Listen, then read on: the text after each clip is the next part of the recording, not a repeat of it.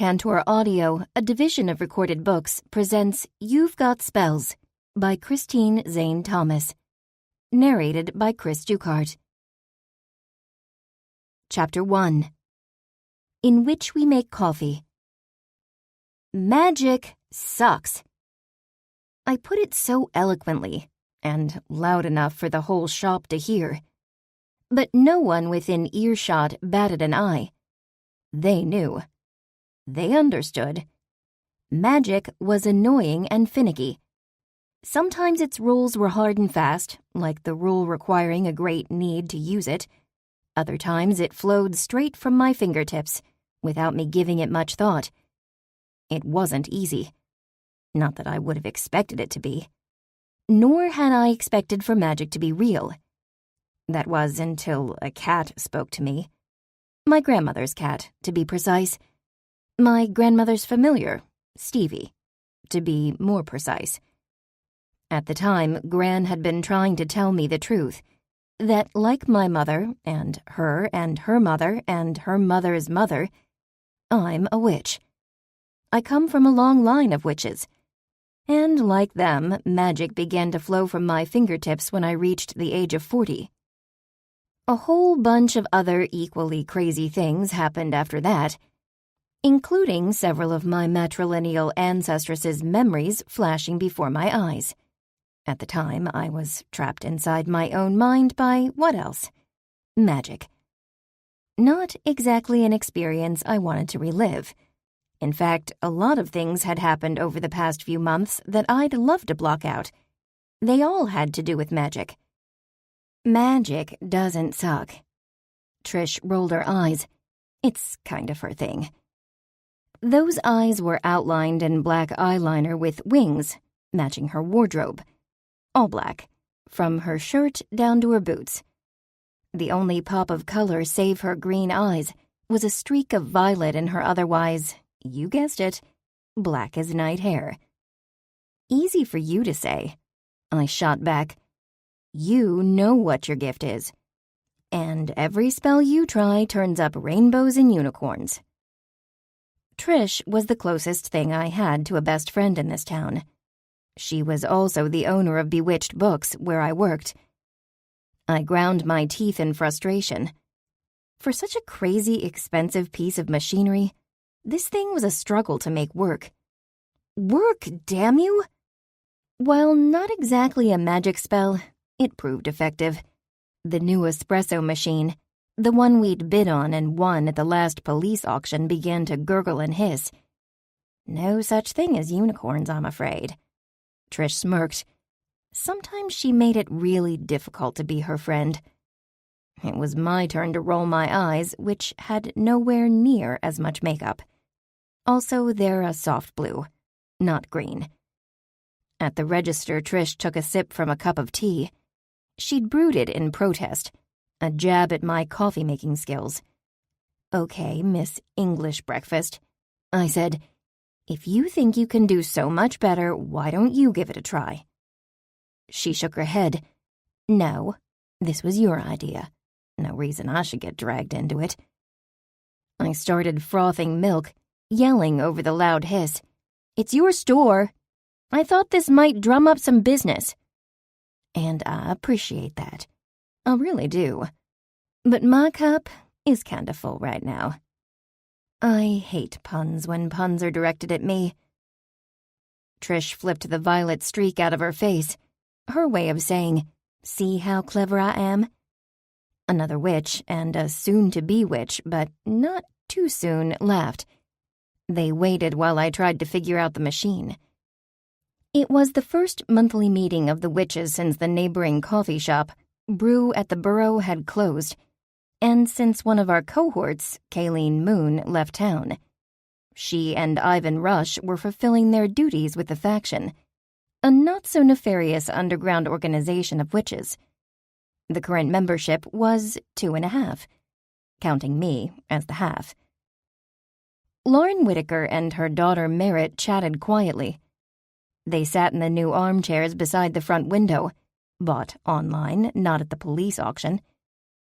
To make this happen, we'd moved several bookshelves to the other side of the store and brought the aisles closer together by a few inches. I called it cozy. Trish said it brought on her claustrophobia when she perused the shelves. She thought it would put off customers. I pointed out that we didn't have many customers. At least, not yet. The new seating, along with the espresso machine and fridge, were all part of my plan to revamp and rebrand Bewitched Books. I wanted customers. And deep down, I knew Trish did too.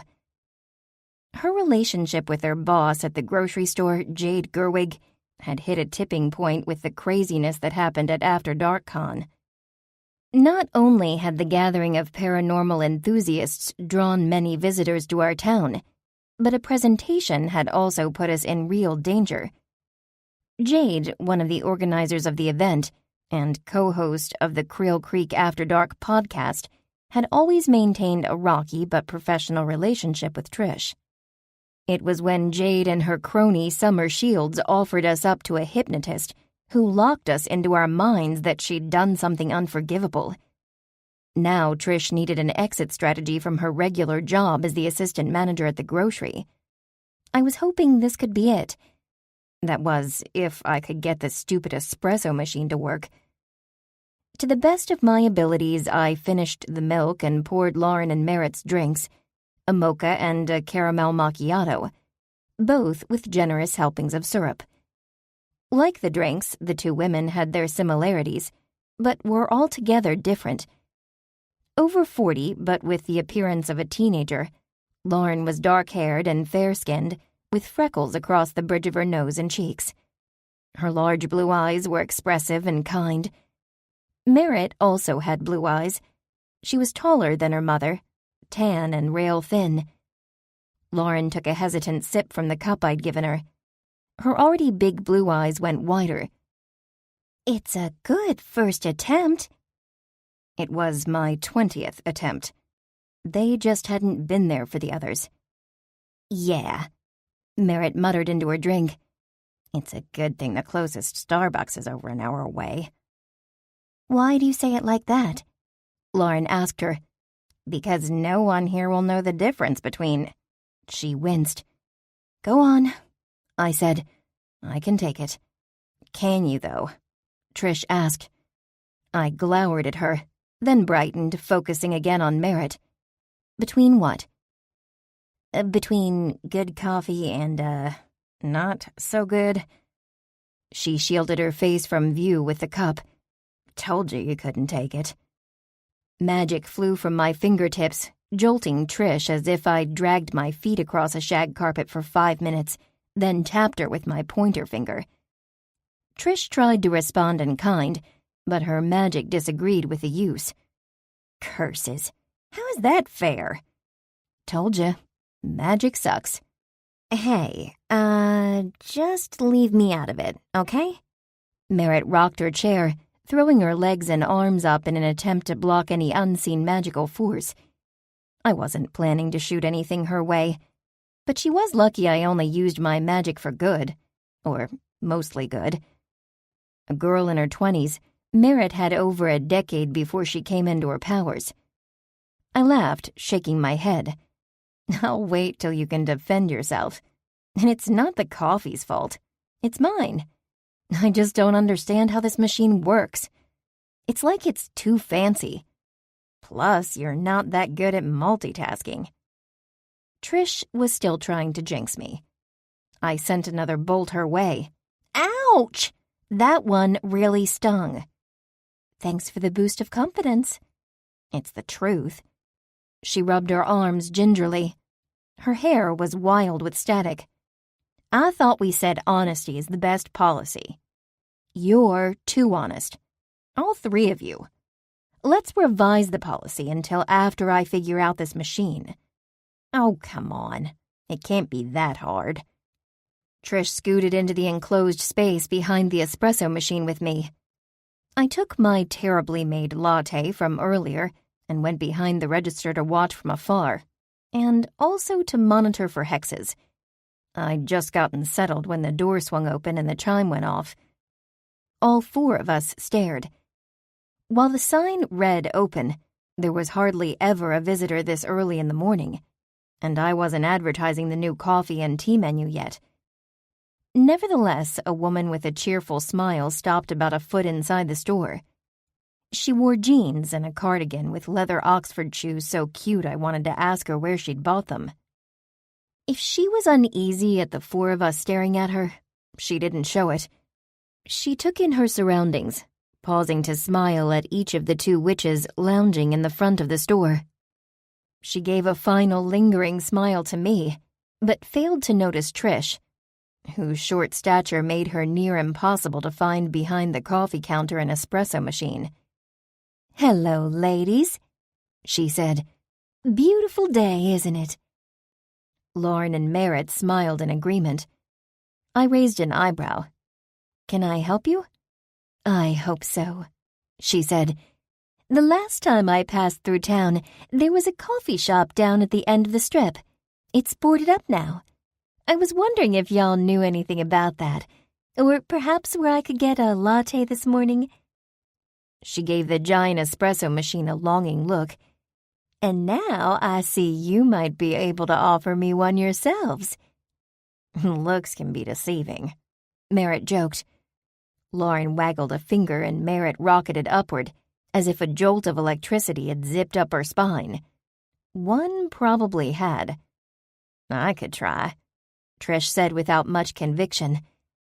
"Is that you, great and powerful Oz?" The woman straightened, bobbing on tiptoe to see around the machine. "Listen, funny girl."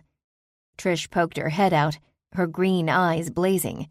"We just got this thing. I haven't even touched it yet, but I'm willing to give it a go if you're up for it. And because I'm being nice, I'll give it to you for half price. What would you like?" "Wait."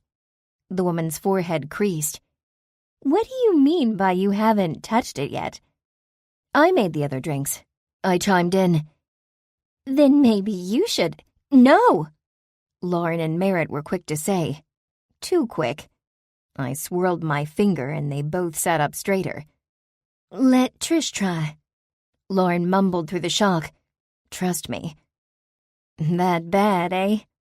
She screwed up her face. "I'm still learning," I protested. "Nothing a few YouTube videos can't resolve." The woman sauntered to the coffee counter. She put her elbows on the counter and leaned toward Trish. "Do you mind if I help? I'll pay, but maybe I could show you two how it's done." I thought Trish might clock her. "What makes you so sure you can?" "I was a barista in college." She dimpled. "I think I've still got the know-how buried somewhere in here." She tapped the tight curls on her head.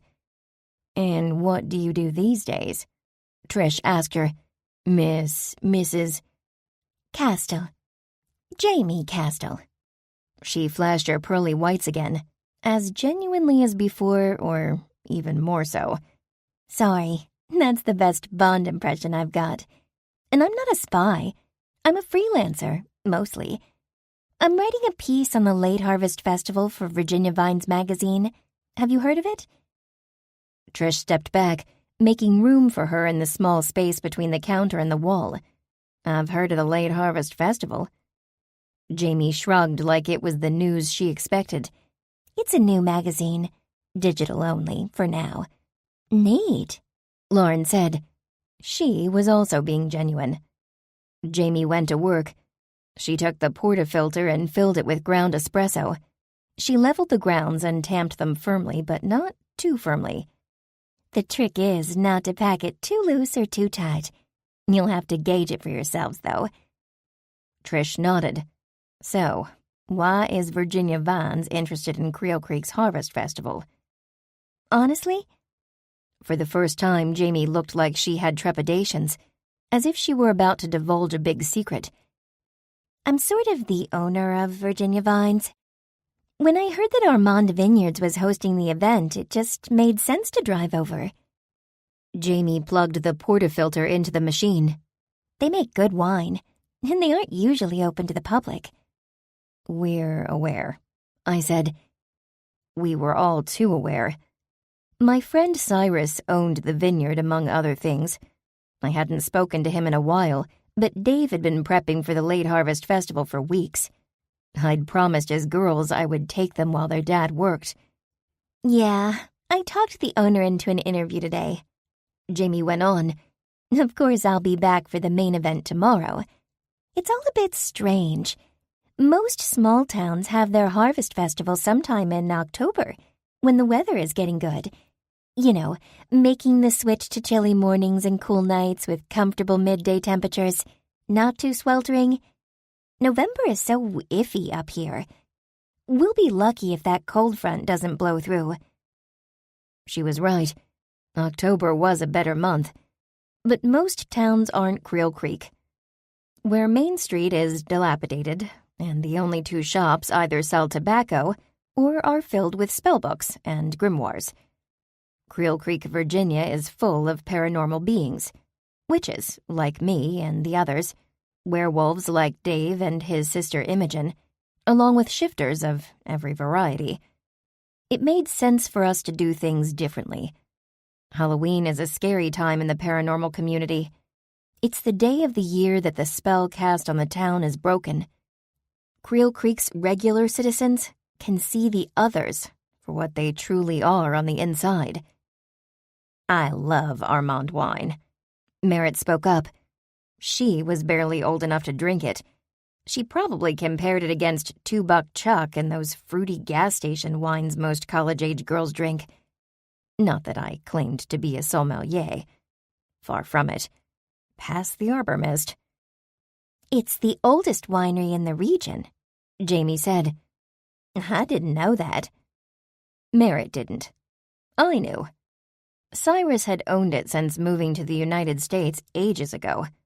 Literal ages, being undead and all.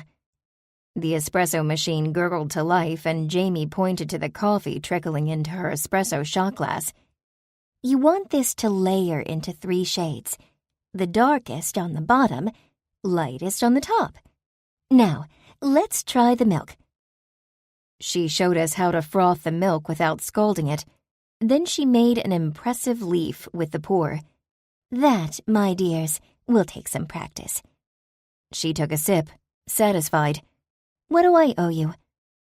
Trish shook her head, a look of almost admiration on her face. "It's free. It's us who owe you. Thanks for the lesson." "Oh, that's kind of you. One final tip. You should get your own beans. The place over there roasted theirs. It really adds that extra touch." "We'll take it into consideration." Trish's face soured. Jamie had taken her advice that one step too far. We were a bookshop, after all, and one that dealt mostly in magic, not a coffee shop.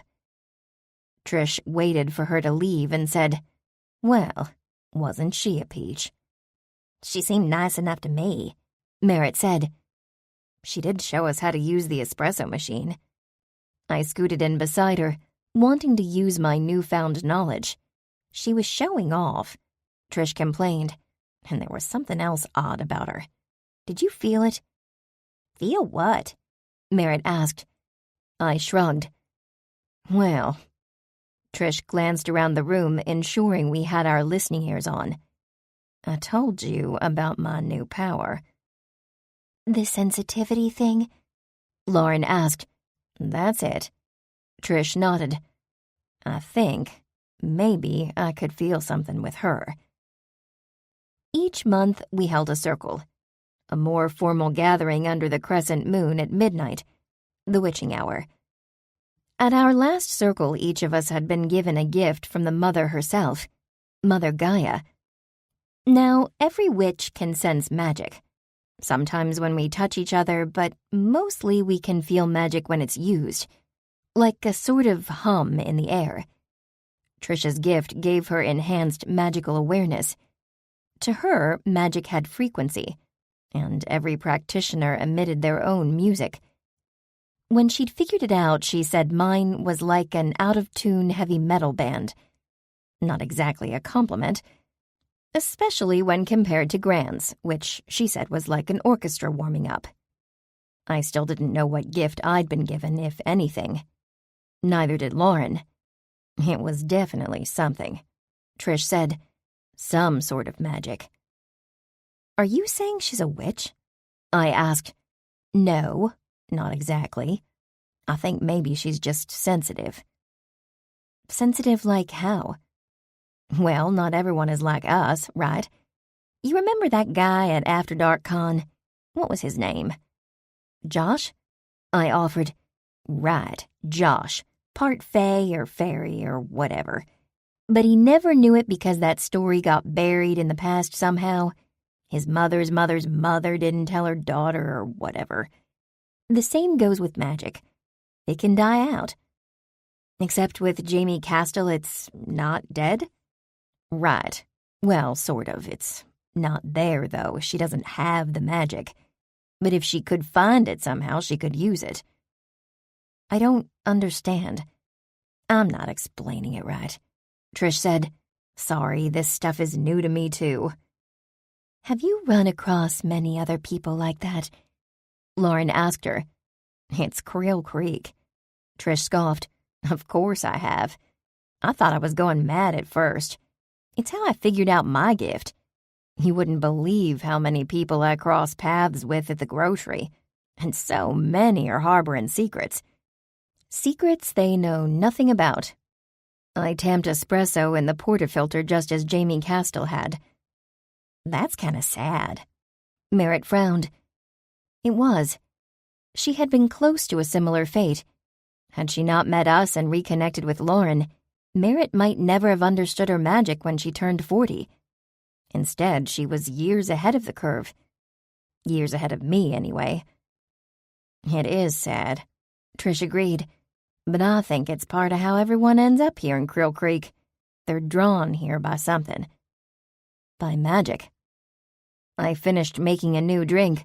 A simple latte this time. No latte art. It was just a blob of foam on the top of the drink. I like magic, Lauren said thoughtfully. I like it too. I agreed, begrudgingly. Except when it sucks, and is overly complicated. And when it does things I'll never understand. Trish rolled her eyes and raised her tea. To magic. To magic. We clinked, without actually clinking our paper cups. My latte didn't taste half bad either. Chapter 2. Creel Creek After Dark. Episode 76. It's getting late. Very late. The creeping dread of tomorrow haunts your dreams. It's dark out. Are you afraid? Welcome to Creel Creek After Dark. Happy birthday to you. You live in a zoo. You might be turning 40, but you're hot like 22. You think of that yourself? Oh no, I had help. From? A ghostwriter, actually. They prefer to remain anonymous. Interesting, because today we welcome a ghostwriter to the show. Could the two be one and the same? Or is that where you got the idea to hire a ghost? Clever guesses. But no, they are not one and the same. Fine, I'll tell you. I thought that jingle up myself. You're so surprised, aren't you? Not in the slightest, Ivana. Welcome everyone to Creel Creek After Dark. I'm your now over-the-hill hostess, Athena Hunter. And I'm her been over the hill and tumbled down it co-host, Ivana Stake. This is episode 76, for those keeping track. I don't feel any different, turning 40. You won't. Besides, 40 is the new 30. Everyone said the same thing when I turned 30. It was the new 20. So does that mean 40 is the new 20? Or is 20 back in its rightful place? I'm not sure how that works. I'm not that good at math. Nor am I, but if I had to guess, I'd say you're tracking no higher than 29 on the How Old Do You Look chart. Funny story. I took a quiz the other day that was supposed to guess my age. And? 50. What can I say? I'm an old soul. We both are. In fact, it's something I find endearing about you. The way you cozy up at night with a book and tea. Isn't that how you discovered our next guest? Nice segue. And yes, that is how I spend most nights, although it's getting to be hot cocoa weather, not tea. I checked these particular books out from the local library, and the librarian, Rowena, a former guest on our show, mentioned she knew the author. And guess what? They're local. I cried foul. Because the name on the cover is different? That's the reason. The author is a well-known figure in the paranormal community. But he doesn't write his own books. Apparently not. Let's get into the interview and shed some light on this after a break for our sponsor. The Creel Creek Annual Late Harvest Festival is right around the corner. Come out, everyone, for fun, games, and prizes. There will be rides, food, and the third largest corn maze in the state. See you this Saturday, outside Armand Vineyards.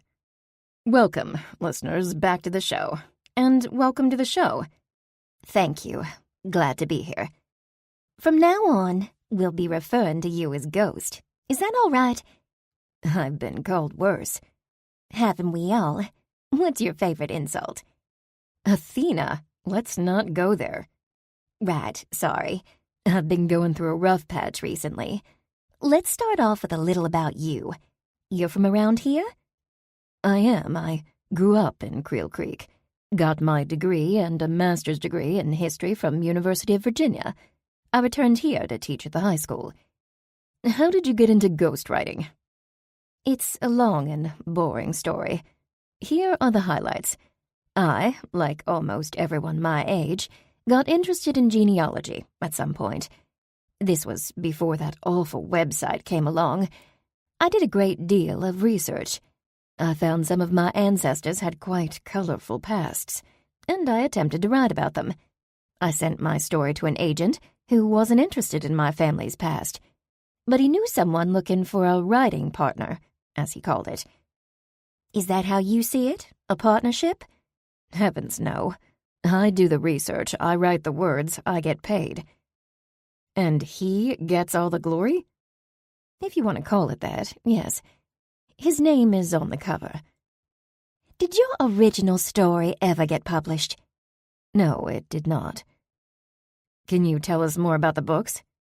Unfortunately, no. I don't want to make it too easy for your listeners to put two and two together. I can't tell you what books I've written or not written. It's part of my contract. A non-disclosure agreement. But it's fair to say that a few have been about supernatural phenomena? Correct. There are hints of the supernatural in my work. And at least one book was set here in town? As I said, I grew up here. I have a soft spot for Creel Creek and Virginia in general. But not everything I write is set here. Some are, yes, the one, like you say. But again, we can't say the title publicly. At least, not without a lawsuit. And a lawsuit from my publisher. We don't want that. Without the titles or specifics, I'd like you to speak on a few of your books. I've read them all, I think, and they're so insightful. You're like us. You're after the truth. I make a point to offer only facts in my work. I leave the speculation to the readers. No offense. None taken. We find it's best if we encourage our listeners along. Sometimes we have to do the math for them, if you will. Oh, I understand completely. My readers and your listeners are a lot alike. They understand that 2 + 2 is 4, but they may not remember much algebra. When 2 + x is equal to 4, x is equal to 2. But when we throw in another value, y, in our equation, things get complicated. Sometimes we postulate what y might be and leave them to calculate x. My head's spinning from so much math talk. It's like 8th grade all over again. Let's remind our listeners about the show's sponsor. Today's sponsor is, if you'll believe it, the town of Creel Creek. This year's annual Late Harvest Festival is right around the corner. Get your tickets online and save $5. All proceeds go to the Courthouse Restoration Project. We'll be there. That's right, I wouldn't miss it. Nobody stands between me and a funnel cake, or 3. Oh my gosh, how do you eat those things? It's fried and covered in sugar. That's like the epitome of easy-to-eat cuisine. Sounds like the epitome of a stomachache. I guess we'll just have to agree to disagree. Ghost, what do you think about funnel cake? I think I've made a poor judgment call, agreeing to this interview, if you'll excuse me. Chapter 3. In which a grave is robbed. The problem with daylight savings isn't the additional hours in summer when the sunsets occur so late. No, the problem is how it cashes out those savings in the fall. It was like midnight stepping outside at the end of my shift, except it was just past 6 o'clock. The sky was pitch black with no stars. A single light pole in the gravel lot behind the store illuminated the dumpster with pale orange light. Perched on the lamp in statuesque fashion was my usual visitor. I threw the day's waste in the open flap, and the owl let out a low hoot in reply. She ruffled her feathers and followed me toward my car, swooping silently to the roof rails atop prongs my Subaru Outback. "Hello, friend." The owl made a tutting sound. For a week or 2, I called the owl Mom. She wasn't liking the downgrade. But there was nothing doing. I'd tried about every spell I could think of, and some that I couldn't to change her back, believing that it was actually my mother, trapped in the body and mind of an owl. Either I was wrong, or my magic wasn't strong enough to reverse the spell, or a combination of both. There was definitely something strange about this owl. Twice it had aided me in a time of need. It was an ever-present shadow since I'd moved to Creel Creek, following me everywhere I went. I had it on good authority that its thoughts weren't like other owls. They were more human. In my first month in Creel Creek, I'd seen humans that were transformed into animals. I'd even changed one back accidentally. That spell hadn't worked on this owl. Nothing had. And everyone, Gran, Trish, Lauren, and Dave, thought I was crazy to suspect the owl of being my mother. An ally, sure, but nothing more. Even my own familiar Brad, who shared a special bond with me, wasn't convinced. My own belief had waned. Sort of. Hence the demotion to friend.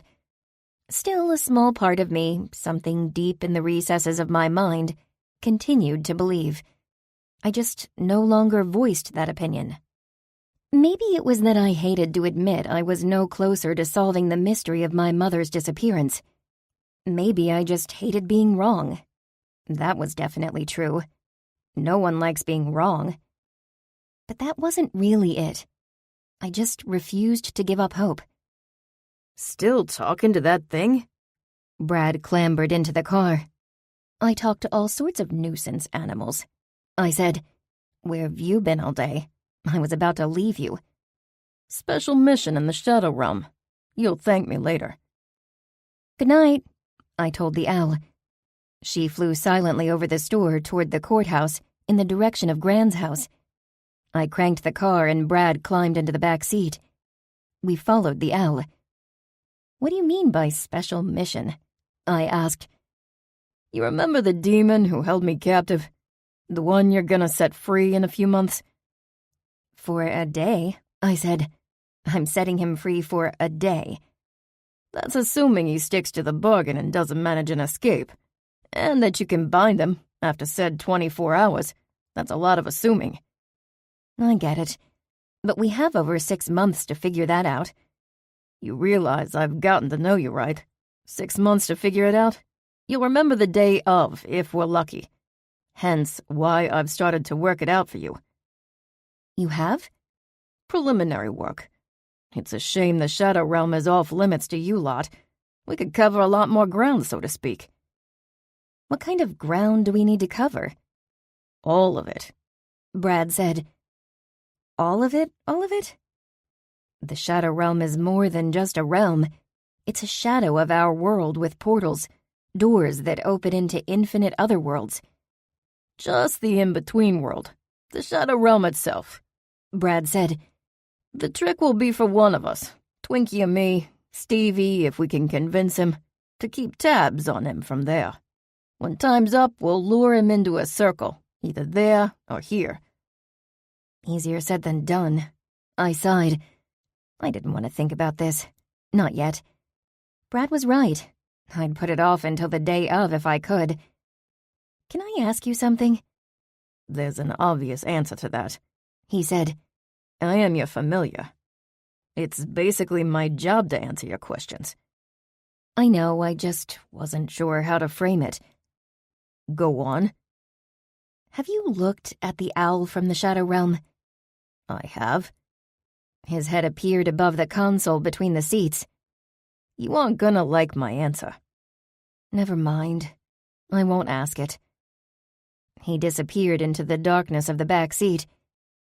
The highway was dark, trees lining most of it, with a random house tucked in every half-mile or so. The light of Grand Subdivision, with its many houses and street lamps, glowed in the distance. But oddly, they weren't the only lights I saw. Inside the cemetery just ahead of the turn, lights flashed blue.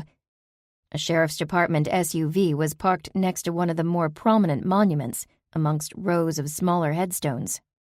"That's weird." I slammed on the brakes and swerved onto the side of the road in that direction. Prongs had no trouble navigating the bit of grass and rock that I'd carelessly mowed over. Brad wasn't as lucky. He went flying from the driver's side of the back seat to the passenger side. "A warning would have been nice." "I keep telling you we should get you a harness." "And I keep telling you I am an immortal being sent to Earth to aid your witchy endeavors, not some cute pet." "I never accused you of being cute." I smiled. Easing past headstones on the hardened dirt drive, I stopped the car behind Dave's SUV. The overhead light popped on as I opened the door. Brad scooted up on his haunches in the seat, peering outside. "Wait in the car," I told him. "But Wait in the car." I was afraid my boyfriend, Dave Marsters, might think this was me being nosy. For all I knew, he'd pulled somebody over, and they'd driven halfway down the cemetery road to get away from the highway. Why anyone would do such a thing, I couldn't fathom. But people do weird things when pulled over by the police. Every day, Dave came home with a story or two. Tall and lean, with dark hair and eyes and a perpetual 5 o'clock shadow, Dave was everything I could want in a man. He was thoughtful and kind, cute when he wanted to be, and sexy when he didn't need to be. Dave knew when to say the right things and when not to say anything at all. And although he'd seen tragedy in his life and his work, his gorgeous smile came easily to his lips and stayed there, often. I could tell almost immediately this wasn't someone pulled over for speeding. There was no hint of that smile on Dave's lips, not even when he acknowledged me headed his way. He scuffed his work boots on the ground, kicking up loose dirt around what looked to be an empty grave. The spotlight attached beside the mirror on the SUV's driver's side beamed away from the car. I came around to the other side and got a look at the scene. On the other side of the grave, a man leaned on a beat-up shovel. He was tall and lanky, with a shaggy gray beard that met with hair of roughly the same length. The hair wrapped from his ears around his head, but had receded so that only a few wisps remained on the top. The man pointed in my direction, and Dave turned, shielding his eyes with a hand. He squinted through the spotlight's beam. "I was wondering if you'd show up." "I just got off work. What's going on?" I folded my arms against the chill and moved closer, but not too close to the large pit. "Constance, this is Griffin Barber, the cemetery's groundskeeper." "That's right." Griffin Barber spat tobacco juice on the ground. "Griffin, this is my girlfriend, Constance Campbell. She lives in the subdivision over there. I have seen her poking around here." "I do not poke around here," I argued, taken aback not only by Griffin Barber's words, but also his attitude. "I run along the fence." "Same difference," he muttered. Griffin. Dave stifled a laugh. I can assure you it wasn't Constance who did this. Oh, I know it wasn't. His voice maintained an edge. It was those teenagers who did the spray painting at Halloween. They've gone and upped their game from pure vandalism to something more sinister. I wasn't sure what had happened here, but the sight of an open grave was never a good one. What did they do? I asked. Hold on. Dave used the same tone he reserved for all police business, skeptical but with authority. We can't be sure it was them. What happened? I asked again. This grave was robbed. The spotlight illuminated the first few inches inside the grave. When I looked into it, there was nothing discernible but the dark, uneven walls of dirt and rock and a bottom that looked mostly the same. Dave clicked on his flashlight and pointed it. What I'd failed to make out was the gleaming metal of an open casket, most of which was covered in dirt, much of which had found its way inside the cushioned interior. What was noticeably missing was a human body. Oh, I gasped. That's not good. Not good at all. Griffin reached down with his shovel, scraping the lid of the casket with a sound of metal on metal. It took him a moment to find the leverage he'd been searching for, and with a practiced motion he pushed the lid closed. I expect you'll find who did this. Griffin had leveled his gaze at Dave. I'll do my best. In the meantime, let me notify the family. No arguments there. I'm not even sure his family lives around here anymore. I wouldn't. I'd have gotten as far away from this place as I could. Dave didn't offer a reply. Who is that? I asked. Anyone we know? Dave eyed me and shook his head, silently telling me it wasn't a subject he wanted to get into with Griffin Barber around. But I could read the headstone. Stephen Robillard, July 14th, 1955 to November 22nd, 2010. And since I'd only been in Creel Creek a matter of months, there was no way I knew him. Anything else before I dig this thing up? Griffin asked Dave, who again shook his head. I went rigid. You're going to dig it up? Why? In hopes the owner is returned. After all, they were returned the last time this happened. Wait, this has happened in the past? Several years ago. Griffin yanked up the shovel. Not here, though. Taken from that graveyard, up in there. It wasn't pretty. Took 8 of them, if I recall. Found them in a mass grave out in these woods. Sheriff, you remember? Dave nodded. I was pretty green back then. You sure were. But it was you who found them, wasn't it? You've got a good memory. I got lucky. Maybe you'll get lucky again. He jabbed the shovel in the ground beside him. And let's hope this will be the only dead body you find for a while. Lord knows, we've seen enough recently. Dave grunted in reply. I had to agree. The town had seen a number of deaths in the short time I'd lived there, from Mr. Caulfield, the vampire grocery store manager, to the most recent slaying of 3 elders at the League of Artemis, a fraternal order of shifters. And that wasn't counting the death of their slayer, by my hand. I'll leave you to it, Dave told Griffin. He put a hand at the small of my back and walked with me to the car. I guess dinner's off? I asked. Are you kidding? I'm not fooling around with this tonight. I smiled and pecked him on the lips. Meet at your house in 15? He smiled back.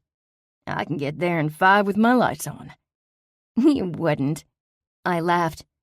Nah, you're right. I wouldn't. He opened the door for me. What did happen last time? I asked in a whisper. Let's just say I didn't get lucky finding those bodies. My nose, my heightened sense of smell, led the way. And? He shrugged. And that's about all there is to tell. I found the missing bodies, but we never found who was responsible. Or why. Chapter 4. In which I sleep like the dead. I'm just popping in to drop off a few things. I passed Gran in the kitchen on my way to the laundry room off the garage. I threw my clothes from the dryer into the hamper and hung up my shirts. It only took a few minutes. The beauty of laundry for one. I dropped the hamper in my room upstairs and returned to the kitchen, where I checked the fridge. Not that I needed anything. It was habit. A bad habit. What else is there to do in a kitchen aside from forage for food? It didn't help that Gran never told me when she was out of things, expecting me to automagically sense when she needed half and half or butter. I made a mental note. She needed everything. I thought you were just popping in. Stevie's booming voice filled the nook in the kitchen. The large black cat, Gran's familiar, sprang up on the chair beside hers. Does this mean you're staying for dinner? No. I closed the fridge. To be honest, there's not much in there for dinner. If you must know, Gran muttered, I'm having something delivered. What, pizza? Something. She shrugged. What's the matter to you? You won't be here. We know the routine, don't we, fellas? Popping in to pop out again. We hardly see you anymore. I don't have to go if you don't want me to. No, I'm not complaining. You go. She never looked my direction. She sat at the kitchen table pretending to work on a puzzle. In fact, I like it better with you gone. You know, it wasn't so long ago you were trying to kick me out. Do I sense a change of heart? Oh no, it's fine by me. Go on, live your life. I got along well enough for 88 years without you. I can do a few more. I scowled. It was hard to tell when she was lying to get a rise out of me, or telling the truth to get a rise out of me. Or both. Gran hunched over her puzzle. A Paris street cafe with the Eiffel Tower in the background. 500 pieces. The edges were done, and pieces were scattered around a hefty stack of mail, old coffee cups, and spent dishes. We talk about you when you're gone, Stevie said. You do not. We do, Brad corroborated. He found his usual spot on the floor beside the kibble. Gran shrugged again, holding a puzzle piece between her fingers. We don't understand why you and Dave don't just make it official. And get married? For no particular reason, my heart began to race. No, move in with him. We've had this conversation. I was just relieved I had an already thought-out answer for her. What I didn't have was an answer if Dave happened to ask me to marry him. At least, I didn't think I did. I'm well aware. Gran sassed. I wasn't a fan of your answer then. I was hoping maybe you'd changed it. Dave isn't ready to have that sort of talk with the girls, I said, as I'd rehearsed. It wasn't altogether true, but it wasn't a lie either. Dave would be ready, or could be, if I was. It's the same reason I don't spend the night. I went on. I sleep here, you know? Sleep is about the only thing you do here. That and laundry. With a glance around the kitchen, it dawned on me why Gran was acting this way. The table was nothing compared to the sink, stacked high with pots and pans. The house was beginning to take on the appearance it had when I arrived in Creel Creek, near my birthday. It was a mess. By spending so much time at Dave's house, helping him clean up after the kiddos, watching movies and TV with them, I left Gran on her own. Maybe I do need to spend more time here. She can clean up herself. Brad's voice came into my mind. She only acts this way because you let her. So it's not about the cleaning? I thought. No, it's not. It's about the time. I know, it keeps slipping. Don't you dare quote a song lyric. I smiled, thankful for my familiar's sense of humor and honesty. He knew what was going on here, as he was stuck here most of the time. Sometimes I took him over to Dave's house, but on school nights he was a distraction to the girls, and Dave wasn't a big fan of his. It didn't help that his thoughts and voice were for Witch's ears only. Then again, Dave wasn't a fan of pets of any kind. Gran's eyes flitted from the puzzle to my direction. She was probably surprised I hadn't offered a comeback. I get it. I was tired of bickering. I'm free after the Harvest Festival thing this weekend. We can clean up. And it's the crescent moon this Monday. We'll go up to the graveyard and have a witching good time. Doubtful, Gran said, but it'll be nice to get back to a routine, with that crazy business over. I knew Gran meant murders, but it struck me that perhaps we weren't necessarily over the crazy business hump. Yeah, well, don't get too comfortable. I just saw Dave. How is that news? In the cemetery. I told her about the grave robbery.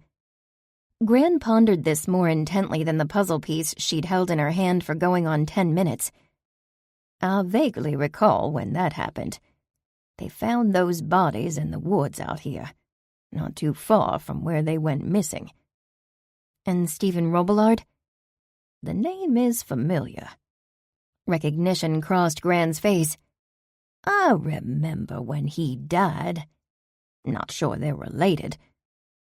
That was a thought. Could they be? Again, she shrugged. Are you asking if this Stephen fellow was responsible?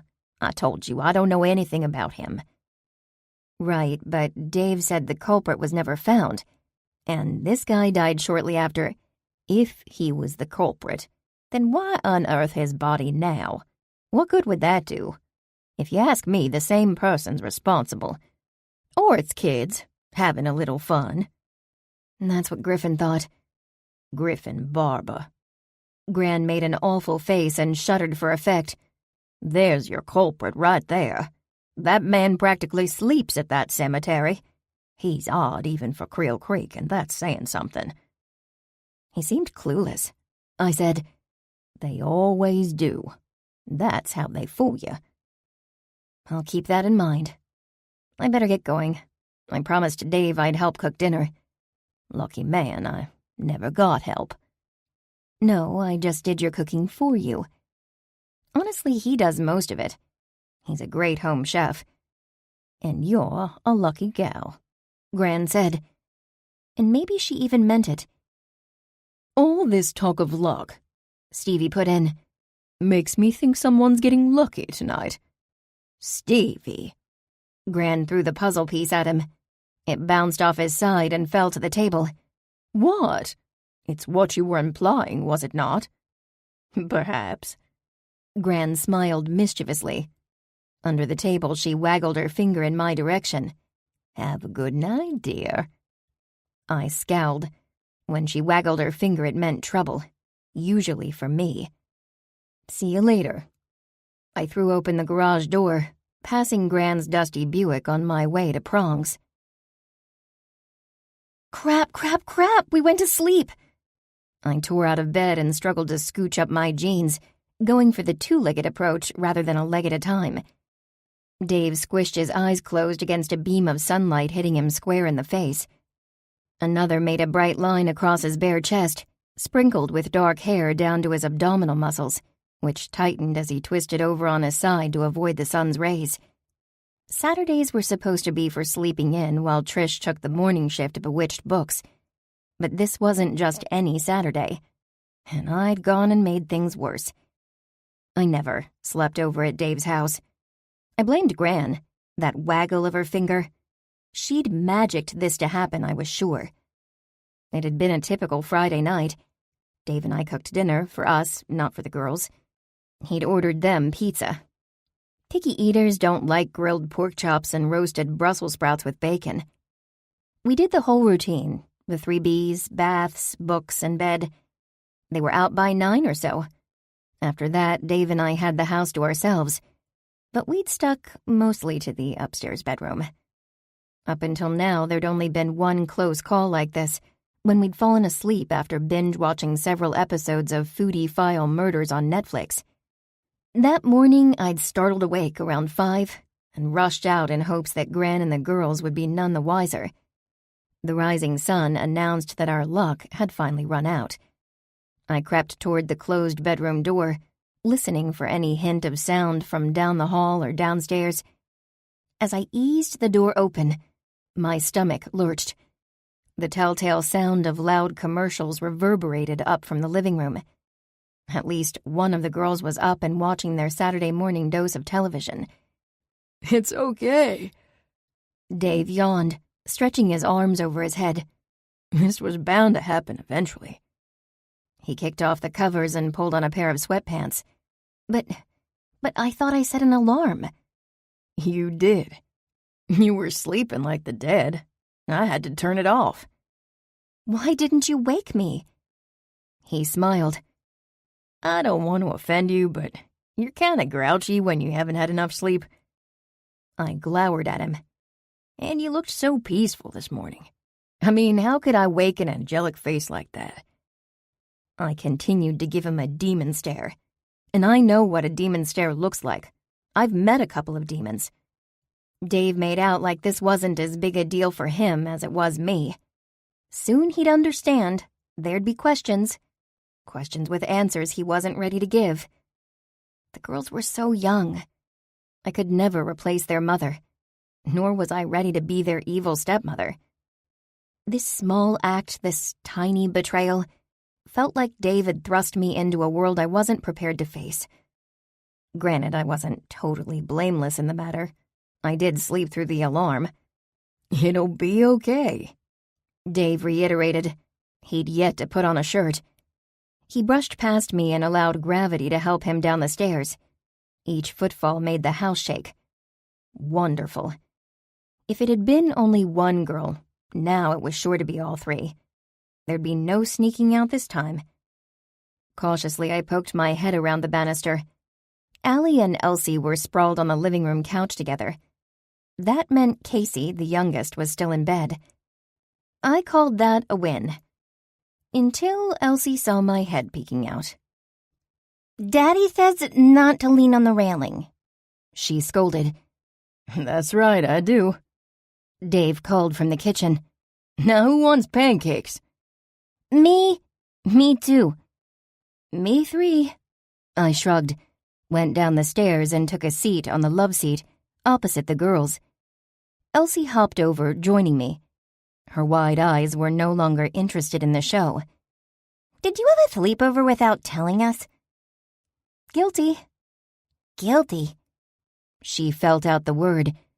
"Like one of Daddy's convicts?"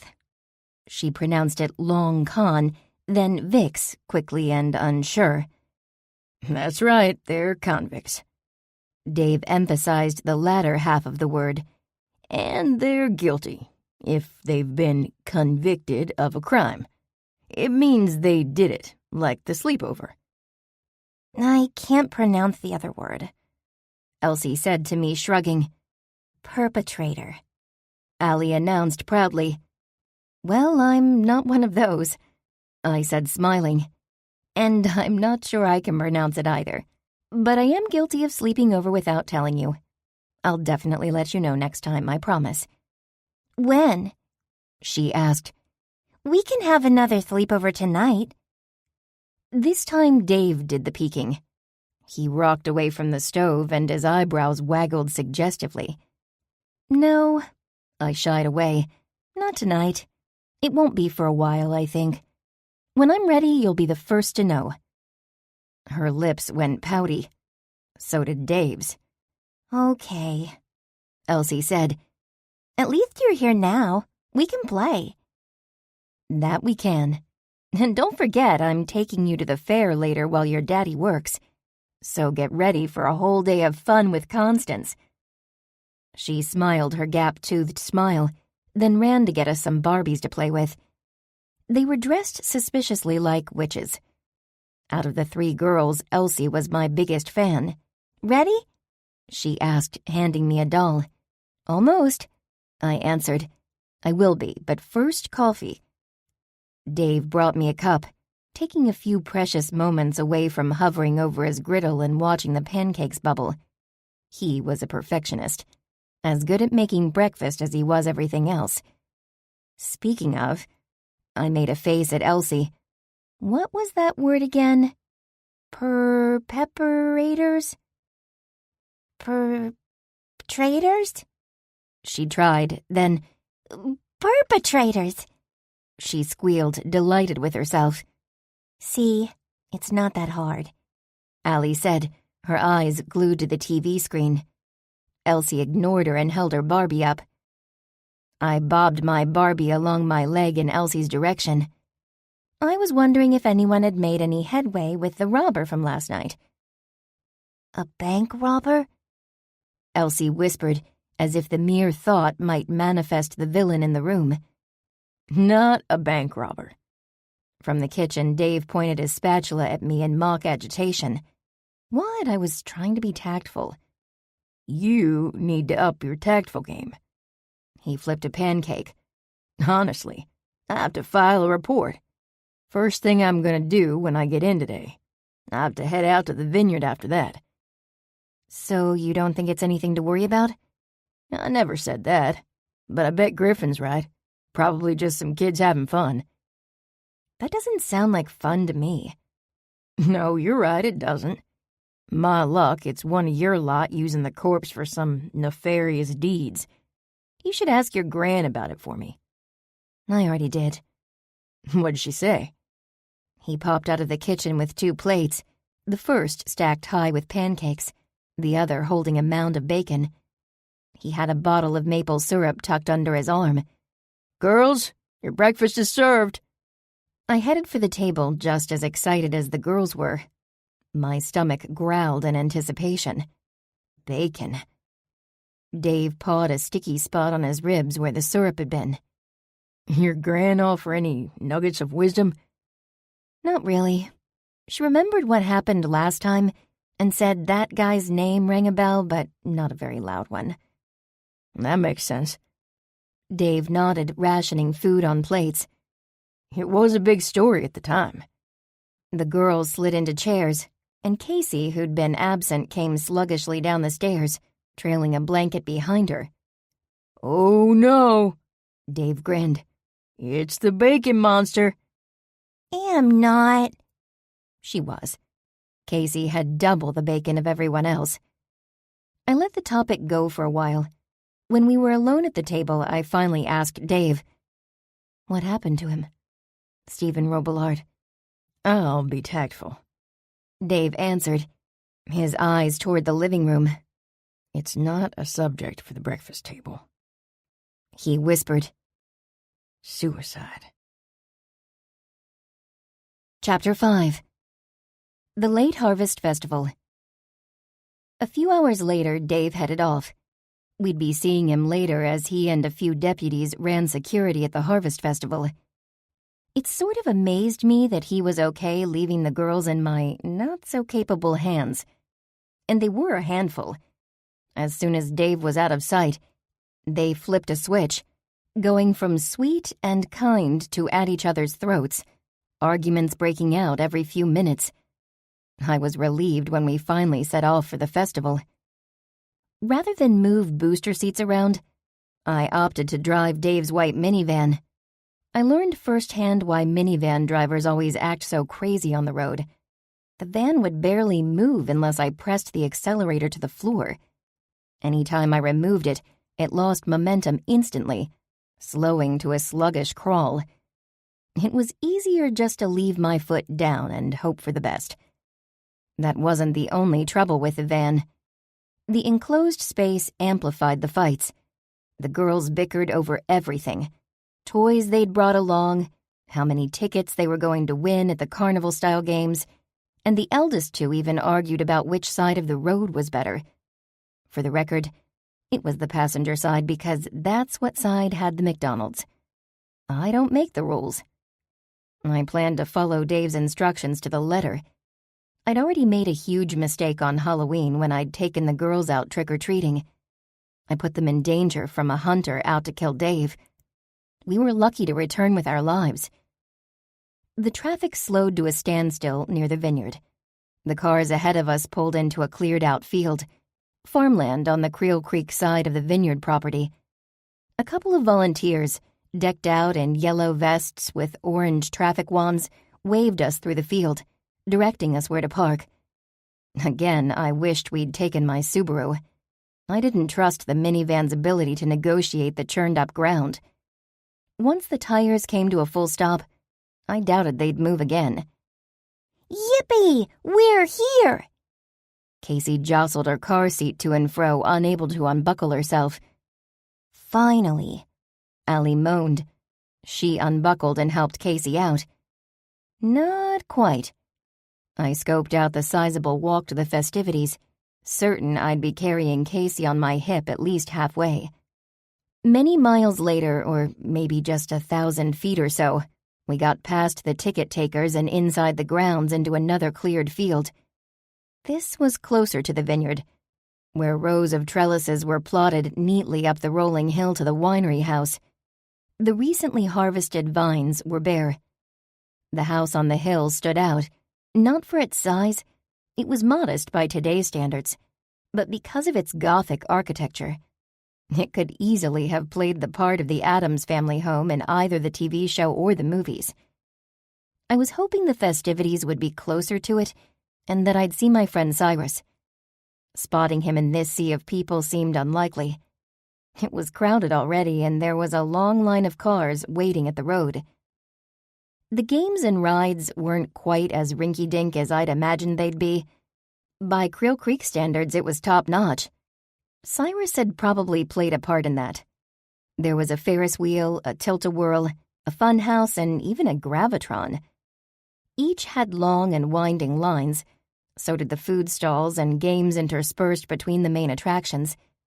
On the far side of the grounds was the entrance to a corn maze. It was going to be a long day, and it hadn't even started. Overwhelmed by the people and trying to keep an eye on 3 girls, I couldn't even search the crowd for Dave. He found us first, waving us over to his post beside the Ferris wheel. All right, my lovelies. There's enough tickets here to do about everything twice. He gave the girls a roll each. He handed me some sort of voucher. This gets you a whole pizza from the concession stand. If you trade it in by 2 o'clock, we get entered into the grand prize drawing. Fancy. I laughed. Don't scoff. It's got about 6 bottles of wine as well as a free visit to the chiropractor. Each sponsor donated something. Well, okay then. I stuffed the voucher in my pocket. It wasn't going to be a problem. I was already starving. I'll be around if you need me, he said, then squatted and leveled his gaze at the girls. And you 3 best be on your best behavior. Daddy, Casey moaned. you just said best twice. That's because I mean it. Best behavior. That's 3 times now. What Constance says goes, and when you're out of tickets, you're done. Finito. So, spend wisely. Yes, sir, they said out of sync and without conviction. In no time flat, they'd breezed through their tickets. Allie shot ducks with a water gun until she was finally happy with her prize, a stuffed pink duck. Each of the bigger rides cost 5 tickets, and the Ferris wheel 10. They insisted on going even though I had to cuddle with Casey in my lap, promising her that it would soon be over. She squeezed her eyes shut the entire time. Thankfully, they opted out of the other rides and stuck with more age-appropriate games. There was a kid-friendly section of smaller rides I hadn't seen when we entered. The miniature spinning berries tested my stomach's grit. I could barely stomach the pizza after that. The girls ate as I people-watched. Still no Cyrus. But I caught sight of Dave again, helping a woman who'd gotten stuck in the spinning exit of the funhouse. At the funnel cakes, I spied another familiar face. Jamie Castell was talking animatedly to someone in line. Her curls bounced as she spoke, dark hair gleaming in the sunlight.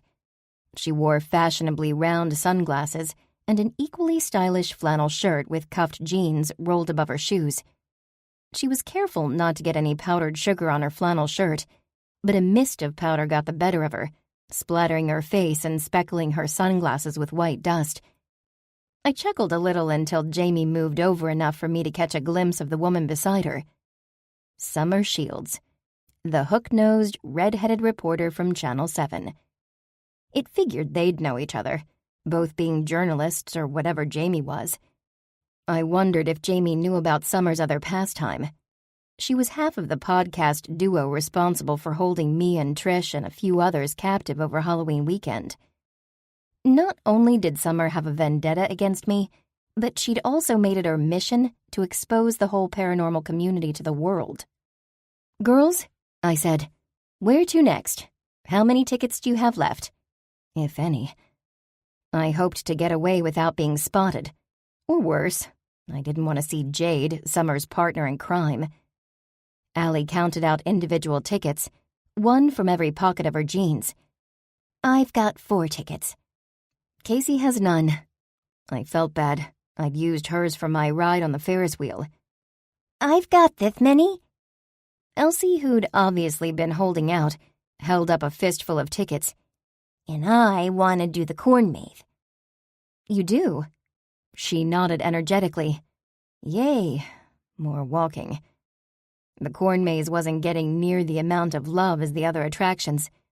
Only 2 groups had gone inside since we'd cleaned our table and crossed the grounds to the entrance. There was a man taking tickets at the entrance, or I thought it was a man. I thought I'd seen him move. Now he was stationary, propped against stalks of corn. We drew closer and he sprang up, making the girls jump and my insides as well.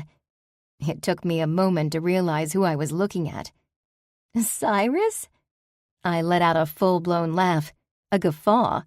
He was dressed as the Scarecrow from The Wizard of Oz. "In the straw flesh," he said with his slight accent. "Who do we have here?" "These are Dave's littles, Allie, Elsie, and Casey." Acting shy or scared, Casey ducked behind my leg. "It's nice to meet you, girls. I'm Cyrus, and this is my cornfield." "Is it really?" "It is. I bought this land ages ago." He looked side to side, warily. I mean, my father did." He winked at me. "I didn't realize this was all yours." "He," Cyrus said coyly, "meant to expand the grapes over here, but never got around to it. I planted the corn this summer, and I laid out the maze myself." "Is it a tricky maze?" Allie asked him. "Depends on who you're asking. So far, I think everyone's made it out alive." "That's good." I whispered in his direction. My legs are killing me. "I could offer you a cheater's guide. I mean a map, if you'd like. Just in case." "What do you say, girls? Do we need a map?" Please say we do. Both Allie and Elsie shook their heads confidently. "Okay, no map." I sighed. "How many tickets do we owe you?" "For you gals, it's free. Enjoy." I was happy to speak with Cyrus again. It had been too long, but I wasn't as enthusiastic about his maze construction. After about 20 minutes, the girls were tired. It all looked the same. Green cornstalks on both sides of us and dirt path ahead. We got turned around several times and met dead ends twice before Casey decided she was tired of walking on her own 2 feet. "Pick me up." When she saw my reluctance, she had a better idea. "Put me on your shoulders, and I can see the way." I wished I'd paid attention while we were on the Ferris wheel. I could have scoped out where the exit was. Or better yet, we could have taken Cyrus up on that map. Our pace slowed to a crawl. Not only because Casey weighed me down, but because the 2 older girls were indecisive. They were back to bickering, choosing different directions at every fork in the path, with Allie getting her way 90% of the time. Soon, they'd ventured several yards ahead of me. I struggled to keep up. I could barely keep up with their turns. "Girls!" I called. "Wait up!" At the next turn, Allie heeded my call. Her dark hair swished at the corner of a turn and stayed put. For a moment, I relaxed. Then, for no reason, my insides dropped to the floor. A wave of pure dread washed over me, almost like it had when our trick-or-treating fun morphed into fleeing for our lives. Elsie, stop.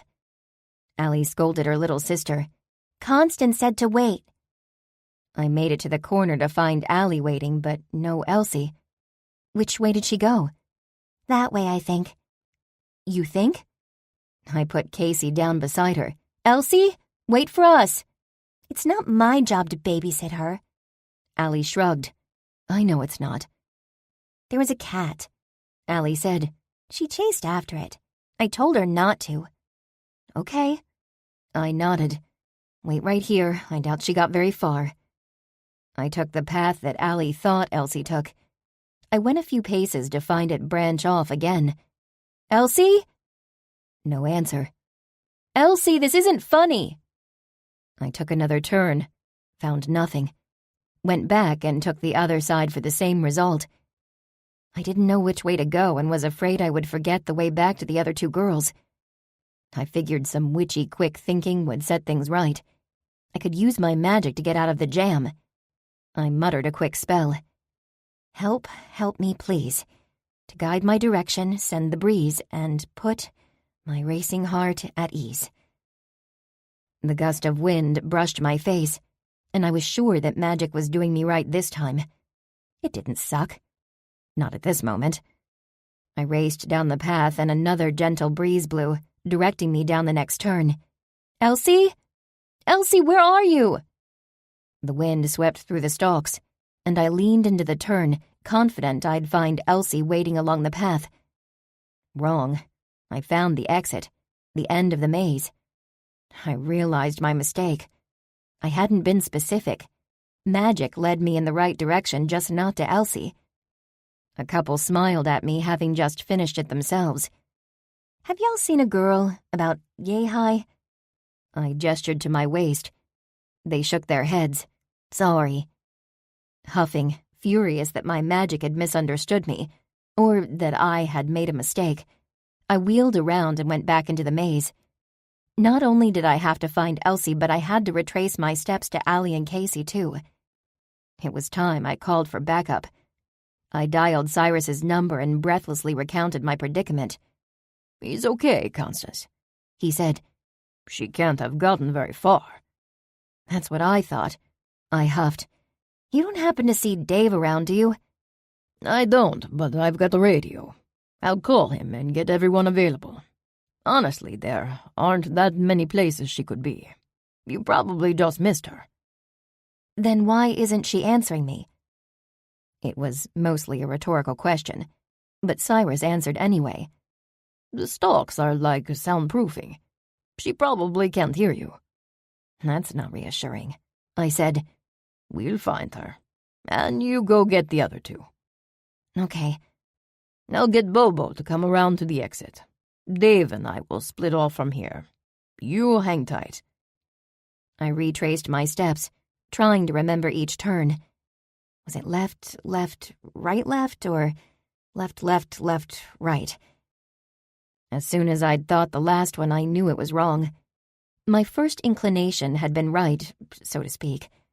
Going the opposite direction meant I went right, left, then took the next two rights. The two girls were exactly where I'd left them. I'd left them. My heart sank.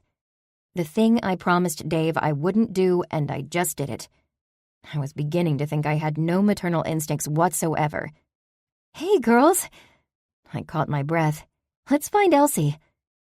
I held out my hands for both of them, and we tried another path. Dave's calls rang out, muffled by the corn. This path went opposite from where Allie had thought Elsie ran off. With two more turns, we found her. Elsie's eyes went wide as we rounded the corner. She was on her butt in the middle of the path, with a black cat curled on her lap. She stroked its back and it purred softly. I named her Licorice, she said. Dave called again, closer this time. Found her! I yelled. I sat down beside her, crisscross applesauce. Elsie, I told you not to run off like that. We were so worried. I wasn't. Allie countered. Ellie. What? I wasn't. Where are you? Dave's voice was even closer, maybe on the next path a few rows away. Over here! The cornstalks shook as Dave cut between them. His head popped out between the stalks. Elsie hadn't moved, but the cat decided this was the perfect time to make a getaway. It leaped from its cozy spot on her lap and ran up the path. Licorice! Elsie squealed, but it was too late. The cat disappeared into the stalks. The little girl pouted in my direction. It's your fault, Constance. The kitty got away. Elsie, Dave said softly. What were my rules today? To stay with Constance and be good. She bowed her head and studied her hands in her lap. And did you stay with Constance or run off after a cat? The cat. Her chin sunk lower to her chest as she shied away from Dave's gaze. And what do I say about cats? They aren't allowed. Why? 'Cause you're a dog person. But we don't have one of those either. One day we will. But I want a cat. You want a lot of things. He scooped her up into his arms. Her head was still down, her eyes watery, but the hint of a smile flitted across her face. What do you need to say to Constance? I'm sorry, Constance. I'm sorry, too, I said. I turned my own wet eyes to Dave, hoping he wasn't mad at me. Sorry. It's not your fault. A little girl running after a cat, a wrong turn, and all hell breaks loose. I told Cyrus he needs spotters in here. You only went and proved my point. He shook his head. That guy and his arrogance. He's going to get someone hurt. Or worse. Chapter 6. In which the bodies are found. I didn't sleep over at Dave's again that night, not after what happened the previous night, although I might have slept easier with Elsie under the same roof. Riddled with guilt, I tossed and turned, so much so that sometime in the middle of the night, Brad scampered off the bed and out of the room. Usually it was the nocturnal fidgeting of the raccoon that disturbed my slumber. The quirks of his host body made it hard for him to keep a human-like pet schedule. Funny, every pet I'd had slept like 20 hours a day, but I hadn't had a pet since college. I found him curled up on Gran's recliner with her other cats. Stevie, on the other hand, was waiting by the food dish. Finally, someone's awake, he drawled in his throaty baritone. I poured food in the bowl. Then quietly I poked around to get coffee going. Aroused by the tinkling of kibble in the dish, Brad trotted into the kitchen. He yawned with an outstretched paw. I was basically awake all night, thanks to this one. Their voices were similar, but distinct. Brad's less husky. No lattes this morning? I've hit my quota for a while, at least until I get the hang of making them. A waste of good milk, if you ask me, Stevie said. You would think that. Cats can't shrug, but he managed something similar. Stevie was large for a cat, with feathery black hair and a mane that grayed at the tips. His face looked like a squashed profile of a lion. He wasn't the stereotypical black witch's cat, like the one Elsie had chased in the corn maze. He was more regal, and being a familiar, he knew it too. Familiars are fallen angels, only they didn't fall to hell. They're neutrals in Heaven's War, opting out of military service and into the servitude of the Mother. Their magic works in the Shadow Realm, not here on Earth, where they live inside animal hosts. But using their magic, they can protect witches from evil that lurks in the other realms, waiting to surface. I'd already had a couple run-ins with demons, but there were many other foes hidden in the mysterious realms. Heaven and hell, or something like them, were two amongst the infinite. A creaking above our heads meant Gran was stirring upstairs. I tried to be quiet, but the smell of coffee wafting to her room had a rousing effect. She took the stairs slowly, wrapped in a thick robe and sporting her pink bunny slippers. At the coffee maker, I took a long, slow sip of coffee, agitating her because she had to wait a whole 2 seconds for me to hand her the cup that read spelling up trouble. "Well, how'd it go yesterday? Have fun at the fair? Have fun before the fair?" I knew what she was getting at, but she wasn't getting those sordid details. "It went so good Dave hasn't called me to make any plans today." I told her about the incident at the corn maze. Watching children has never been an easy job. She sipped her coffee, and it's only gotten worse in recent years. What with those hummingbird moms? You mean helicopter parents? Whatever. They both hover. I don't like helicopters. Notice you don't see any helicopter feeders in my yard. In fact, if I were to have a second familiar, it'd be a hummingbird. "I'd love to see that," Stevie said. "You'd like to eat that," Brad corrected. "Not like you wouldn't do the same." "You're both deplorable," Gran said, almost like that grave robber. "Did Dave catch him yet?" "Not yet. And get this, he thinks it could be a witch. No witch would do such a thing. Even Nell Baker had higher standards. If anything, it's a warlock or a misguided teenager he's after." "But it's not a teenager if it's the same person as 10 years ago." "I'll give you that. That is, if it is the same person, which I doubt. I wonder what use would they have for corpses? Magic is from the earth. Once a soul passes on, their life force goes with them. There's no innate magic left. Nothing but a bag of bones. Now, if they happen to have a soul, well, then, that's a whole other matter." Her words sparked some recognition inside me. "Innate magic," I repeated. "Trish said she's meeting people around town with magic inside them, or something like that. Only they don't know it's there." Gran nodded. "Creel Creek is a strange place, full of strange people. I'm not surprised in the least." "Do you know what it means to be sensitive to magic?" I think that's what she called it. Before Gran could answer, my phone began to buzz. Cyrus lit up on the touchscreen. She indicated I could take the call and we could continue our conversation later, heading off, coffee in hand, on our way to the living room. "Cyrus, hi. I wanted to tell you I'm sorry about yesterday. It was my fault." "Constance." His voice was distant, like an echo. "Constance, this isn't a social call. I need your help. Your immediate help." "Why? What's up?" I've just stumbled upon 2 bodies." The line cut off, and he didn't answer when I tried calling him back. I hoped this was why Dave hadn't called me yet. He was busy with an investigation. After all, the sheriff's department was a woman short. Willow had been on leave for weeks now, and Dave had yet to hire her replacement. But if he needed my help, why ask Cyrus to call? Why not do it himself? I got in the car and stepped on the gas, headed for the vineyard, sure that the answers to my questions were a short drive away. Without knowing where Cyrus had found bodies, I could only guess. Hardly anyone ever ventured inside the vineyard proper. The winery house where Cyrus lived was gated and locked.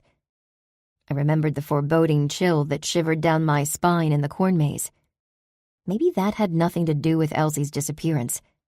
Maybe I'd found my gift, a sixth sort of sense. Not quite a vision into the future like Willow's visions, but a strong premonition. It was chillier than yesterday. A cold front had swept in overnight, and with it the morning fog that blanketed Creel Creek. Even on the outskirts of town, the fog had stuck to the ground longer than normal. It added to the ominous setting of the farmland that surrounded the vineyard, and it obscured the vineyard house from view. The car trundled into the field that had been the parking lot for the festival. It navigated much better than the van, and I parked much closer to the grounds. Few attractions remained. They were packed up, ready to be hauled to the next location. There were a few campers and trucks in the parking lot, but no other vehicles. No sheriff's department SUV either. I'd guessed wrong. Or so I thought. but a waving hand and a man running my direction from the corn maze said otherwise. I hopped out jogging and met Cyrus about halfway. "Where's Dave?" I asked him. "I thought you would call him." I slapped my forehead. "I thought you would. I thought that'd be the first thing you'd do." He shook his head and looked away. "Dave doesn't trust me. I hoped that if you were here too, that he'd at least give me a chance to explain. The benefit of the doubt." "You think he would accuse you?" "He has done so in the past." "It was different then. He didn't know you." "He still doesn't, I'm afraid. You call, and I'll show you what I found." "I don't think we should tamper with the scene. We should wait for Dave to get here." "We won't tamper," Cyrus argued. "I just want to show you, so you'll see I had nothing to do with it." "I already know that." I wanted to explain to Cyrus that I wasn't some sort of crime scene expert, but he kept walking, and I kept following, struggling to keep up. Amid the few mysteries I had solved, I'd discovered exactly one body. Eric Caulfield, a vampire and owner of the grocery store, who also happened to be Cyrus's significant other, now in ghost form. Cyrus slowed and entered the corn maze, and I brandished my phone. "Where is Mr. Caulfield?" I asked. I tapped on Dave's contact information in my favorites. "Gathering more evidence for my defense. He is off to try and speak to the deceased." "And who's that?" Dave answered the phone before Cyrus could say anything. "Constance, you there?" Dave's voice came from my phone. I just dropped it to the dirt with a thud. Lying in the exact same spot where I'd found Elsie was the body of Jamie Castell, and lying over her was another body, one that looked nowhere near as fresh. A body that looked as if it had already been buried in the ground for a few years or more. Chapter 7. In which we disagree. For a long time, Dave just stared at the gruesome scene, shaking his head. Absent-mindedly, he scratched beneath his ball cap, then fixed his gaze on me. "I guess they meant for it to look like Mr. Robillard killed this girl." I could tell Dave wanted me to take another peek, but I wasn't having it. I wanted away from this spot, away from the sight of dead bodies. I'd already worked a spell to ward our noses from the stench. "Mr. Robillard?" asked Deputy Mackenzie, Dave's second-in-command with Willow gone. "Stephen Robillard," Dave said. "Deceased. He committed suicide about a decade ago." "His was that grave that got robbed?" Mac was thick in a variety of ways. He filled out his uniform shirt with large muscles and a slight gut. He had short auburn hair. His thick mustache was a much deeper shade of red, the same color as his fur when he shifted into fox form. "Yes, it was his grave and his body. I guess I get to close that file." Mac stepped closer to the two bodies to get a better look. I'd already begged to be allowed to go to my car, but Dave had insisted I stay in case he needed magical help. I wanted to tell him my magical help was unreliable at best and downright counterproductive at its worst. I stayed. "I don't see it," Mac finally said. "Don't see what?" "How it only looks like this guy killed this lady. You ask me, I think he did it." "He's dead. He's been dead." "That didn't stop him from walking out his grave, did it?" "There's no such thing as zombies." Dave's head jerked in my direction. "Right? I mean, there's no such thing as zombies." I shrugged. "You tell me. I'm not an expert." He shook his head. "There's no such thing. Whoever did this wanted us to think that's what happened." "Why would they do that?" The words had come from my mouth, and that wasn't the only betrayal. My eyes went back to the bodies, locked together in some sort of struggle. A mangled and dirty hand wrapped around Jamie Castell's neck. "If I had to guess, they wanted to mess with us." Dave bent down and blocked my view again. or throw us off. Or maybe they just wanted to get those podcasters riled up again. Give them another story to tell. They wouldn't do. Mac, I swear to you. Dave interrupted him. If those ladies catch wind of this, it's your head on the chopping block. Mac winced. Boss, you could have picked another phrase. He had seen the bodies of the shifters, all three with their heads chopped clean off. All right, how's this? You'll be fired. Is that clear enough? There's plenty other folks who saw this already. You can't hold me responsible. I can and I will. I have it on good authority that you might be Summer Shields' biggest fan. If she catches wind of this, it's on you. That's not fair. What can I say? She's cute. I didn't say it was fair. Now go interview those, showmen that are left. Find out if they saw or heard anything last night. Showmen? Mac squinted. You mean the carnies? Half of them skipped town already. Dave pinched the bridge of his nose. I've got their names and contact info. I got that information last week when we were setting up. Just talk to who's left. And whatever you do, don't call them that to their faces. Call them what, carnies? Dave closed his eyes and seemed to be fighting off an urge to say something he'd regret. Yeah, that's the word. Don't say carny, Mac repeated. He headed down the path and disappeared behind a row of corn, only to reappear again after realizing he'd made a wrong turn. As you can see, I am still having trouble with that one. And speaking of trouble, how do you keep getting involved in stuff like this? I believe you asked me to get involved last time. That was last time, Dave said. Explain to me again why you were here this morning. Cyrus called me first. He thought you'd blame him for this. And why would I do that? Probably because you blamed him last time. I mean, besides that. I went to speak, but Dave stopped me, holding up a finger. Did he and this woman know each other? I think so, I said.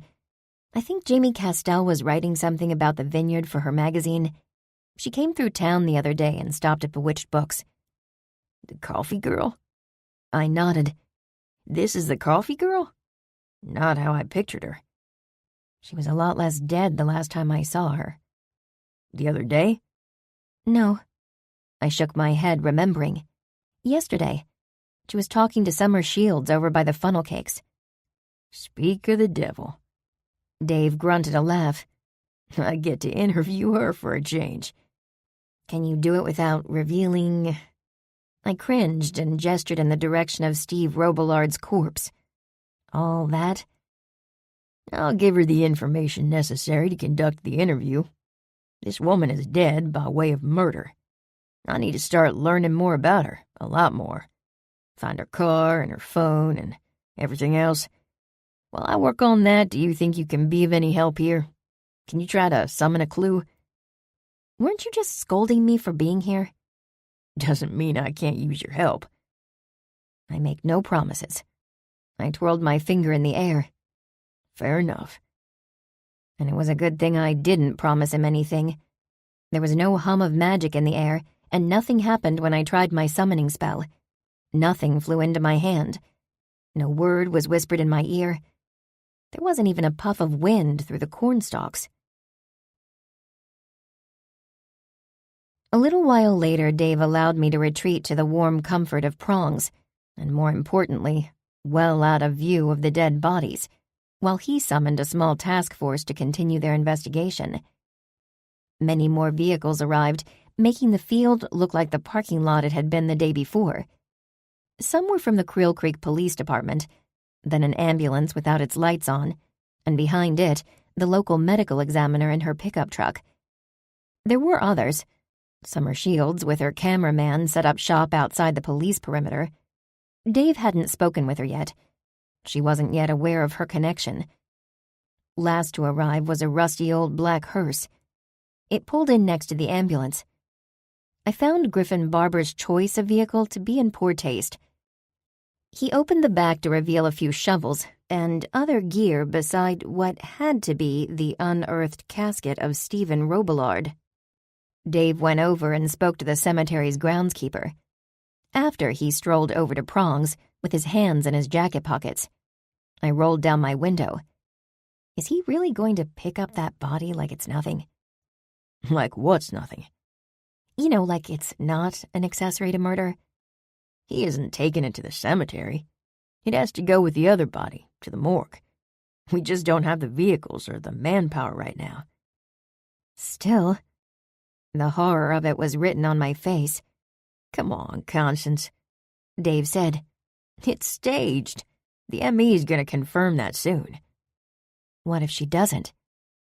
Dave shook his head, eyeing Griffin, who looked like a fish out of water amongst the officials. Need I remind you, Constance Campbell, that you didn't find any magical traces there? Dave asked. There's no proof that the body had anything to do with the murder. It's a prop or a gag, or it's some psychotic's idea of a joke. Something told me Dave was wrong, that the body was the key to solving the murder, even if it wasn't the killer. And as far as I could tell, it was the only clue. Dave hadn't found Jamie's car or her cell phone nearby. Need I remind you, Sheriff David Marsters? Two could play the full name game. This is Creel Creek, Virginia. We don't get the luxury of normal murders. I made air quotes. Not that any murder is routine. Some are, he argued. It's the boyfriend, the husband, the lover. Heck, it's a stepdad. Even here in Creel Creek, I've seen my fair share of routine cases. I doubt they looked like this. You're right, they didn't. But just because it's complicated doesn't mean we're dealing with zombies. I'm not ready to jump to that conclusion. Okay, I said. But I have a feeling that there's more to this. I'm sure there is. There always is. Am I allowed to leave? I put the car in gear, assuming I was. You are? I need to formally interview Cyrus. I told him to go back to the winery and wait for me. You want a ride? He looked up toward the vineyard house, now visible through the morning haze. The fog had mostly burned off. Maybe. Do you need a chaperone? I asked, my tone suggesting he did. I'm of the opinion I don't, but if Cyrus wants you there, it's fine by me. Okay, then. The gate at the road was open. The long drive ended in a circular driveway surrounding a large fountain. A faint mist was hovering over the surface of the nearly freezing water. It shrouded the entrance from view until we walked through it, up the steps to the door. Cyrus welcomed us into the house himself. I caught a glimpse of his longtime servant, Lurk, retreating into the kitchen when Cyrus showed us into the house's formal dining room. The room also served as the vineyard's tasting room. There were a number of wines out on display. Like most of the house, there were touches of Cyrus's upbringing in the decor. Objects and ornaments of gold from Egypt, an extravagant chandelier from his time in France, and stored neatly in the corner of the room, a tea set and cutlery fit for an English tea time. There was a large Renaissance-era painting on the wall that Cyrus had acquired during the Renaissance. Make yourselves comfortable. Cyrus indicated the chairs at the end of the table. Would either of you like coffee or tea? Coffee would be great, Dave said.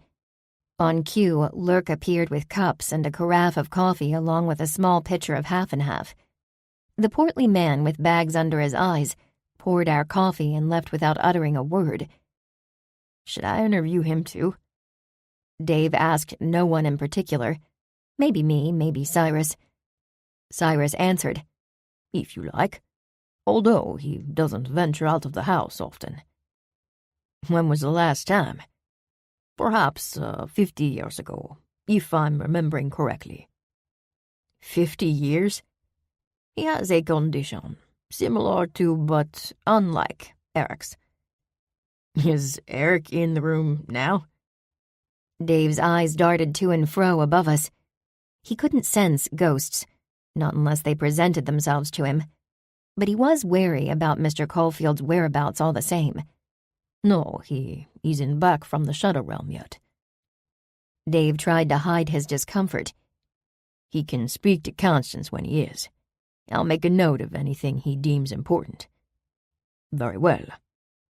Cyrus partook in coffee with us, something his anatomy allowed for. I am at your disposal, Sheriff. Ask me whatever you like. Dave set his cup down. What I'm particularly interested in is why you thought I might blame you. Because, if I'm being frank, yours was the last name that came to mind, even knowing you were the person who found the bodies. I understand my actions were suspicious, Cyrus said. I panicked this morning. I don't think anyone, even anyone living as long as I have, gets used to the sight of a dead body. It's for that reason I've surrounded myself with those who don't die. People like Eric and Lurk. I get it, Dave said. It's the same reason I haven't had a dog since I was a kid, and why I swore off pets when Becky died. Dave's wife, Becky, had died of cancer. He went years without dating anyone, raising the girls alone. His stance on the cat issue was making a lot more sense now. But that doesn't explain everything, Dave went on. Why were you so worried? Did you know Jamie Castell, or, for that matter, Stephen Robillard? I met Jamie the other day, Cyrus said. She came over for an interview. Is that it? No. Cyrus checked from one side of the room to another. I was hoping Eric would be here by now. Cyrus, I need you to tell me everything, please. He nodded. I will. Okay, tell me about the interview. It went well. We talked wine. She tasted wine. She wrote down some notes, and that was that. She left. That's it? Dave struggled, and I did too. Why would Cyrus be worried about something like that? No, he said again. She stopped me yesterday at the festival and asked if she could come over for dinner. She had a matter to discuss with me. What kind of matter? She figured it out. Cyrus said slowly. Figured what out? Me, he said. She had photos.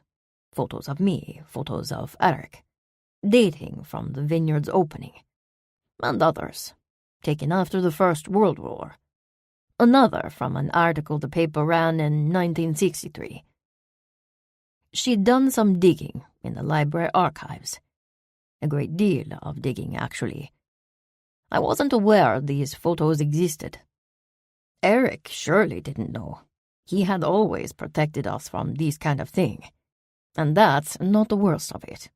She could see Eric. She knew he was there, in the room with us. And? What do you think, Sheriff? She threatened us. She threatened to expose us unless... Unless what? Unless we invested in some venture of hers.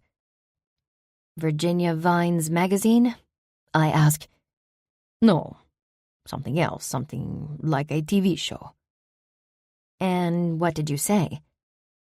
I was willing to give her what she wanted, but Eric refused on principle. I wish he was here to tell you about it. When did she leave? Dave asked. Around 10, I think. You're sure she didn't stick around? She departed through the front door. After that, I can't say what she did. And when did she plan on exposing you? She never specified. It's possible she already has. Possible, Dave said. And what about this morning? Why were you in the corn maze? Cyrus blinked. It is silly. I wanted to go through it another time. We're supposed to harvest this afternoon. I guess you could say I am proud of it. Too proud. Dave took a final swallow of coffee, stood and collected himself. You've been very helpful. I'll be in touch. For a moment, Cyrus looked confused. You aren't going to ask about the other thing? Dave arched an eyebrow. The other thing? Well, Cyrus said. I am known as the god of the undead. Oh, right.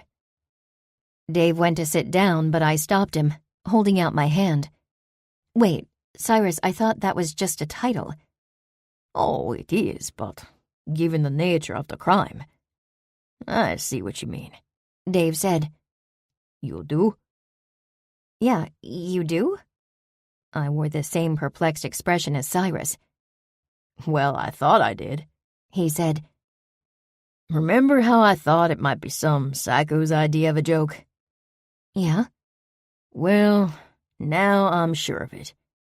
And I can narrow down the suspect list because this particular psycho must know Cyrus's secret as well.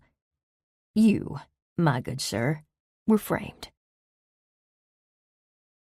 Chapter 8. A Witching Routine. Who all knows Cyrus's secret? The next morning was a day off for me. The bookstore was closed on Mondays.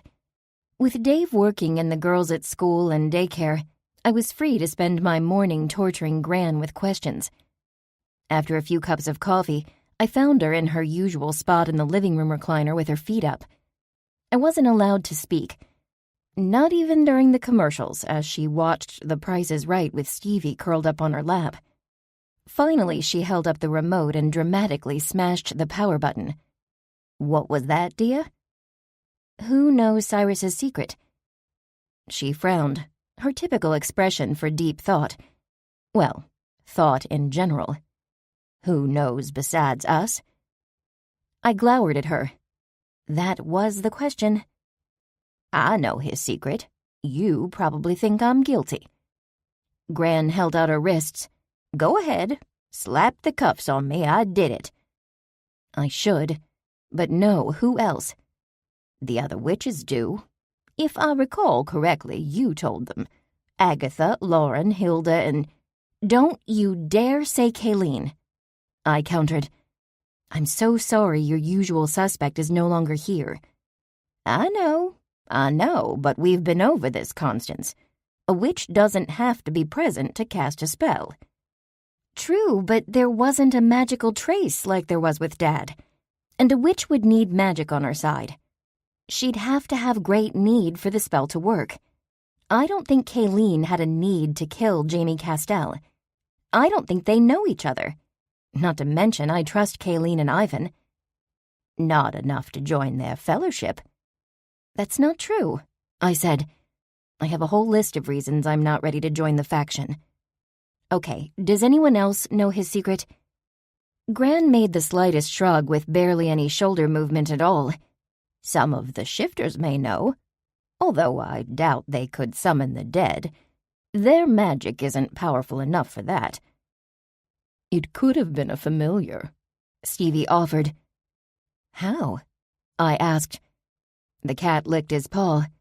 At the same time, there was the muffled thumping of paws on the stairs as Brad trudged down. He and Daylight did not see eye to eye. It's within our power to facilitate raising the dead, Stevie said. It's part of the reason we aren't allowed on sacred ground. I didn't know that. Think about it, dear. Gran's eyes followed the raccoon as he trotted to the couch and clambered up. Their power is derived from the shadow realm. Who lives in the shadow realm? Ghosts? Demons? Spirits? All of the above. Still, I said, they'd have to reanimate a corpse, which, by the way, Dave doesn't believe happened. Dave can believe what he wants. What do you believe? I believe the corpse has something to do with it. Not sure what. But anyway, how would someone, a familiar, anyone, really, do such a thing? How would they reanimate it? I couldn't tell if Gran was proud or intrigued that my opinion ran so counter to Dave's. She replied, They find a spirit, and they convince that spirit to come through the portal to Earth, likely trapping them here for the rest of their spirit lives, which isn't necessarily eternity. That spirit can occupy its former home. It takes a steadfast, or perhaps an obstinate, soul to will their old body back into motion, but it's possible. Those are two different words, I pointed out. I know they're different words. Gran spat. It's why I used them both. Steadfast, they're loyal to their summoner. They do as they're told. In this case, maybe they killed that journalist. Or they're obstinate. It was a funny word coming from Stevie, the most stubborn familiar of the lot. He continued in his throaty growl. They come back for the sake of coming back. They never actually wanted to be dead, which no one could blame them for. I took this knowledge into consideration. I have another crazy theory, if you're interested. Go on. Let's hear it. What if... I started and stopped. Gran was really going to think this idea was stupid. Yes. It's just, I forgot to tell you Jamie was sensitive to magic, or Trish believes she was. I guess now we'll never know. Perhaps Mr. Caulfield will find out, Brad said. Is he back from the Shadow Realm yet? I haven't heard. That's a no, Brad replied. Cyrus would have sent them over straight away. He was right. Cyrus had made that promise, and I hadn't heard from him, not from anyone aside from Dave, who believed the other corpse was a prop, no matter how much I argued otherwise. Granted, we hadn't argued, it wasn't a fight. It was a disagreement, and I hadn't made much of a case for myself except to tell him I had a feeling.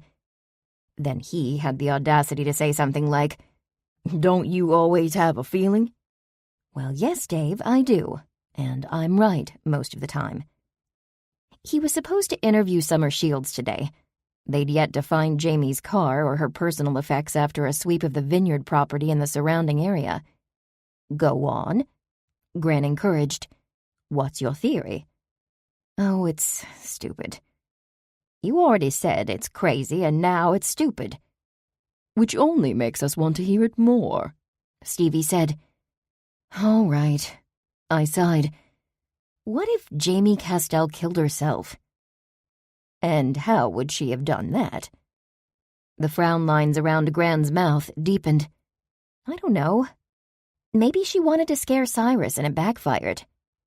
It's certainly a theory, Gran said derisively, but not a very good one. To be fair, I said it was crazy. And stupid. That you did, dear. She feigned a smile which smoothed out the frown lines. Okay then, if it's not a witch or a familiar, not a shifter, not even a hunter, what is it? Who is it? How many other beings are there in this town? A lot, Stevie and Brad said together, their deep voices mingling to make the walls shake. Gran scowled. You know, you don't have to get involved this time. You could let Dave get on with his job. I know, I said, and I will, probably. But Gran, I met Jamie, and even though I don't like what she was doing to Cyrus, I still believe she deserves justice. I see. Gran sank back in her chair. I think maybe I'm with Dave on this one. You've given no evidence for a necromancer in our midst, and there's always the chance a clever resident might have put two and two together. That rang a bell. Jade or Summer? I shook my head. I don't think so. They're always on my radar for something, and I'm sure they'll cover this on their podcast. But I highly doubt they've murdered anyone. You never can tell what someone is capable of, Gran said. Only that they're capable of something, and that's a lot. Is that the case? I smiled at her. Tell me, what are you capable of? Right now? She asked. A nap. It's bound to be a long night. I opted to get out of the house and let Gran rest up. She was right. It would be a long night. It always was when we had a circle in the graveyard. The witching hour was just that, the hour starting at midnight. It was one of many factors that could amplify magic, and it happened every night, regardless of if we were witching or not. Mostly we weren't.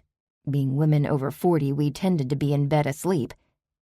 Another of those factors was sacred ground. hence why we met at a hidden graveyard in the woods. And yet another factor was the moon.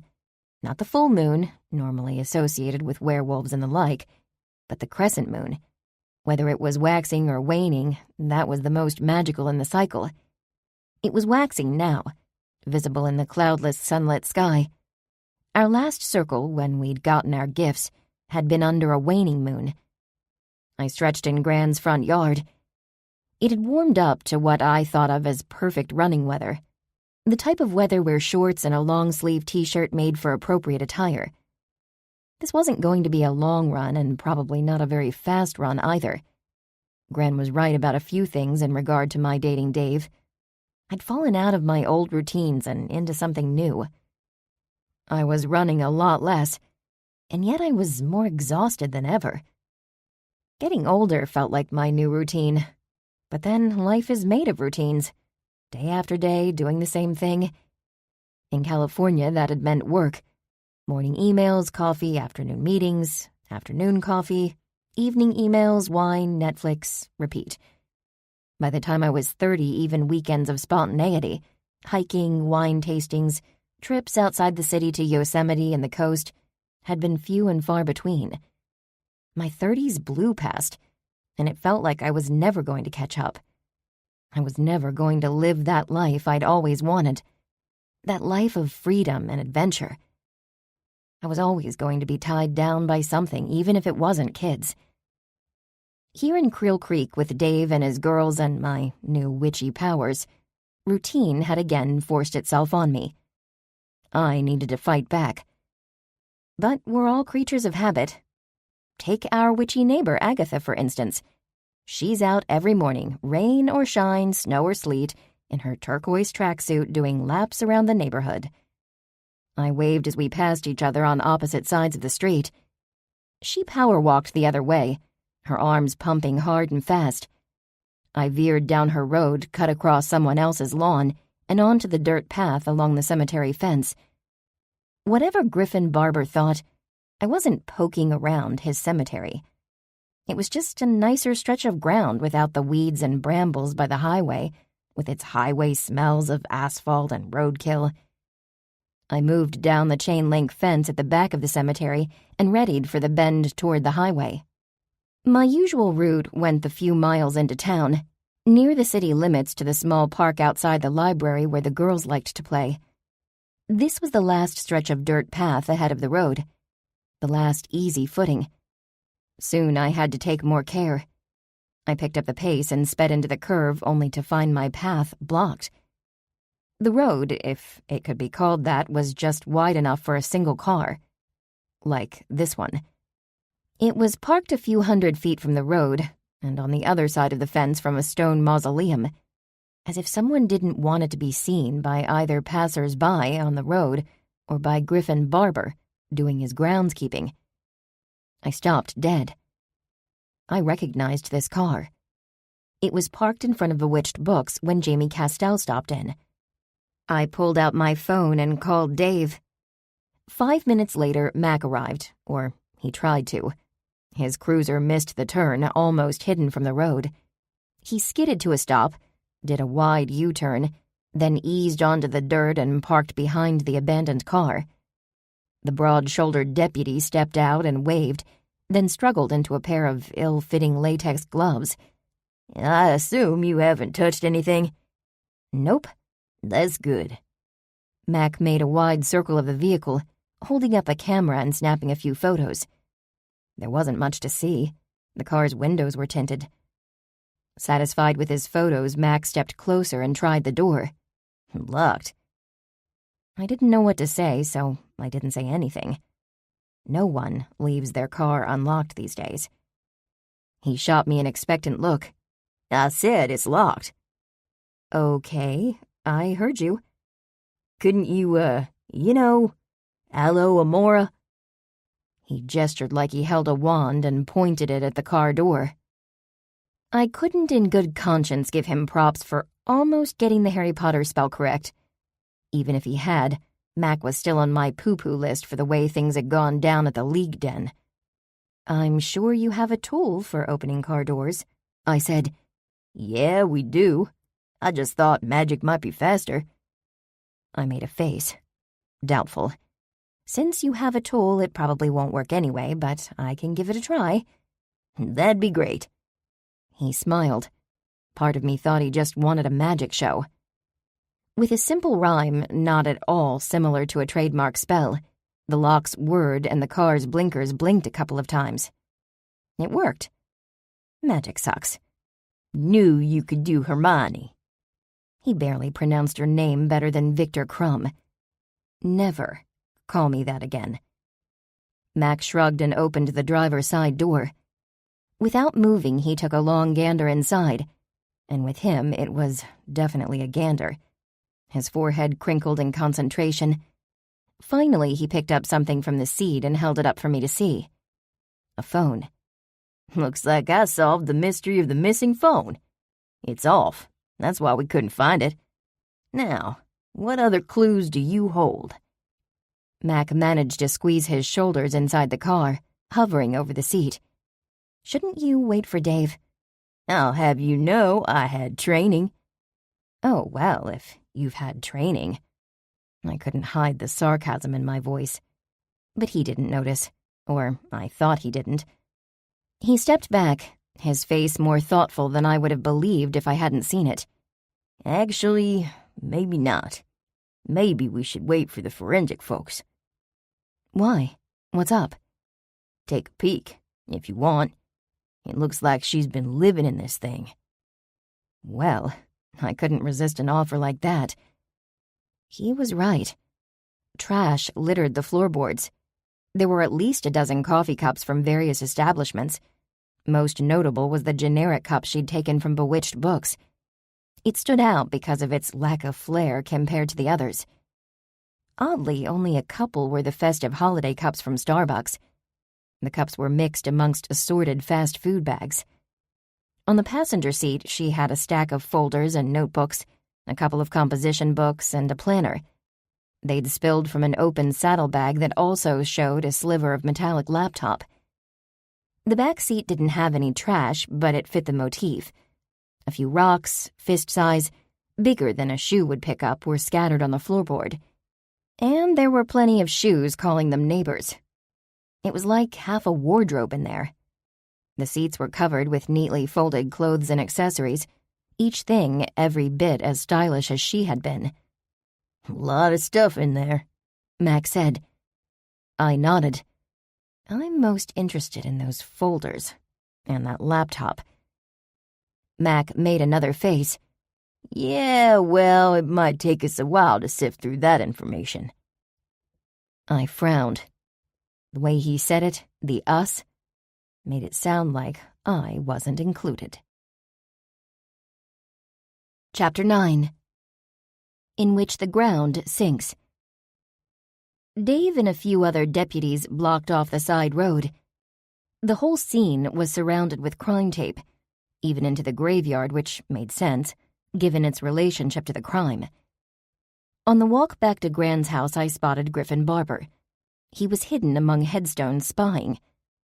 I tried to avoid his notice, ducking away behind a hedge, but knew he'd found me when an icy chill ran up and down my spine. What a creepy guy. Again, I met Agatha going the opposite direction. She waved. "See you tonight," I said, waving back. I made it to Gran's without further incident and with little detail, considering what I'd stumbled upon. I wondered what Jamie had in those folders. Did one contain her evidence against Cyrus? And what about the laptop? They were always a treasure trove of information on crime television. If the investigators managed to unlock them, like car doors, laptops are almost always locked these days with hard-to-guess passwords. My dad's password had always been PASSWORD, with the O replaced by a 0. So clever, Dad. I used to sneak on the AOL chat rooms late at night. Kids these days will never understand. I came in noisily. Gran was asleep in her chair, snoring lightly despite my small effort to rouse her. A larger effort would surely put me in her bad graces before our evening stroll up the hill in the graveyard.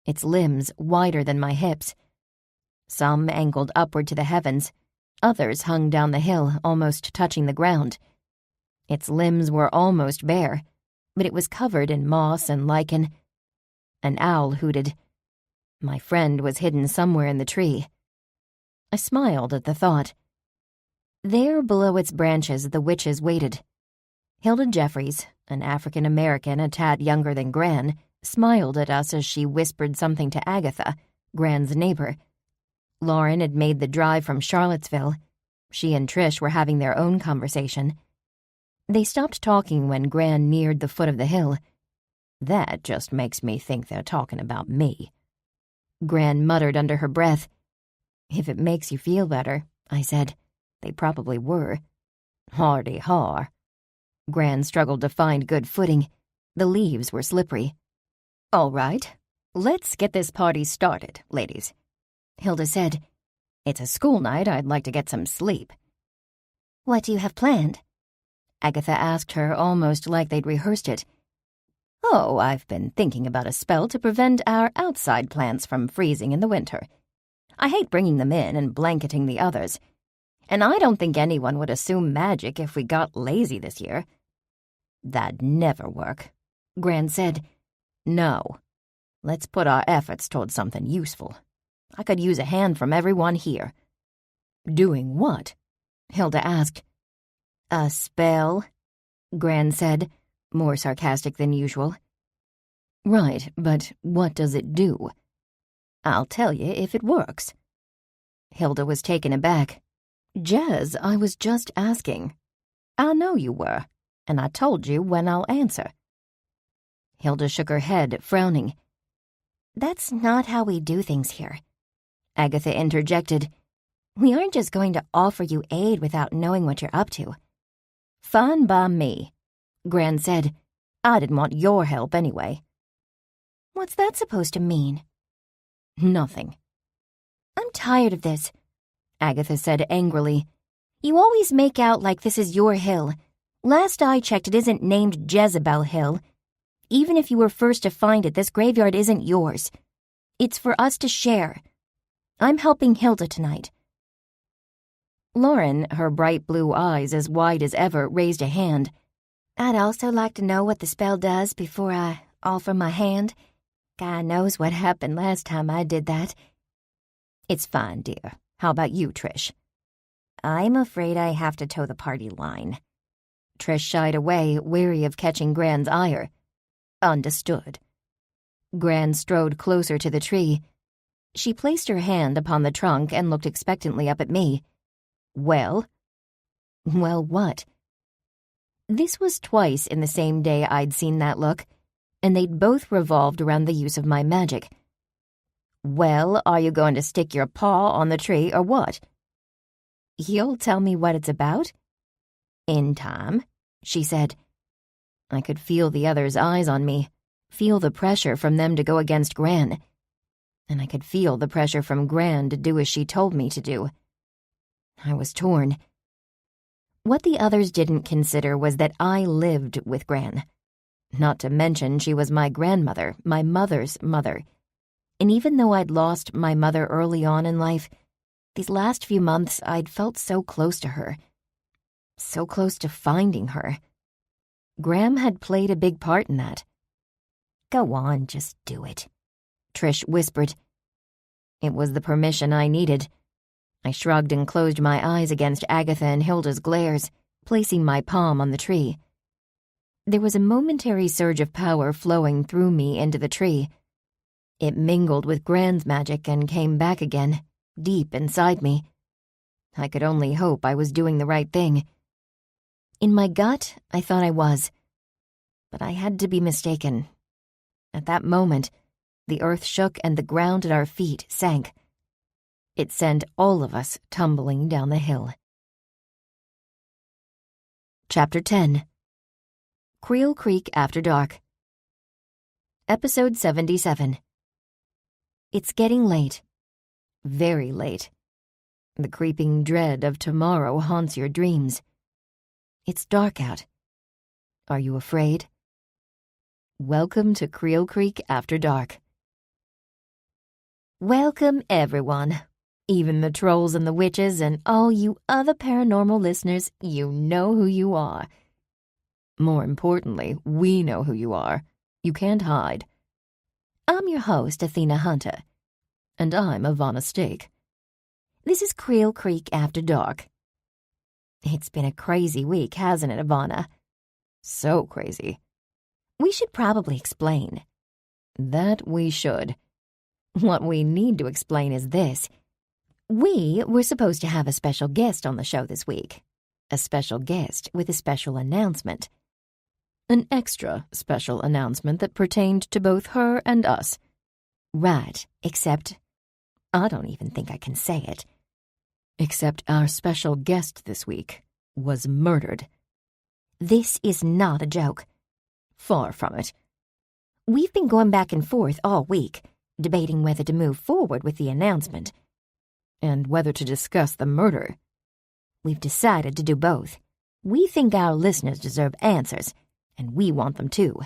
She was our friend and our colleague. As for the announcement, well, she put her blood and sweat into making this happen. We think for it to die at this stage would be a travesty.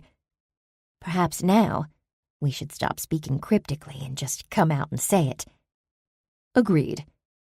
Our friend, Jamie Castell, writer, creator, entrepreneur, among many other things, was murdered. Her body was found near the vineyard here in Creel Creek, Virginia, and paranormal foul play cannot be ruled out. The body was found along with another, a body that had recently been taken from the cemetery, dug up after several years in the ground. This was the body of Stephen Robillard. Stephen took his own life almost a decade ago. If you recall, there was some speculation at the time that Stephen would never have done such a thing. He didn't leave a note. He had recently bought groceries. There were none of the telltale signs of someone planning such an act. The connection between the two people, if there is one, is unknown. I just can't believe she's gone. She was so excited to share her story with y'all today. In fact, she wouldn't even give us a hint as to what she was going to say, only that it was big news. Which brings us to our big news. We love podcasting. We love for our voices to be heard. And with After Dark Con, we got to thinking. It was a lot of fun for the audience to see our faces. We teamed up with Jamie to create an all-new experience for you folks. Starting with the next show, you'll be able to see our faces too. We're going live. And that's not it. We're inviting you to create with us. Sign up, find us, and start streaming. On ParaTube. The site is live as we speak. We can't wait to meet you there. Chapter 11. In which we disagree. Again. That's it? Dave asked. That's it, I said. That's what happened. And none of you got hurt? No. No one was hurt, not even Gran's pride. So, even after everything, she wouldn't tell y'all what she was up to with that spell? She made it out like it was nothing. Like miniature earthquakes are normal. They happen all the time. That's crazy. Dave had his hands in the sink, washing the pots he'd used for the spaghetti. His diet catered to the girls' tastes. Picky eaters, they liked 2, maybe 3 dishes tops. Spaghetti, chicken Alfredo sans chicken, and chicken tenders, made up of unknown chicken parts usually shaped like dinosaurs. Those were their favorites. If Dave wanted anything for himself, something like a steak or a burger, he was forced to make 2 meals. In a pinch, they'd eat macaroni and cheese or grilled cheese. Really, almost anything with cheese. We'd taken the easy route tonight. It is crazy, I agreed. Now I'm more interested in knowing if you fired Mac. Why would I fire Mac?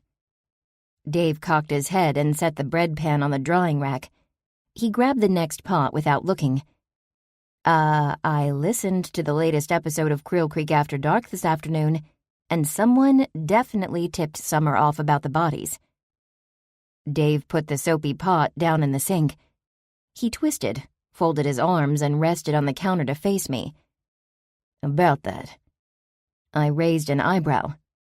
Yeah, that was actually me, He said. I wish I knew how she does it, or rather, did it. Summer flipped that interview like a coin. I told her everything, almost everything, and I barely got anything from her except... Except what?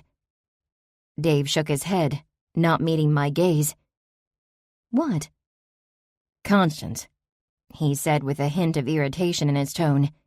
This is a police matter. Didn't we already agree there wasn't any funny business going on? You mean magic, right? 'Cause from where I'm standing, there was a lot of funny business. That's what I meant. No magic. No hunters or anything like that. At least none that I'm aware of. So I'm only any use to you if there's magic afoot. Any other weirdness and I have to hear it on the local news, or worse, the podcast? She's not at liberty to talk about it. Not yet. Dave. He scrubbed his face with a hand. Constance, what do you want me to say? This is what Mac was talking about. This is what he meant when he said it might take a while for us to sift through Jamie's stuff. He was trying to say, more tactfully than you're accomplishing, that you're cutting me out of the investigation. Mac wasn't supposed to tell you anything, Dave said. He didn't. It was what he didn't say. My temper was rising. A rare thing around Dave Marsters, who usually relaxed every inch of me with a touch of his hand or a smile. I closed my eyes. Mac not telling me something and you not telling me something are two very different things. It's my job, Constance. It's my job to find and arrest the bad guys. It's not yours. You're serious? You don't think I know that? I can see you're mad. You're so observant. I snapped. I shouldn't have been so offended by this. He was right, it was his job, not mine. But I'd helped in other investigations. To be shut out of the case by my own boyfriend felt wrong, even if he was in the right. Constance. It was my turn to play the strong, silent type. The only sounds came from the television in the living room, the girls watching their nightly ration. Dave pinched the bridge of his nose. Can we agree that if I tell you something, you aren't going to do anything about it? You aren't going out sleuthing on your own. I never mean to sleuth on my own, I said, defensive. Promise me you won't. I promise, just tell me. Okay, I will. There was something funny on her phone. She got a message, but not in the message app. It was in some other app. The text came right after she left the vineyard that night. It said, "Meet me in an hour." We think it was from the killer. But you can't tell who it's from? No, it's got some sort of weird encryption. It's a special sort of app. Okay. I thought about offering my help, thinking I might recognize it, but I was pushing my luck already. And what did you hear from Summer? He sighed, conceding to answer me again.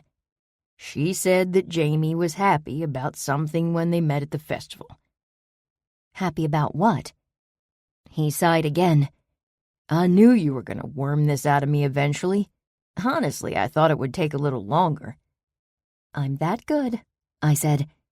What was she happy about? Something to do with a guy. Her boyfriend, I guess. Her boyfriend? I asked, somewhat surprised by this new information.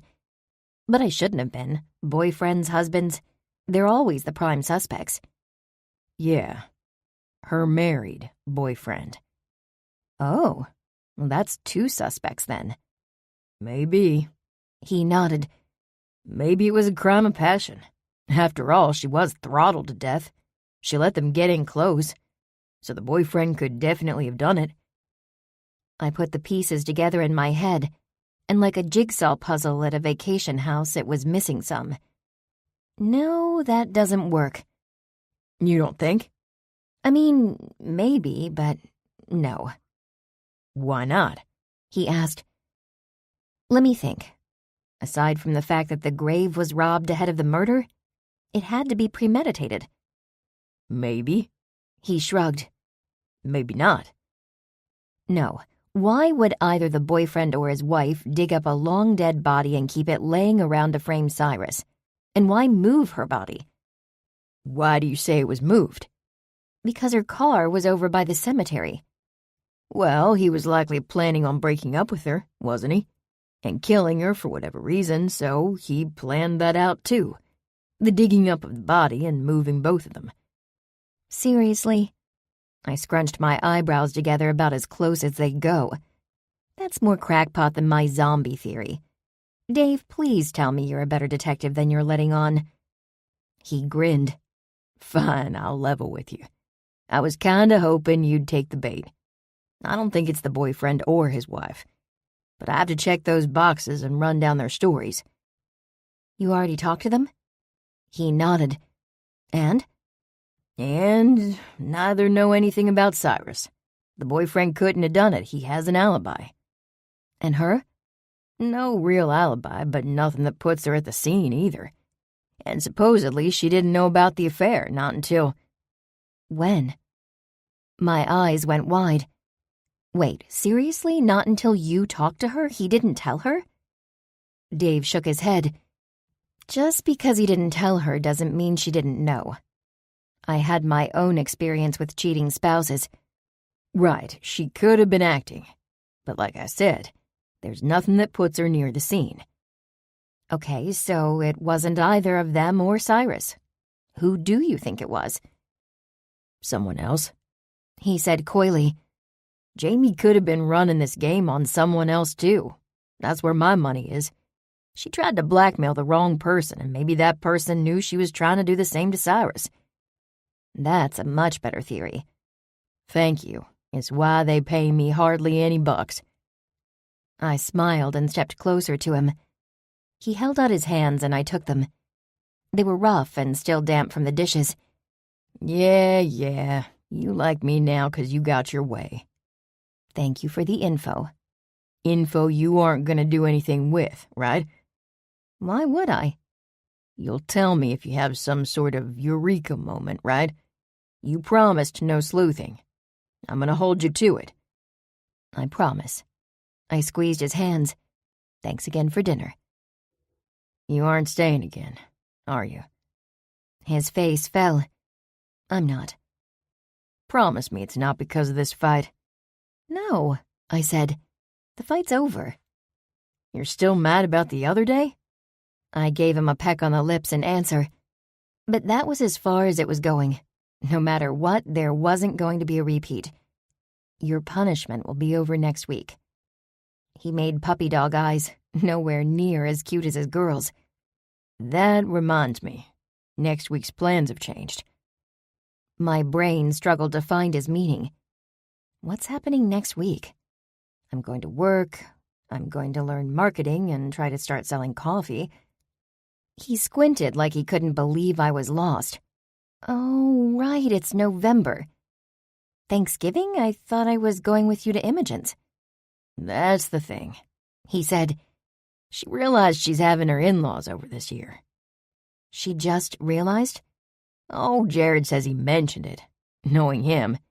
He didn't, I confirmed. Until he did. My insides squirmed a little at this talk. Funny enough, I'd rather be talking a murder investigation. Thanksgiving just wasn't my holiday. I felt like a tag-along. When my father was alive, we hardly ever made a big deal out of it, opting instead to be together at Christmas. There were a few times I went with Mark to his family's get-togethers where I sat on the sidelines, literally, as he and his cousins played their annual game of tag football. Our last Thanksgiving together, I spent working while he was gone. I ordered takeout that night and binged on Christmas movies. In my mind, of the two holidays, Christmas reigned. I'd already been contemplating the girls' gifts. Thanksgiving was just a bump in the road. So, packed house, huh? I said. Am I uninvited? Nothing like that. We're invited. You're definitely invited. I feel a butt coming on. Well, I got to thinking. I wasn't sure if your Gran had any plans." Right, Gran. In my self-pity, I'd forgotten her. I doubt Gran has any plans for Thanksgiving. "I don't feel right depriving her of you on such a special day," Dave said. "That's why I offered to host everyone over here. You can invite Gran and Trish. Whoever you want, really. They're all welcome." You're serious? "Always." Dave? My hand found his cheek. He could be so thoughtful. That sounds great. He kissed me, then drew away. "Does that mean you're inviting them?" "I only ask because I've got to make enough for everyone." Can I help? He smiled. The first genuine smile since our argument. "I was hoping you'd ask." Chapter 12. Thanksgiving. There were few updates about Jamie Castell's murder over the next few days. The girls were off that week for the holiday, staying with Imogen during the day when Dave was at work. But I took them on Wednesday. They were my little helpers at the store. Mostly that meant helping Twinkie get into mischief of one kind or another, while I packed up boxes for witches across the country and around the world. We closed early. It was still light outside and headed for the grocery store. Dave had given me the list of things he needed for Thanksgiving dinner. The menu included the normal fare: a ham and a turkey, green bean casserole, yeast rolls, and cranberry sauce.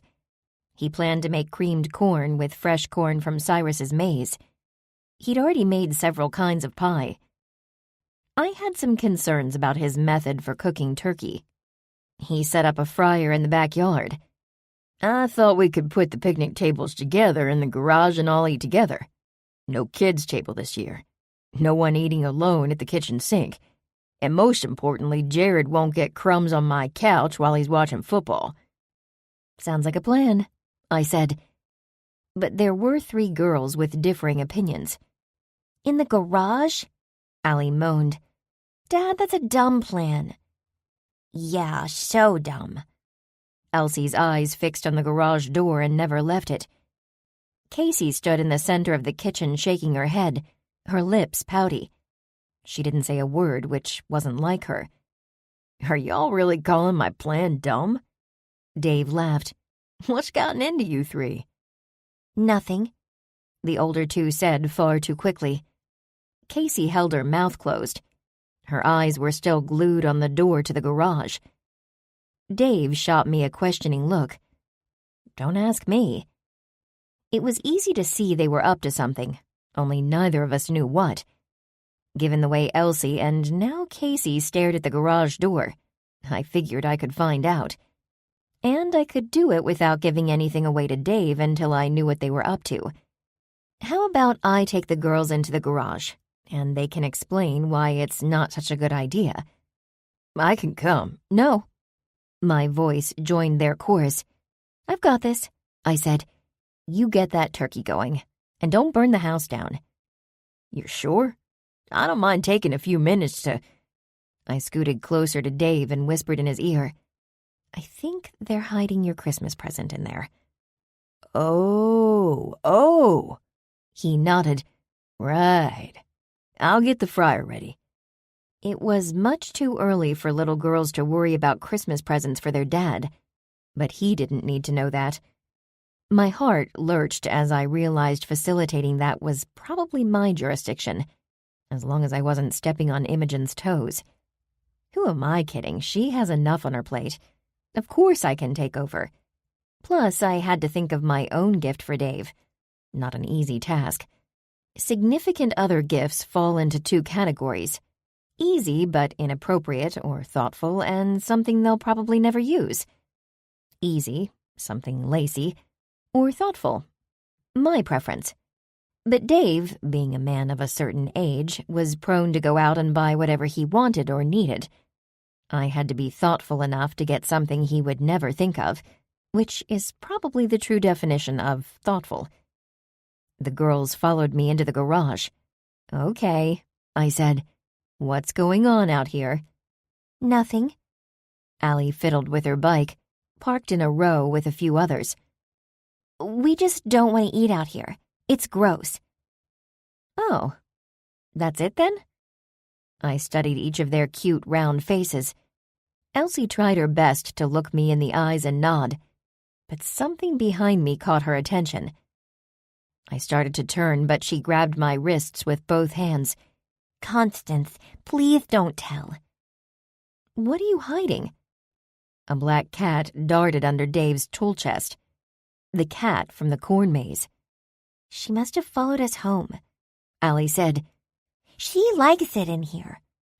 Elsie tiptoed over to the tool chest, holding out her hand. Here, Licorice. Psst, psst. Girls, you know your dad comes in here, right? Not as often as he used to, Allie contested. Not since he started kissing you. But he's going to find the cat. How long has she been out here? We found her last night, Elsie said. Right after we got home from shopping. She was in the backyard. And you've managed to keep her a secret a whole 12 hours? I'm impressed. We only have to keep her a secret for a little while longer. Allie stooped beside Elsie. Hesitantly, the cat crawled out and onto Elsie's lap, accepting the love of both girls. It grew wary when Casey skipped over. Why's that? We have a plan, Allie said. Elsie nodded. I'm asking Santa for a kitten, and even if he doesn't bring me one, we can pretend like he did, that he doesn't have to know. There was a minor flaw in her logic I couldn't point out. She's good at hiding, Elsie continued. I think she knows he doesn't like her. He doesn't like any cats. Allie stood up again. But if we eat in here today, he's sure to find her. Unless you've got a better idea, Constance. What makes you think I would have a better idea? What makes you think I'd want to help you? I should tell your dad right now. No! They said in unison. I motioned to quiet them. No use having Dave rush out here and find it. I wanted to talk it through. Dave didn't have a real reason for his no-pet rule. He wasn't allergic. He was just scared. Scared of loving something and watching it grow old. If he was willing to take a chance on dating me, of allowing me into the girls' lives, he could do the same for a pet. Okay, I'll help. But after today, we've got to figure this out. You can't just hide a cat under your dad's nose. Allie made a face. What is it? His nose. Right. Their father was a werewolf. It was a wonder he hadn't already sniffed her out. We were hoping you might do a spell, she said. A spell? Really? To mask the scent? Where is she going to use the bathroom? In the sandbox, over there. Elsie pointed to the corner of the garage. We don't play with it anymore. I play with it, Casey whined. Not anymore, you don't. Gross. Can the spell be for sound, too? Allie asked. She can be kind of loud. Girls, there's no way we're getting away with this. He's going to notice eventually. Just for today, then. Elsie's eyes did that puppy dog thing, something a cat could never get away with. We tell him tomorrow? I asked them. They all nodded, the pretty little liars, smiling like they'd really gotten away with something. I hastily rattled out a spell. Dave, I said. He'd already got the bird frying in the backyard. I think the living room might be a better idea. The living room? He scowled and pursed his lips. Are you sure? The kids might spill on the carpet, and Jared's bound to. He's worse than any of them. We could try out here, but it's kind of cold. Dave pursed his lips. No, you're right. I guess the living room is fine. I'll bring the tables inside in a minute. You know, I smiled. I think I've got it. A little after noon, the guests began to arrive. That was another thing I didn't like about Thanksgiving. Neither the people nor the food were punctual. It was another 30 minutes before everyone was there and took another 20 before the food was ready. It was a good thing we'd had a decent breakfast. Otherwise, I might have put my magic to use, forcing bread to rise and adding an extra couple of burners to an already overloaded stovetop. Trish brought Gran for me, and Gran brought homemade mashed potatoes. She settled in at the end of the table next to Imogen, Jared, and his parents. "It's been a while since I made anything special for Thanksgiving," she said, "and even longer since I've seen such a feast." "We're glad you could make it," Dave told her. The kids took over the center of the table, leaving Trish, Dave, and me on the end closest to the TV. A football game played on mute, and every now and then Jared craned his neck in our direction for the score. It was hard to hear over the children, but we made polite conversation, the three of us. "So, Trish, it's been a while," Dave said. "How are things? You keeping Constance in line?" "No, we hardly see each other," she said. "In fact, I haven't been to the bookstore this week. The Wednesday before Thanksgiving is pretty much the grocery store equivalent to the Super Bowl." "I could see that." "I'm beat," Trish sighed. "It was a nightmare. We had all 4 checkout lanes open. I thought there were 5 lanes. I pictured the layout of the grocery store in my head. I'd worked there for several weeks. Then I was fired by Jade for no reason whatsoever. The register at lane 5 has been broken as long as I've been there. But we really could have used it yesterday. Could have used an extra pair of hands, too. Not these hands."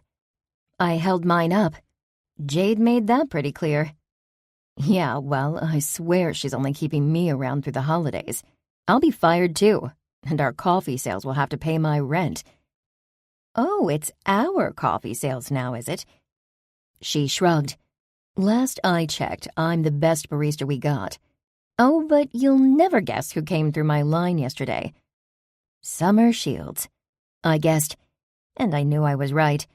Creel Creek was a very small town. Trish nodded and was about to speak when Dave interrupted through a mouthful of creamed corn.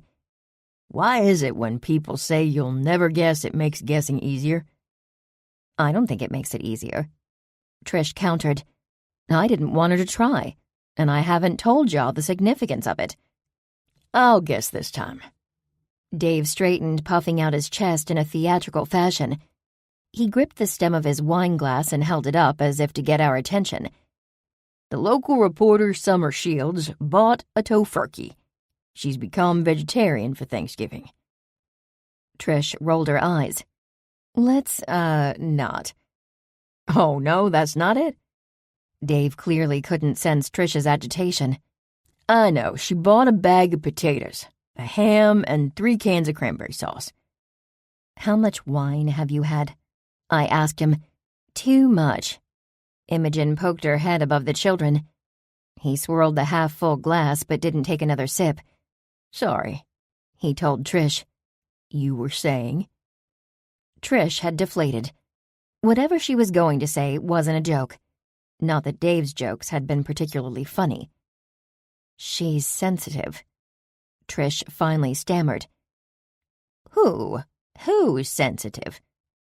Gran just now caught the conversation at our end of the table. "Sensitive to what?" Imogen asked. "To magic," I mouthed. Trish made a face like there was a terrible smell. And there wasn't. The table was full of deliciousness. "Wait, what?" Dave asked. "Who's sensitive to magic?" Gran put a hand to her ear. "Summer Shields," I said loudly. "She's part witch or something. She just turned 40 the other day." Dave's glass clinked down on the table. Wine raced across the tablecloth and down to the floor. And he didn't even rush to clean it up. Chapter 13. Creel Creek After Dark. Episode 78. It's getting late. Very late. The creeping dread of tomorrow haunts your dreams. It's dark out. Are you afraid? Welcome to Creel Creek After Dark. Welcome to a new era of Creel Creek After Dark. I'm your host, Athena Hunter. And I'm the excited Ivana Stake. welcome to a special Thanksgiving episode of the show. A truly epic episode. A first of its kind, really. I'm not sure that's accurate. To me, this is like a midnight matinee mixed with a gritty true crime docuseries. So, something totally new. Ah, you got me there. But listeners can still find the podcast on our website and everywhere else podcasts stream. True, nothing has changed there. We'll be delivering content in that form for some time, but you can now find us and see our smiling faces on Paratube, an all-new content-sharing service where you can upload or stream content related to the paranormal. Speaking of smiling faces, Athena, I'm happy you're smiling again. The past few weeks have been kind of rough. I know, but I've officially put an end to my pity party. Why's that? Besides the fact that it was putting a damper on the show and my private life? Yeah, besides those valid reasons. Well, I'll tell you why. I admit After Dark Con dealt me my lowest blow ever, professionally or otherwise. I had to take a hard look at the woman in the mirror. Not only at her, but at the show and Creel Creek in general. Okay. We've been known to stretch the truth, or rather to speculate about it, and sure, we've dug in deep on some conspiracy theories, but never once have we lied to our audience. It's that accusation that stung me the most. I am tired of lies. I'm tired of everything that happens in this town getting swept under the rug. Me too. Take, for instance, Jamie's murder. It's been days and what? Nothing's happened. I've noticed. It's like no one even cares. The whole town turned a blind eye to these recent atrocities. It's like they're under a spell. They probably are. Us too. But how did you know there was a but? The script. But also you've got that look about you. And see, another smile.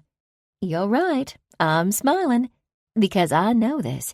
I know that Jamie was working on something special. Something she meant to share here on Paratube with everyone. And it was almost ready. But she didn't leave it for us. And we can't seem to find it. Minor details, Ivana. I'm sure we can find it. I only worry whether they let us. By they, I'm guessing you mean the witches? No. Actually, I meant whoever killed her.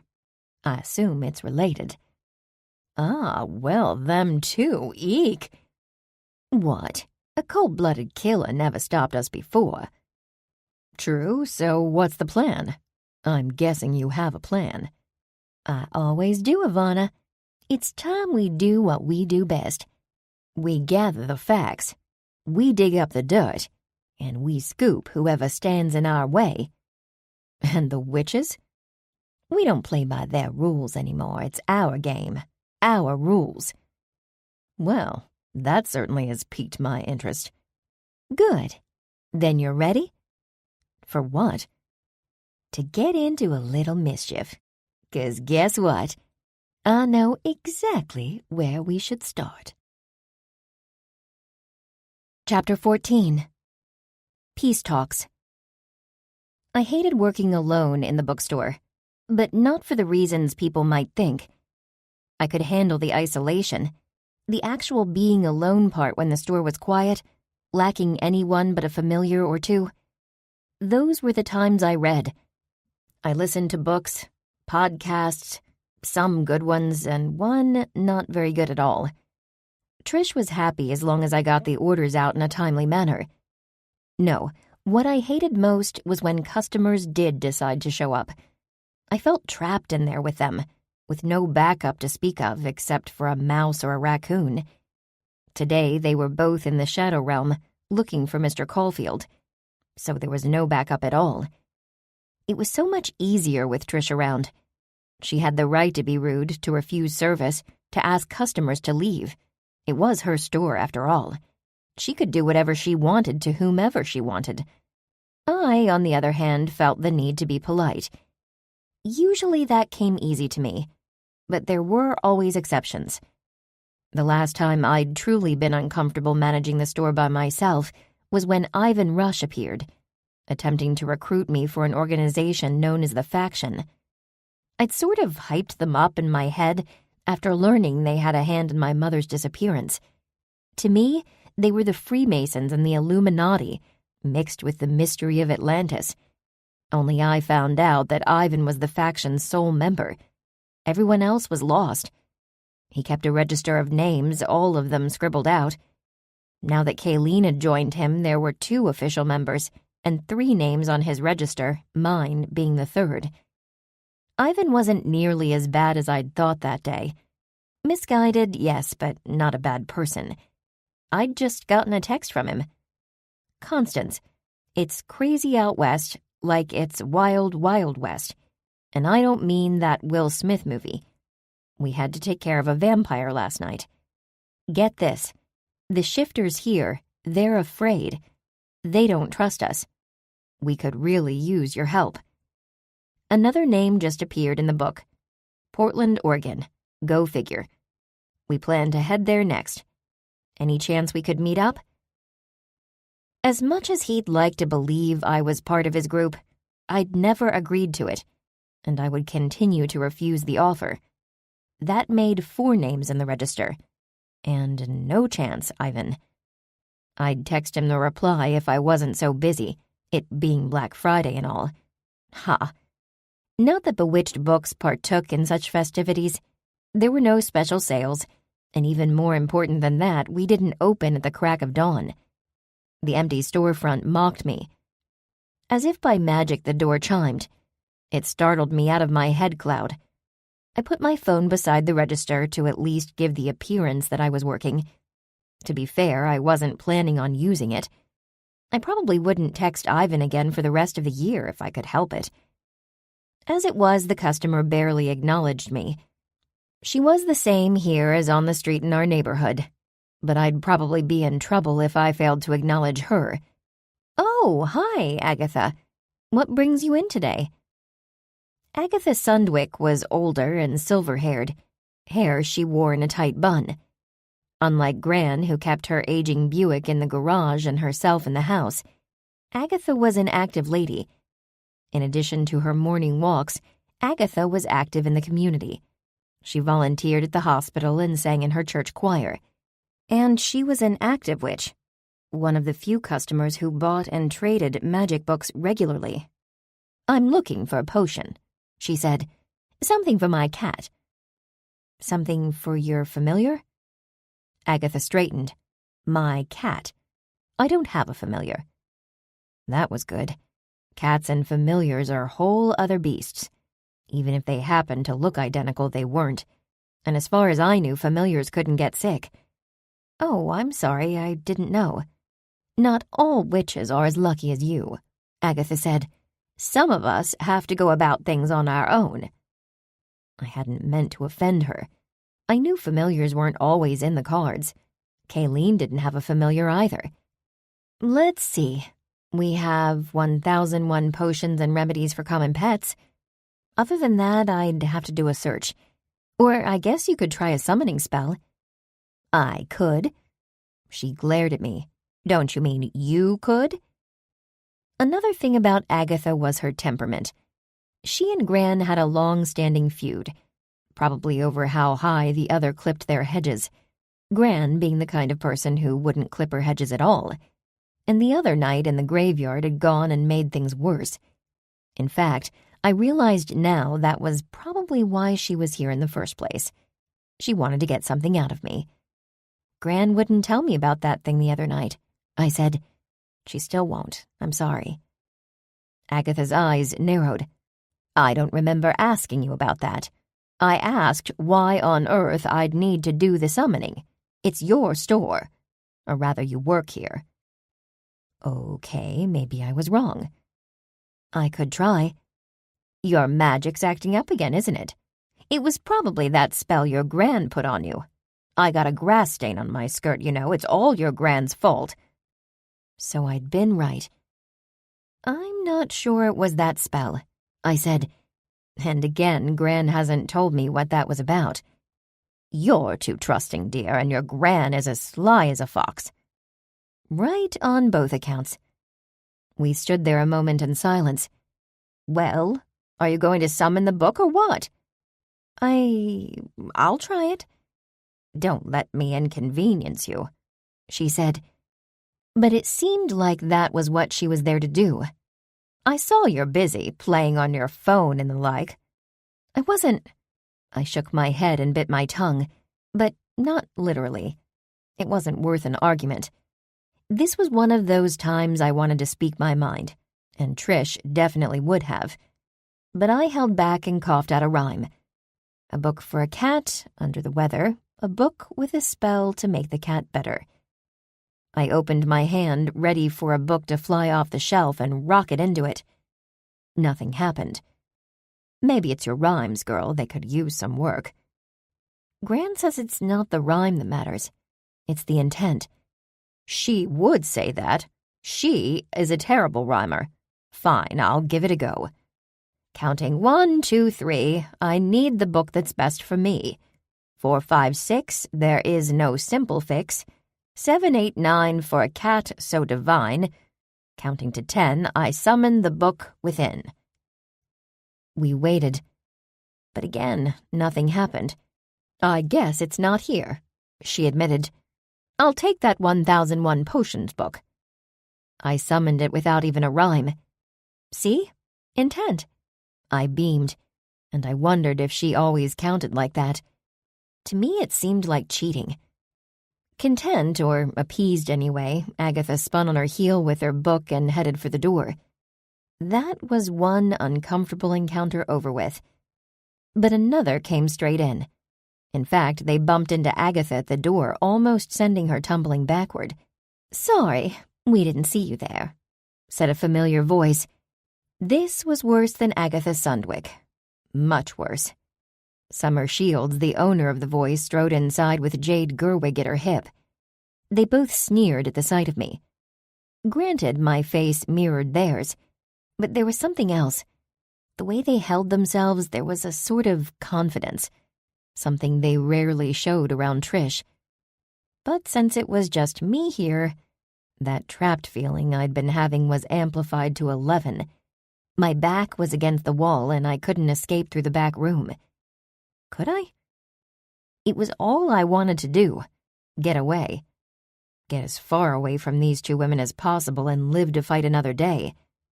Not that I was scared of confrontation. Trish would be 100% on my side in these circumstances. Magic would be too.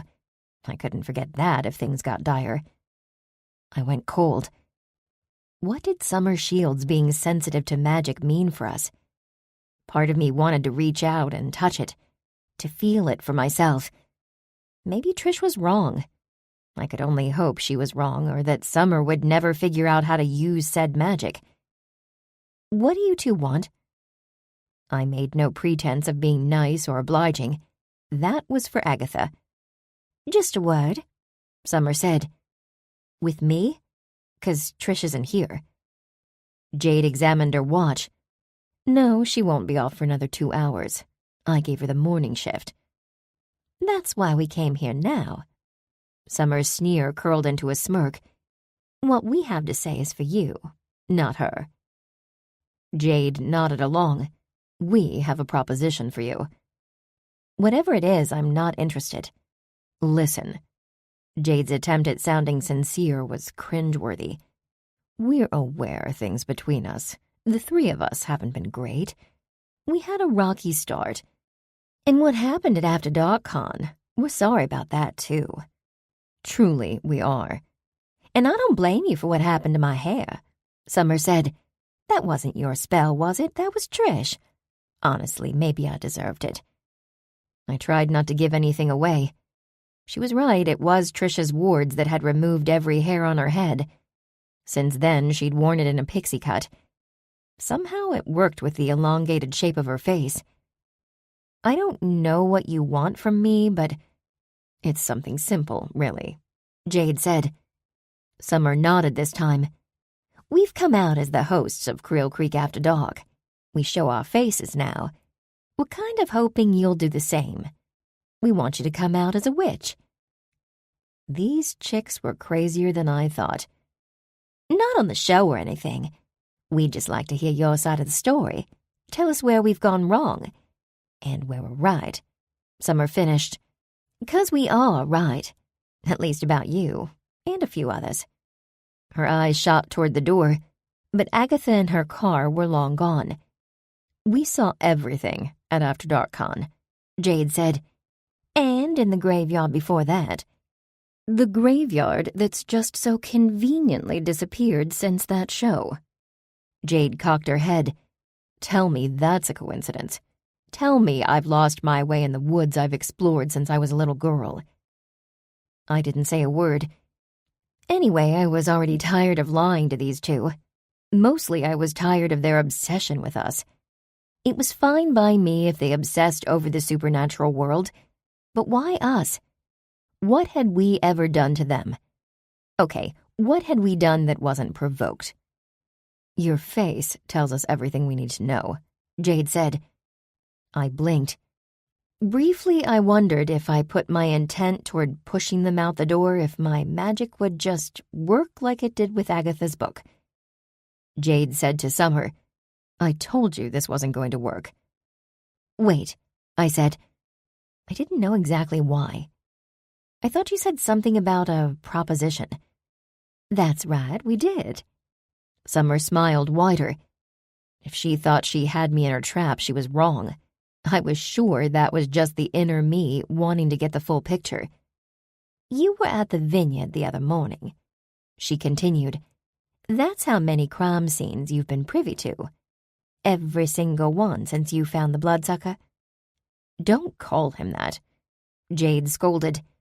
Summer just shrugged. "Okay."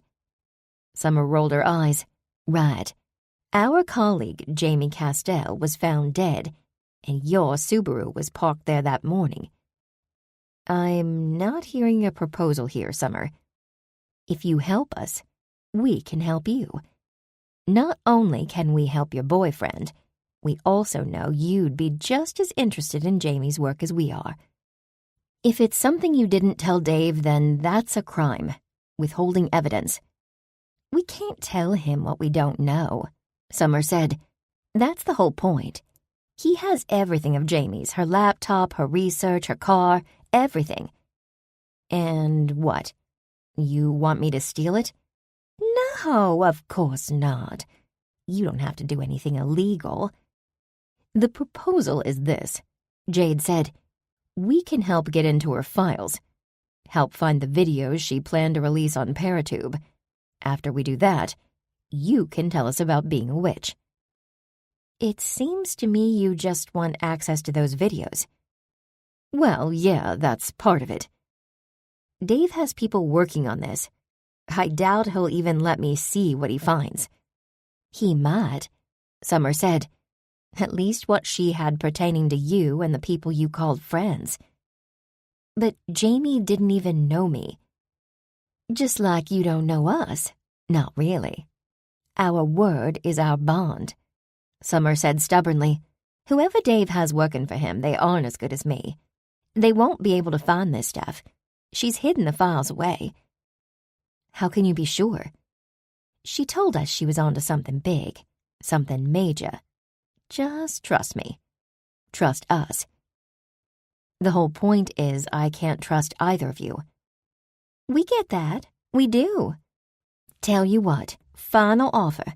Whatever we find on the computer, it goes through you, whether we're allowed to share it on Paratube or not." "I don't think—" "Either trust us or don't." Frustrated, Jade flipped the blonde hair out of her face. "Jade!" "I told you this wasn't going to work. We can go about it another way." "There is no other way," Summer said through clenched teeth. "Her laptop has everything." "No, everything lives in the cloud these days. Let's just backtrack Jamie's last steps. She was at the library the day before the Harvest Festival." "Okay. What about—" "I have another idea." Jade smirked in my direction. There are other ways to get her on our side. Doubtful. Summer rolled her eyes again, this time at Jade, then rounded on me. Just think about it, okay? We'll come back next week. Until then, let's call a truce. We won't try to blow your cover, or your friends, and y'all don't cast any hexes on us. My comeback left a lot to be desired. Sure, whatever. I'll think about it. The strange part was, it wasn't a lie. They'd actually given me a lot to think about. Chapter 15. In which we go shopping. I had kept the encounter with Jade and Summer secret, at least for now, not telling Trish or Gran, Dave either. And Brad hadn't come back from the Shadow Realm. I couldn't pinpoint exactly why I was keeping it under wraps. It wasn't like I'd ever stooped to their level. Would I? Absolutely not. I told myself, you're better than that. Better than them. But still, I couldn't muster the nerve to talk with Dave about it. He fiddled with the radio in the minivan, found a Christmas station and left it there. He absent-mindedly checked the rearview mirror. The back seats were empty. I feel terrible, sticking Imogen with them another day. But I gotta get this shopping done or I never will. Or, I sing-songed, you could have shopped from your laptop at work. Online shopping, it's fast and easy, and you don't have to look anyone in the face. I happen to like looking people in the face. He turned his head and it gave me an antsy, uncomfortable feeling. Look at the road.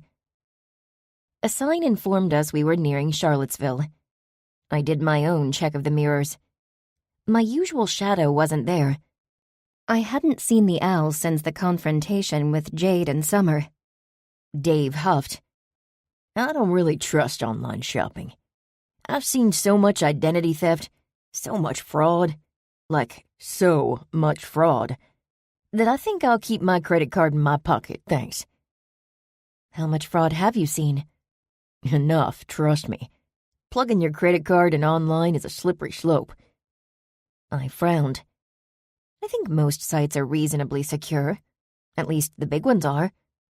Yeah, but I don't like shopping at the big stores. I want my money to go to a child's college fund, not a hedge fund. So where are we going then? I thought you said the mall. There are mom-and-pop shops at the mall, Constance. In fact, these days it's almost 50-50. Malls are on the way out. But this place? He sighed exaggeratedly. I hope they never shut their doors. Okay. I arched an eyebrow. But he didn't elaborate. I had to wait. He was right about malls. Even at the start of Christmas shopping season, the parking was plentiful and the crowds just middling. There were still several household names amongst the stores, but at least 2 or 3 retail storefronts were vacant, shuttered with their metal gates down. And no one even tried to spritz perfume on my wrist, or sell me anything for that matter from a kiosk. There was a father and son team at a small cart outside the food court with a booming business. The father was selling while the son put on a demonstration, flying one of the many drones they had for sale. It soared high above our heads and came in for a landing next to a fountain. My heart lurched as he neared it. I was afraid it would fall in the water, but he maneuvered it expertly away. The food court smelled like a typical food court. The mingling of various fried foods and the sweet scent of Cinnabon wafted through the air. We got a quick bite to eat, then headed off to our destination. Dave was holding my hand, and it surprised me when we came to a jerky stop. This is it. What do you think? We had stopped outside a storefront. Its dinky sign read Bill's Frisbees and More. There were a few old-fashioned toys in the display window, Lincoln logs, metal cars, and a Frisbee or two alongside some newer Lego sets. Inside it was much the same, a mid-sized store, not quite as small as the candle shop, but nowhere near as big as the department stores at the end of each corridor. The store was split in two, between nostalgic toys from our youth and probably Grand's as well on the right, and the newer toys, with their hefty prices on the left. Dave would be contributing to someone's fund and depleting his own, that was for sure. Isn't it great? He sniffed the air. It smelled stale, almost like bewitched books. It's something, I agreed. You're sure you can find the girls' gifts here? Maybe not all their gifts. He shrugged. But I have to find something. It's tradition. They always get something from here. And they always will, if I can help it. Always? He smiled. It's something Becky and I started. When we were kids, this place had the best commercials, especially around Christmas time. They'd come on between Saturday morning cartoons. I used to beg my mom to take me here. Did she? Never. He laughed. But that's the beauty of being an adult. I get to make my own traditions. Becky and I started this one for Allie's first Christmas. That baby doll is around somewhere, even if she doesn't play with it as much as she used to. The toy shop wasn't exactly Duncan's Toy Chest, a.k.a. F.A.O. Schwartz, from Home Alone 2. But then again, I could see how as a kid David probably held it in that sort of regard. What other traditions do you have? Let's see. We do Christmas Eve the same every year. We bake cookies, Becky's recipe. He put the back of his hand to his mouth and whispered, I think it's really Betty Crocker's. I smiled. After we set out the cookies, the girls watch a movie and they get to open a present. They get to pick from under the tree. Then it's bed. That sounds nice, I said. My dad and I had traditions like that, but we kind of let them go once I was old enough, if you know what I mean. We watched a movie on Christmas Eve, though, every year. What movie? Well, he was particular to Scrooge. My preference is always White Christmas. You and my mother would have gotten along. I'm guessing yours is Die Hard? Nice try. He laughed. But I, too, am a stickler for the classics. Give me Ernest Saves Christmas any day. Just kidding, it's a Christmas story for me. You think Casey is ready for a BB gun? No. He grinned. We walked up and down the aisles in search of the perfect gift for each girl. There were some contenders, but nothing really stood out. He found something for Casey. Being the youngest, she was easier to pick for than the other two. Finally, he found a gift for Allie. That left Elsie. At the back of the store, the wall was covered in frisbees, most of which were for playing disc golf. I doubted it started that way. Dave picked one up and tossed it a few feet in the air. What do you think? Everyone loves frisbees, right? Not 8-year-old girls, I said. No? Dave sighed. 8-year-old girls want cats. That they do. I hadn't forgotten about licorice or the deal the girls had made with me. It just never seemed like the right time for our big reveal. I was keeping too many secrets. But it wasn't the right time to tell him. I had to warn them first. I changed the subject fast. What other traditions did you have as a kid? Anything else you're holding on to? A few, he said. My mom's Christmas French toast, and I typically make a batch of her fruitcakes by now, but I've been distracted. Fruitcake? I wasn't partial to it, and it showed on my face. I'm not a big fan either, and the girls won't even try it. Who eats it? I take a few to the office, a couple to City Hall, some other places. He drew me closer, wrapping his arm around me. Again, it's about the tradition. You down for helping a guy out in the kitchen this evening? There will be other helpers present, and the main job is to help clean up after them. I think I can do that. I smiled. It took ages, but Dave finally settled on a present for Elsie. He was far less particular at Target on the way out of town, picking up multiple gifts. The back rows of the van were full to the brim. I only hoped he wasn't planning on hiding anything in the garage. Turns out he wasn't. Oh, no, definitely not there, he said. They'd find them in a heartbeat. I swear, they're out there all the time right now. It's their favorite place to play. Really, you don't say. Are you okay? He asked. Is something on your mind?" "There's a lot," I told him, which was true enough. Shopping had brought back a flood of memories, not all of them good, like my first Christmas without my mother. And this would be my first without my father. Even the good memories made me want to cry. Then there was everything else, the recent murder, everything with the faction, and the owl not automagically turning into my mother like I'd hoped it would. I checked behind us again. She wasn't there. He nodded and stared out at the road. "I know what this is about." "You do?" He nodded again. "It's Becky, isn't it? It makes you uncomfortable when I talk about her." No. Definitely not. I understand you had a life before me. I had one too, remember? I was married." "Yeah, but It ended badly?" I studied his face. He was in full "oh crap, I said the wrong thing" mode. "Yeah, it ended badly," I said, not as delicately as I meant it. But believe it or not, I was happy for some of it. Most of it, really, just the ending made it sour. Endings do that. "I didn't mean to—" "You didn't offend me," I said. "It's all right." I decided to let him off without even a warning. Sometimes I do that for the people I care about the most. "This might sound weird," Dave said, "but I think my story is the opposite of yours. The way it ended makes me look back on everything through rose-tinted glasses. I kind of hope they never break." "They won't. And you can talk about Becky as much as you want to. I completely understand. She factors into your life in a big way. She always will." "I'm glad you see it that way. That's how I see it, but it's hard, you know. I wasn't sure you'd understand." "I do." He squinted, his eyes on the horizon and his lips curved into a smile. "Hey, I thought you were married twice." I glowered at him. "You're lucky I like you, Dave Marsters." We were almost back to Krill Creek when I decided to broach the subject of the computer.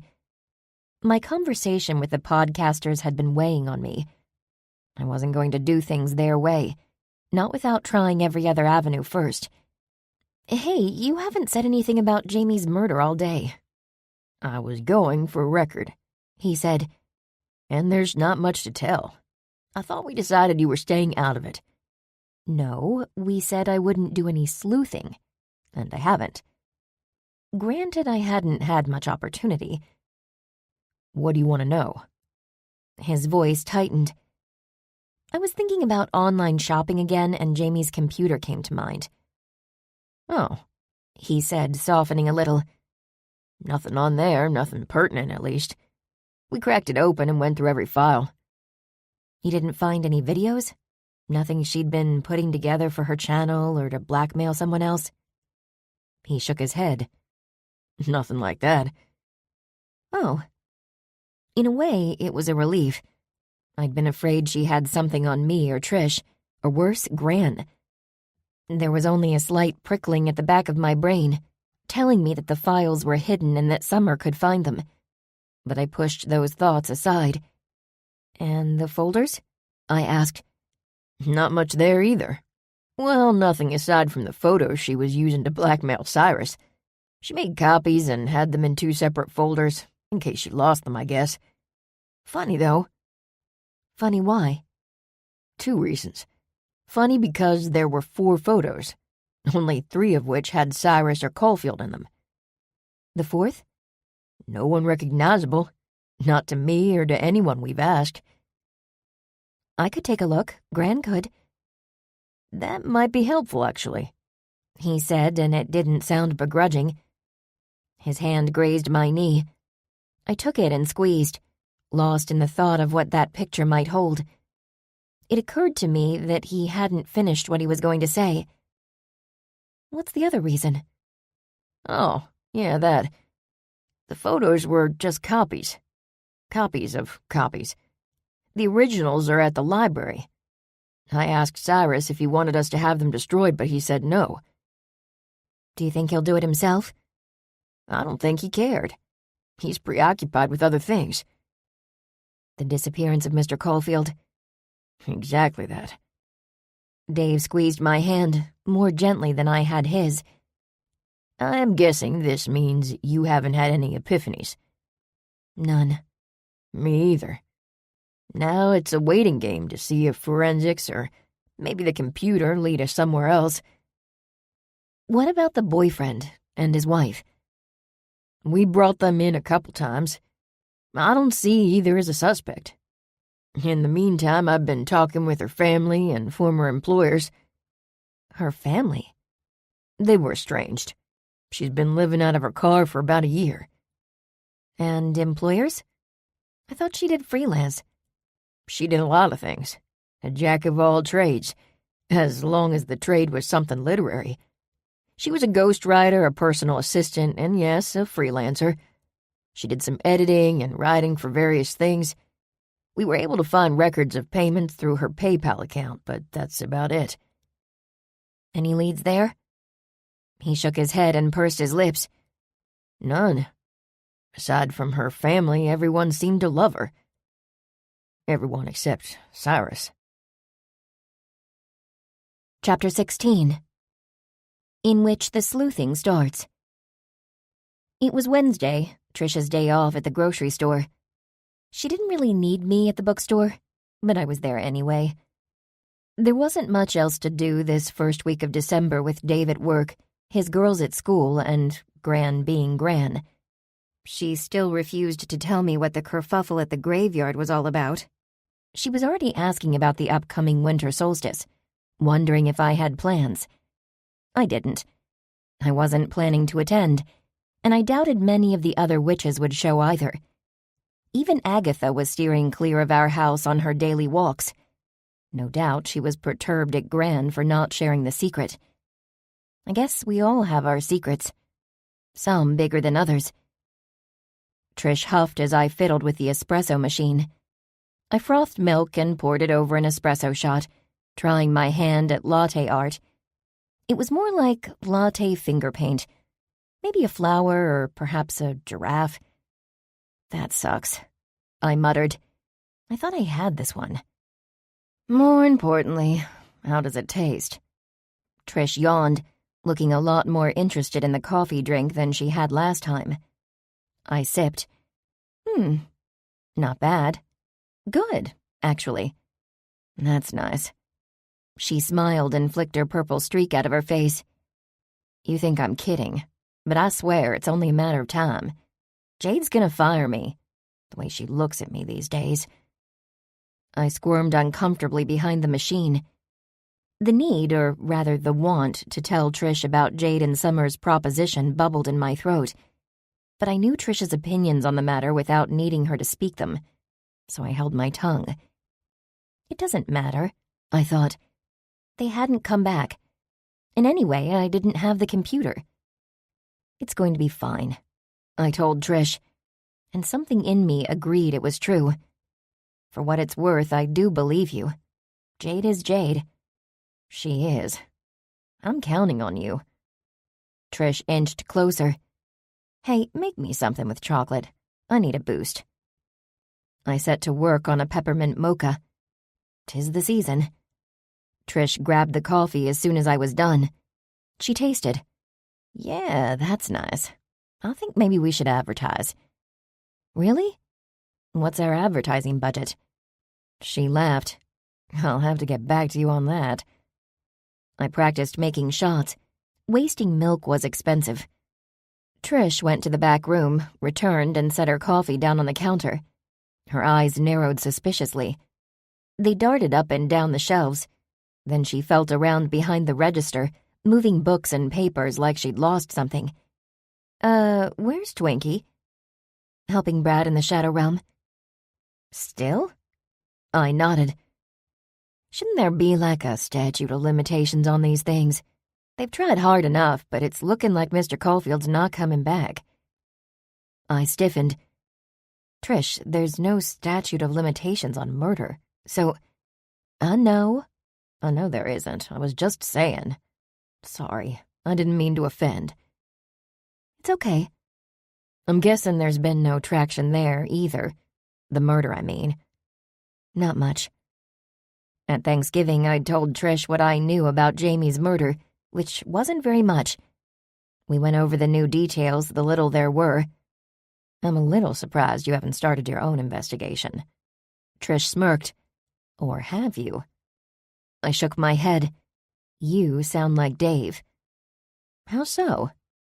He makes it out like I'm on the lookout for trouble. Well, you did go around asking about the faction for months. And the faction didn't end up being the bad guys. Good point. Trish shrugged. And back to my point. I didn't actually mean it negatively, it was more a question. Hey, are you investigating? I said I'm not. I probably sounded as exasperated as I felt. Yeah, but why not? She looked skeptical. Because... Wait. Why are you so interested? She cocked her head in playful contemplation, as if the question were much more thought-provoking than it was. If I'm being honest, which I always am, playing murder mystery with you is kind of fun. The sincere honesty sent another pang of guilt through me. Dave doesn't want me to. And we always do what Dave wants. Don't remind me. Another bigger pang of guilt. That was a low blow. Another secret. A secret Trish knew about, if slightly more innocent. What? What am I not reminding you of again? The cat, I said. I'd told her about that almost right after it happened. I had to tell someone. Oh, you haven't told him about that yet? I thought you were going to tell him. Why haven't you? He hasn't found it? No. And I've got to warn the girls. I was kind of hoping the magic would wear off, and then it wouldn't look as much like my fault when he rehomes it. She guessed. I hope not. I meant when he finds it. So that means your magic hasn't worn off. No. Magic plays by its own rules, as should you. What does that mean? She glowered at me. You know what it means. I want to know more about Jamie Castell, why she was murdered. What's next in the investigation? I shrugged. Trish rolled her eyes. I am disappointed in you. Really, you can't think of anywhere we could go to get a tidbit of detail? I'm not talking suspects here. You don't have to go against Dave's wishes. But there has to be something we can do.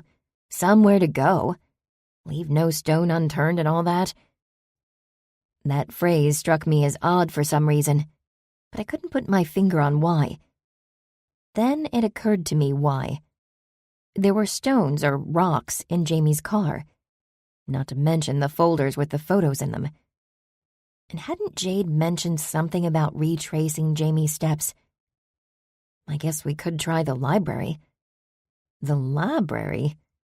Trish raised a painted-on eyebrow. I was hoping for somewhere fun, not depressing.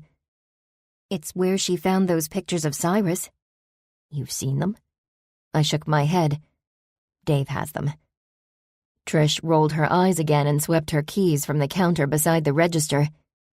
Fine. We'll go to the library. We got into Trish's canary yellow Volkswagen Beetle and she drummed her fingers on the wheel, waiting for me to buckle up. Beside her, the small vase, standard and all-new Beetles, held an artificial black orchid. Not so standard. She fired up the car, and a plume of black smoke billowed from the back. It was a short drive to the library, down the access road by the park. The Creel Creek Library was hidden behind it, and not only by trees. The red brick facade was covered in ivy. Unmaintained, it grew up the walls and over some windows. There were at least 2 stories and a basement level that protruded from the ground slightly, like a bi-level home.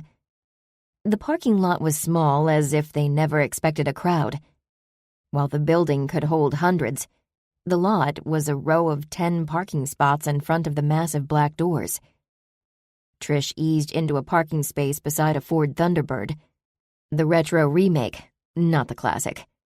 Wow, I haven't been here since I was a little girl. Trish craned her neck over the steering wheel. So it's changed? I thought at least the ivy was new. Or it had grown over 30 years since Trish was a girl. No. She scoffed. That's why I said, wow, it looks exactly the same. Really? I already told you I always tell the truth. Saying it like that makes it sound like I don't. She shrugged a shoulder. If the shoe fits. You know I can tell when you're keeping something from me, right? I went to argue, but she put out a hand. Just tell me when you're ready. I don't need an excuse or a lie. That certainly put me in my place. I wondered if Trish had gotten two gifts, her magical sensitivity thing and the ability to sniff out the truth. Maybe Mother Gaia had given me none. It would explain a lot. Trish had probably developed this power of observation on her own, through years and years of study. Or I'm just a terrible liar. We walked up the steps and I heaved open the door. While I'd run past the library on occasion and gone to the park with Dave and his girls, I'd never set foot inside until now. Trish had thought the exterior was unchanged. The inside was evidently also unchanged, boasting no modern amenities like, well, most libraries. There were just a couple of computers, and it still maintained a massive card catalog right next to the information desk. Otherwise, it was a library. The books were spread out and divided into sections. There was a whole room devoted to periodicals. There were quiet rooms, a children's area, and tables with those uncomfortable wooden chairs scattered throughout the main room. It smelled like a library. More stale than Bewitched books and even more dusty. And like Bewitched books, it was empty, save a single librarian. It's Mrs. Hayes, Trish whispered. The acoustics were amazing. Her voice carried across the room. The little old woman wheeled around, looking confused. Sorry, Mrs. Hayes. Trish waved and half smiled. She almost looked intimidated by the little old woman. Did you need something? Mrs. Hayes adjusted her glasses. Her buggy eyes bulged at Trish with her black eyeliner, purple lipstick, and purple streak of hair to match. Maybe, Trish said. It's a yes or no question, and please, do keep your voice down. Trish's green eyes swept the room. There was no one there but us, and the stereotypical librarian of doom. The woman had to be pushing 100. That, and she was pushing 100 pounds of books on a library cart. Or she was trying to. It hadn't moved yet. We're looking for the photo archives, I said. Probably too loud. She flinched. Sorry, we're looking for the photo archives. I whispered. Is there, like, an online catalog? Trish asked. Mrs. Hayes pursed her lips in what could have been a frown. The photos are in the basement. No catalog. We had an intern who was supposed to do something with that. When was that? 1998, Mrs. Hayes said. Oh, well, we'll just look around and get out of your hair. The old woman nodded and bent down against the cart, shouldering it to get it moving. It creaked forward. There was a spiral staircase leading downstairs. I was expecting stacks, but the basement was a dimly lit, dank, and divided into rooms with sturdy closed doors. We found the door labeled Photo Archive and went in. Remember how I told you it was normally fun to play murder mystery with you? Yeah, I'll take it back. This place gives me the creeps. I'm getting some serious Ghostbusters vibes down here, and this looks like work. She was right. There were dozens of filing cabinets where I assumed photos were stored. There were also bookshelves with what looked to be old family photo albums. Upon closer inspection, that's exactly what they were. So, Jamie found those photos in here? Trish asked. I think so. You know, I kind of wondered why no one else had until now. Same, I said. There was some hope. The filing cabinets were labeled by decade, from the late 1800s to as recent as 1998. Probably when that intern was working down here. I opened a filing cabinet, 1960s, and peeked inside, hoping for folders and a filing system. I was severely disappointed. There were photos of all sizes stacked on top of each other, close to spilling out. Some Polaroids had been rubber banded together, but they were the exception, not the norm. This would be tough, wouldn't it? I mean, if there were no such thing as magic. Trish, the master of summoning spells, muttered a few words under her breath. She reached out, her hand caressing the air, and a few cabinets began to shake. That was when the door opened. Chapter 17, in which we get library cards. The filing cabinet stopped shaking, and the room went eerily quiet. In this room, like this, in the drab basement of an almost deserted library, the lack of sound was even more eerie. It felt like air had been taken as well, like the door was an airlock to outer space. Trish's outstretched arm dropped, and her eyes went wide. Mrs. Hayes stood in the doorway with her glasses off. She was wiping them down with a tissue, not paying attention to the room. It was hard to tell if she'd seen anything or even if she'd heard it. She looked up, nonchalant, as she adjusted the spectacles on her nose. "You girls findin' what you need?" "I think so." Trish scurried to a filing cabinet and yanked it open. "I'm not busy anymore," Mrs. Hayes said, "so I'm free to help. I helped that girl who came down here last. The girl who died, did y'all hear about that?" "We did," I answered. "It's sad." "It is," Trish agreed. Then she asked Mrs. Hayes the obvious question. "By any chance, do you remember what she was down here looking for?" Mrs. Hayes considered the question. "This and that, mostly. A little of everything. She never told me what she was doing with the things she found. I thought maybe she was working on one of those, documentaries." "Maybe she was," I said. "What kind of help did you give her?" Trish asked. "Well, my eyesight isn't what it used to be. I didn't help her down here so much, she had other help. Mostly I held on to some pictures for her as she came and went." "How many did she collect?" Trish shut the drawer. "Dozens and dozens, maybe 100 or so, altogether. Some she had to make copies of, at the Walmart. That kind of machine is expensive, so we don't have one here." "Is there a special place she put them when she was done?" Mrs. Hayes pursed her lips. "Well, there's a stack on my desk upstairs. I couldn't bring myself to put them back. I guess I was hoping she might come around again." Trish and I locked eyes. We could take a look at them. It was probably better than sifting through whatever was down here. We followed Mrs. Hayes up the stairs. She took them one at a time and rested heavily on the rail between steps. "May I ask what got you girls interested in all this?" "Oh, well, it's kind of a long story. Jamie stopped by our bookstore." "That doesn't sound like a very long story." Her brow furrowed in concentration. "You mean that store with those magical books? The store on Main Street?" It was my mother's store," Trish blurted out as if to prevent Mrs. Hayes from saying something she might regret. Not that she seemed the type to regret her words, ever. She reminded me of Gran in that regard. The older woman shrugged and took the next step. "We have some like those on the second floor. You should check them out if you get a chance." "I'll do that," Trish said. Mrs. Hayes didn't turn around, but she cocked her head in a way that said she didn't believe Trish. "Go on, tell me more about Jamie.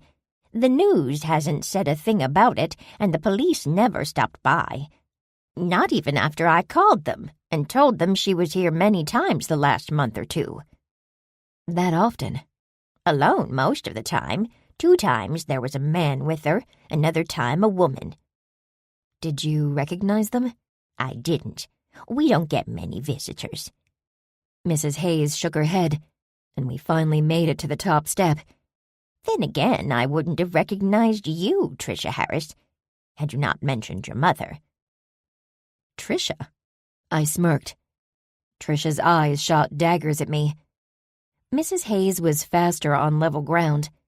We got to her desk and she rummaged through it, finding a stack of old photos about an inch thick. She handed them across and Trish took them. "Can we take them home with us?"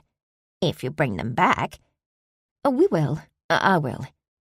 Like you'll look over our magic books? "I will." Trish's voice went higher. Then you'll need a library card. I know for a fact yours is no longer valid. Next time," Trish said curtly. "This is more than enough to hold us for today." I'm sure it is. Mrs. Hayes looked displeased, and Trish was already halfway out of her chair. What did Jamie do? The question seemed to come out of nowhere, but it definitely came from Mrs. Hayes's mouth. I took it upon myself to answer. "Oh, she did a lot of things. She was a writer, an editor, a ghostwriter." A ghostwriter, you say? Kind of like Hope Evans. "Hope who?" Oh, well, I guess you wouldn't know her, would you? And I doubt her books are your cup of tea. You two seem more the fantasy sort, no offense. She definitely meant to be offensive. "What does Hope write?" Trish asked. Oh, you know that guy on TV with those books on unsolved mysteries. Trish looked at me. I shrugged. There weren't quite 1,000,000 of those authors, but the list was long enough. No. You know," she prattled on, "the guy who specializes in mysteries with a supernatural flair. He's always on the History Channel but offers little substance on the matter. He speculates on ancient aliens and paranormal cover-ups. Bill something or other." "Bill?" Trish concentrated. "Bill Abraham?" "That's him." I nodded encouragingly. It wasn't that long ago he had a book out and had done the rounds on morning TV, ahead of The Price is Right, Gran's favorite show. "Never wrote a book in his life," Mrs. Hayes said. "He does the TV specials and the tours, but it's Hope who puts the words on the page. Used to be she came by the library to do her research, but these days she has other ways of getting the information she needs." "Wait, she lives here in town?" "That's what I was trying to tell you, wasn't it?" Mrs. Hayes scowled. "Maybe Jamie, if she was a ghostwriter, as you say, maybe she knew Hope." "Maybe so." I smiled at Trish. "She interviewed me once for a book about the mine disaster. My great-great-granddaddy died in the explosion." "That's interesting. I wasn't aware there was a book about the mine. Aside from the graveyard, there was no evidence a mine ever existed at all." "It covers several topics," she said, "all about unexplained disasters. In fact, I think that's the name of the book. Hope could tell you more about it." "She could," Trish agreed, "if we knew where to find her." I leveled my smile from Trish to Mrs. Hayes. "Do you happen to have Miss Evans's address?" "This is a library, not a phone book." She sighed. "I guess they don't make those anymore either." "No worries," I said. "We understand." Mrs. Hayes frowned again, like this wasn't the outcome she'd wanted. In fact, the whole time we'd been there, it seemed like she wanted to draw out our conversation. She was as interested in Jamie Castell as we were, for what seemed to be the same reasons, or similar. "Tell you what," she said, "I'll make you girls library cards. And maybe, just maybe, while I'm doing that, I'll accidentally leave the file open to Hope's address." Trish stifled a chuckle. "I think we'll be fine without library cards, Mrs. Hayes. Constance here's dating the sheriff. Getting the address won't be a problem." Mrs. Hayes wasn't laughing. She reached her hand out and covered the photos across the desk. "You know, I've changed my mind. You may check those photographs out with a library card. That's the deal." "Fine," Trish said. "And you, dear, would you like a card?" What Trish had said wasn't exactly true. I couldn't ask Dave for the address without him knowing I was doing a little sleuthing. "It'll only take a minute," Mrs. Hayes continued, "assuming you have your driver's licenses handy. And I can loan you a copy of that Dan Abram book, Unexplained Disasters." You know, that sounds good. I fished in my purse for my wallet. I think I would like one. That's the spirit, dear. For the first time since we'd met her, Mrs. Hayes smiled. Chapter 18. Unexplained Disasters. An excerpt from Unexplained Disasters by Bill Abraham. About the author. William Bill Abraham was born in Biloxi, Mississippi. His father was in the Air Force and his mother was a nurse.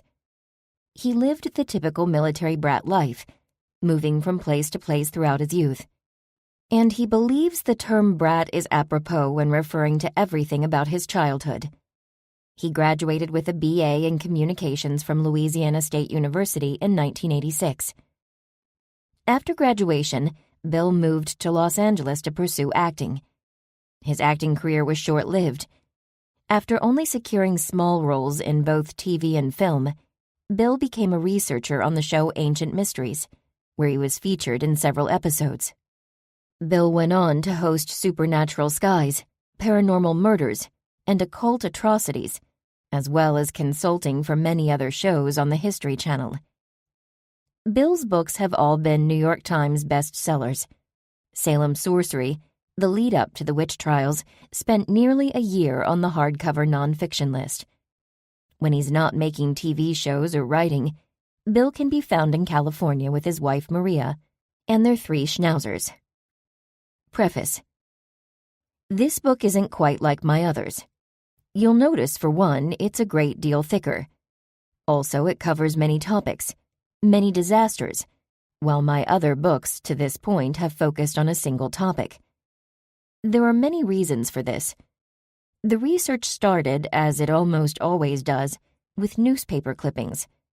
I came across several of these smaller stories while researching my other books. I set each clipping aside, intending to go back to them later when time allowed. All of them felt like they might be whole books on their own. But time never allowed. While I tried, I never could make a strong enough case to the publisher that any of these stories deserved their own book. Finally, I convinced my editor to allow me to combine them into a book. That book is what you see before you. As always, when gathering facts and testimony for this book, I was but a ghost in the room, an observer jotting down notes and asking the odd question or two. In no way did I influence or steer the stories in any direction.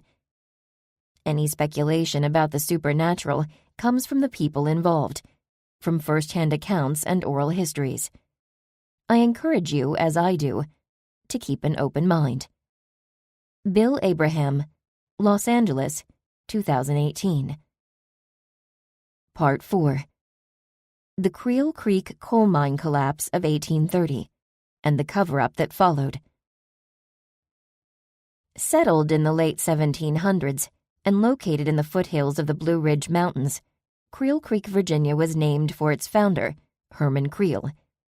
The town grew as Creel's family grew with 8 boys, who each had many boys of their own. To this day, almost 15% of the population of Creel Creek bears the last name Creel. The Creels built a small inn that served as both post office and tavern. It also served as a stopover for anyone who wandered through on their way to the University of Virginia from the western half of the state, later to be West Virginia. But aside from the Creels, the town's growth was small. In 1830, Creel Creek was little more than a mining town, with neighbors Lynchburg and Charlottesville seeing much steadier increases in population. The Creel Creek Coal Company was founded in 1828 by Samuel Johnson Smith, his brother David, and 3 other individuals covered in later chapters. Together, they secured ownership of mining rights in the foothills and hired locally at first. Later, they took out an advertisement in the Virginia Advocate, claiming wages of up to $1.50 a day. Few records from the era remain, but I was able to create a picture of the Creel Creek Coal Company by using the town's wealth of archived data, along with newspaper clippings, mortuary records, and state mining records. The final piece of the puzzle came when I unearthed a few annual business reports in the University of Virginia library and linked those to the Creel family. While the Creels had taken no part in mining coal, surely believing it to be beneath them, they didn't mind sharing in the profits. Melvin Creel, Herman's grandson, had a 10% stake in the Creel Creek Coal Company. It's from his journals and the accounts of his descendants that I gleaned much of the information presented in this book. We might assume the mine operated like any other coal mine, that they dug and constructed shafts. But actually, very little is known about the 2-year period from the company's founding to the explosion that occurred in 1830. Men went off to the mines and worked. They came home at night covered in dirt and grime, and they left early the next morning to do the same, over and over again. In that time, Melvin Creel's stock increased in value. When the company closed shortly after the explosion in 1830, Melvin and his family moved to an estate outside of town worth the equivalent of $2 million today. Forgive me, I'm getting ahead of myself. 2 years had passed since the company's founding. One spring day in 1830 changed everything. An explosion rocked the area. According to Rowena Hayes, whose great-great-grandfather was in the mine at the time, and whose great-great-grandmother was at home with her great-grandfather, the explosion shattered all of the windows in the row houses where the workers lived. The remains of some 30 miners can be found in a small graveyard outside the Creel Creek city limits. Nearly twice that number died in the blast. The news of the disaster didn't travel fast. It was only briefly mentioned in the Virginia Advocate, and not until 6 months later. Imagine that. An explosion that killed over 60 men was little more than a blip. I had to ask myself why that would be. At first, I thought it was a failure to research, a failure on my part. But after weeks and weeks of digging, so to speak, I concluded that the failure wasn't on my end. No, it came down to something else entirely. A cover-up, both figurative and literal. Chapter 19, in which we meet a ghost. Trish wasn't all that interested in speaking to the ghostwriter. Her fire for sleuthing had blown out. From the library, we split up. I took home the book and she took the stack of photos. But the next day, neither of us had made much headway. I'd skimmed a few pages of the book, finding the writing dry and the speculation lacking.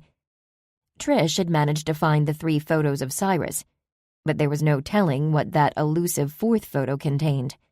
Not without asking Dave for it. I thought I would ease into it, asking again about Jamie's laptop, if they gleaned any more information or found those videos. I knew they weren't a high priority for him. "No luck," he said. "Are you really worried she's going to expose us?" It's a worry. I got brave. Would you mind if maybe I took a peek at it? He softened. "I doubt it could hurt. I mean, as long as your magic's not gonna erase anything like that Dresden guy's does." It shouldn't. I forced a laugh. It wasn't quite that bad, but it was true that magic and technology weren't exactly peas in a pod. I could only enchant things made of natural resources, like wood and stone. So that was the computer taken care of. It didn't mean I was going to show it to Summer. At least, not definitively. But I could take a look and decide for myself if it was worth pursuing. I asked about the pictures next. He'd already said I could see them. He told me he'd bring them home with the computer after his shift the next day. With all the yeses in the air, it didn't seem like the right time to talk about the cat, currently prowling his garage. So I didn't, letting the girls off again. I was troubled by the spell's effectiveness. The only reason I didn't lift it was because if Dave found her now, I'd be in trouble too. Dave wasn't the only person to say yes that night. I relented and spent the night with him. Trish and I reconvened at the store the next day. She grudgingly agreed to go with me to meet Hope Evans, despite thinking it was probably another dead end. Just par for the course in the Jamie Castell murder investigation. What can you tell me about the mine explosion? I asked her on the way. She shrugged. Not much. It's not exactly covered in social studies. But you're aware it happened? Yeah, I mean, there's that plaque on the graveyard fence, and my mom talked about it a time or two. It's rumors and stuff. What kind of rumors? They were mining magic, not coal. She succeeded in sounding both mystical and sarcastic. You don't buy that? Well, I understand there's no evidence the company ever sold a lump of coal. Yeah, it said that in the book, too. But it also said that the records were probably lost. Exactly. We can't just jump to magical conclusions. Except when we can. It is Creel Creek. What about the other stuff? You'll have to be more specific. What other stuff? I said. The fact that the mine is nowhere to be found. Trish shrugged again. It got buried in the explosion. Yeah, the book said that too. See, that's why I gave you the book. I already knew that crap.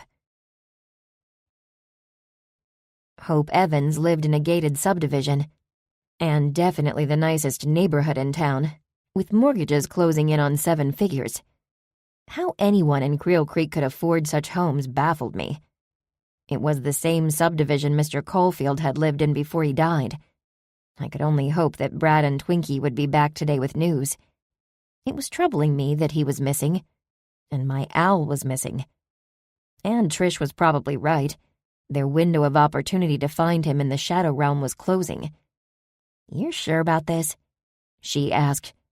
I'd pulled prongs near the gate and was eyeing the road. Sure, why not? Chances are this lady didn't even know Jamie Castell. So you've said. Trish made a face and sank into the passenger seat. I mean, it won't hurt to knock her off our suspect list. Scanning the road, I scowled. We don't have a suspect list. Sure we do, she responded. Cyrus didn't do it. Still, he's on there with the boyfriend. Has an alibi. Okay, but suspects are still on the list. Even if they're crossed off, don't forget the boyfriend's wife, who was in the dark about the affair. If that's true, then who was the woman Jamie met with at the library? Remember? Mrs. Hayes says she met 2 people there. If we assume the man she met was the boyfriend, then the woman might have been the wife. Maybe Jamie came clean and set this whole thing in motion. That sounds sort of tragic, I said. And it's a lot of assumptions. What do they say about assuming? They say it, huh? Trish scoffed. I've always wondered who this they is. If you ask me, it's them who are the assholes. I gunned the engine and tailgated a white Yukon through the gate. We found Hope's house on the next street over. All the houses were brick, and they had a colonial feel with porch columns and painted shutters. They were too nice and too clean.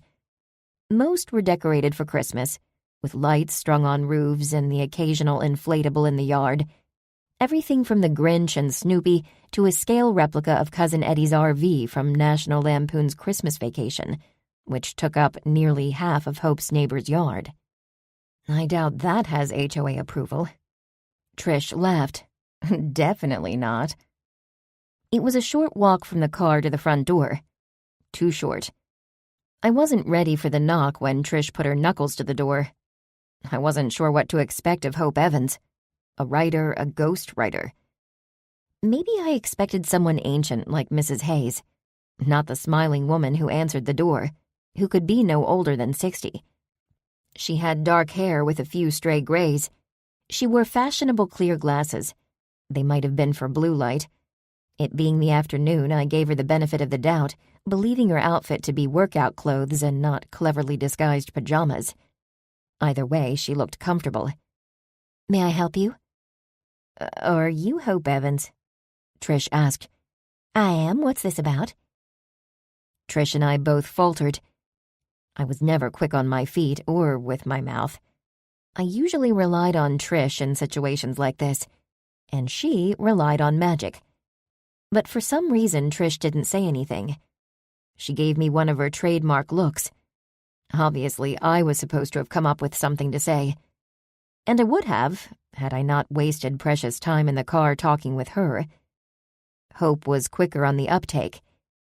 You know this neighborhood doesn't allow soliciting. I'll have to report you. We aren't soliciting, Trish said. No? What are you doing here? We came to ask you some questions, I told her. About the mine, about your book. My book? Hope looked skeptical. I dug Unexplained Disasters out of my purse and held it up. Oh, someone's finally put it together. Did you two listen to that dreadful podcast I was on? Yes, I said. At the same time, Trish said, no. Well, which is it? Mrs. Hayes ratted you out, Trish told her. That sounds like her. I'm guessing she told you I interviewed her for this as well. That's how the two ladies found me. Forgive me if I'm not too keen for another interview like that. It won't be, I said. We promise. You'll also understand if I don't trust your promises. We don't know each other. She regarded us. But you do seem sincere, and I was kind of in need of a distraction. I'm on a deadline. When's your deadline? Oh, that thing blew past a few weeks ago. I blocked out the interweb when it happened. Gives me an excuse when the publisher tries to email me about it. She opened the door wider. Here, come in. We followed her. The entryway led to a living room with high ceilings. There were built-in bookshelves around a modest-sized TV hanging on the wall. From there, we went into the dining room. It boasted a modern rustic chandelier with Edison bulbs. There was a china cabinet on the far wall. A trick of the orangish light made it seem like the bone china moved when we walked in the room. The room was just off the kitchen, which looked suitable for a cooking competition. Is that an ice cream maker? Trish whispered. I think so. I mouthed back. Hope gestured toward seats and sat opposite us, giving us the view of the immaculate kitchen and putting our backs to the china cabinet. This has been one of those books, you know. She continued our conversation from the door. Stubborn like my last dachshund, Fiona. Mr. Abraham doesn't mind you're late? I asked. I doubt he knows. Mostly I work with the publisher directly. They'll call when things get dire. They can count on me, I've never let them down. So you don't actually work with Mr. Abraham directly? He doesn't talk to you at all? Trish asked. I'm sure he knows I exist, if that's what you mean. And I know a lot about him, his whole backstory. I have to add tidbits amongst the research, but no. I've never spoken to the man myself. For a while, I was on good terms with his PA. That's nice, I guess, Trish said. This is random, but you don't happen to work with any other ghostwriters or know any in the area. Are you suggesting I'd farm the work out to others? Hope was affronted. You don't get to where I am in this business without putting out quality every time. That's not what she was suggesting, Miss Evans. Not at all. No, I think she was wondering because of the recent murder. That girl was a ghostwriter, too. A murder? Hope squinted. Sorry, I'm not up on current events. Like I said, I've had the internet off. Unfortunately, I'm able to play solitaire on my computer without it. What is this about a murder? You said she was a ghostwriter? She was. Trish nodded. Are you familiar with any nearby? I can't say that I am, but I'm sorry for the loss. That's awful. It was, I said, dejected. Trish was right, of course. We were wasting our time here. We've gone and gotten ourselves distracted, haven't we? I'm often guilty of that. What was it you wanted to ask about this book? About the mine? I tightened my grip on the cover, hoping the book would spark a question. She'd already answered everything I needed to know, which was that she didn't know Jamie Castell. So what's the point? I racked my brain for anything from the pages I'd skimmed that stuck out. "Aren't you from Creel Creek?" I asked. The way it read, it sounded like you'd stumbled upon the story. "Good catch. I told you I have to make it sound like Bill's voice, like he does on those TV shows he's on.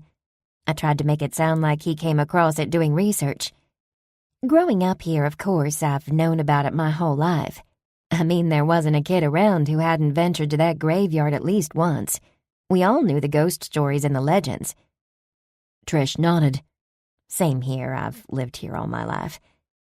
Hope smiled. "My babysitter used to take me out near there to play hide and seek. I was always finding little treasures, and she'd take them as if they were hers. Rocks mostly and arrowheads, things like that. I used to get so aggravated with her.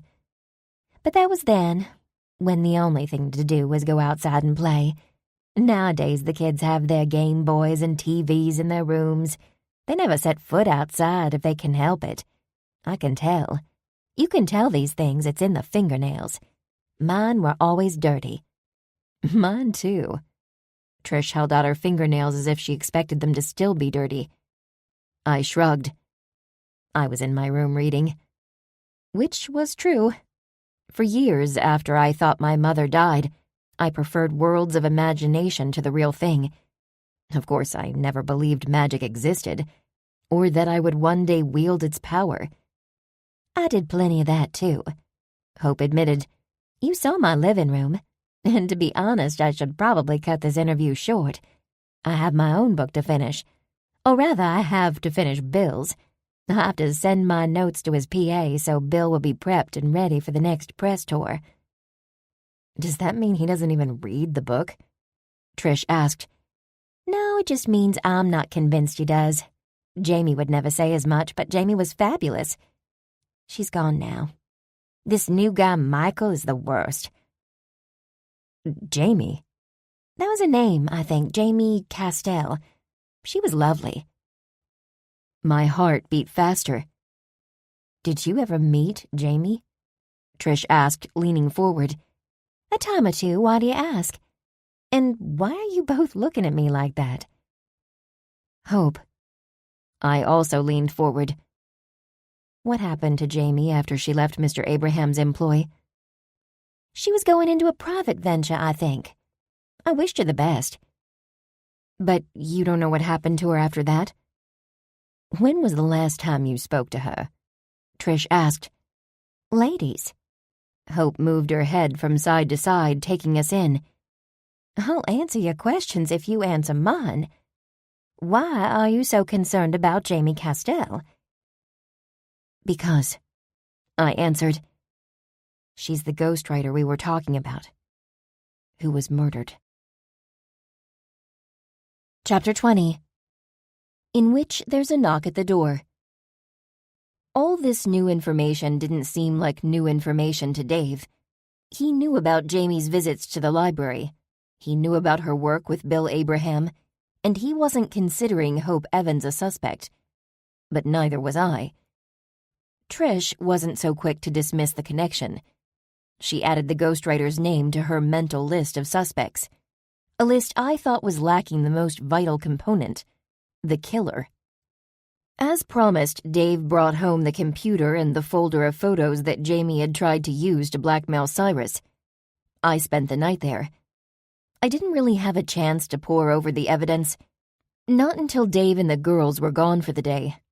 I flipped through the photos first. It was the same 3 that Trish had found in her stack. The photos clearly showed Cyrus looking the same age he looked today, but at various points in time. So, Twilight, I said to myself. The 4th picture we would never have found. There was no Cyrus, no man in the image at all. There were just 2 girls, an older girl, probably 16 or 17, holding a black cat, and a younger girl around Allie or Elsie's age. They were smiling. The picture was in color but faded, making the girls' faces blurry and unrecognizable. They could be anyone. A faded scrawl and marker on the back read 1971, and in pencil someone else had jotted, "The mine?" with a question mark. Perhaps that was Jamie's pencil. Was she interested in the mine? Did Hope Evans mean more to the investigation than Trish and I thought? I put the folder away and concentrated on the laptop. Dave had warned me what I'd find, namely, nothing. They'd figured out her password somehow. It was on a sticky note stuck to the lid. She was smart. She hadn't used a simple phrase, it was gobbledygook. Random letters and numbers that made a pattern on the keyboard. I typed it in. Her desktop background greeted me. I searched through every folder and came to the same conclusion Dave had, that whatever she was making for Paratube didn't live on this device, or it was hidden in a way I'd never find it. I packed up, taking the laptop and the folder with me, and went to Gran's house. I found it as quiet and uninhabited as Dave's had been, or almost. Brad was asleep inside a mountain of blankets and Afghans on the couch. Only his nose and an eye were visible. "Gran? Stevie?" "They've flown the coop." Brad boomed. "Took off in the car about an hour ago." I had to poke my head into the garage to see it with my own eyes.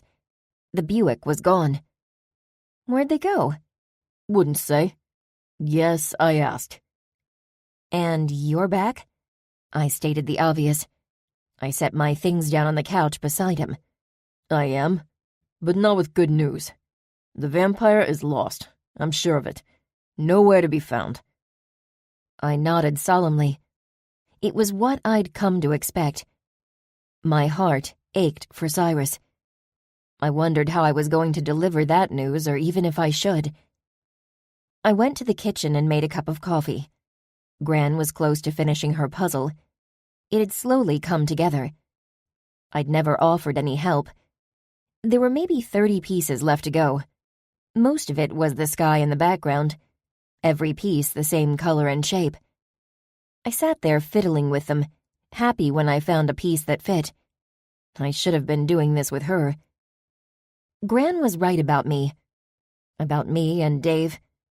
I was using her house for sleep and not much else, spending the majority of my time elsewhere. We'd barely seen or talked to each other since Thanksgiving. But that was her fault, too. She hadn't told me what that spell in the graveyard was. There was a knock at the front door. It was a suspiciously soft knock. Timid. That meant it wasn't Dave or Trish and not Gran. She would have come barging through. I thought maybe it was a solicitor. How funny would that be after our interview with Hope Evans? Or maybe it was Agatha, stopping by to finally have it out with Gran about the incident. When I checked the peephole, it was much worse. Much, much worse. "Who's there?" Brad asked me in my head. Magnified and stretched by the view from the peephole, the head bobbed in and out, revealing a red pixie cut and a long oval face, inches from the door. "It's Summer Shields." I motioned to him. "Go upstairs. Get out of sight. I'll get rid of her." My insides were squirming with a mixture of panic, trepidation, and something else. Something I couldn't put my finger on. How does she do it? "How does she do what?" Brad's voice popped into my head. The computer.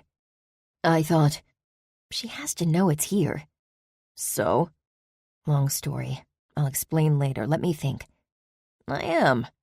"No, let me think with you out of my head. I swear I can feel you in here and it makes it so I can't think." "Two heads are better than one." "Not true." I pointed. "Get upstairs. Like I asked, that's an order." Brad shrugged off the blankets, stretched lazily, and finally clambered up the stairs. The knock came again, louder this time. Think. "Just over here if you need me." "Get out of my head!" I yanked the door open and put myself between it and the jam. My response to her showing up out of the blue was even more curt than Hope Evans's had been. I actually hoped the strain in my voice was evident. "Yes?" "Hi," she said, her lips pushing upward to a smile. Not her usual smirk or sneer. It was just as timid as the knock at the door. "What do you want, Summer?" "To talk. Nothing more, I promise." "You came alone?" She looked behind her. It sure looks like it. I rolled my eyes. All right, I'm listening. Talk. You can't come in.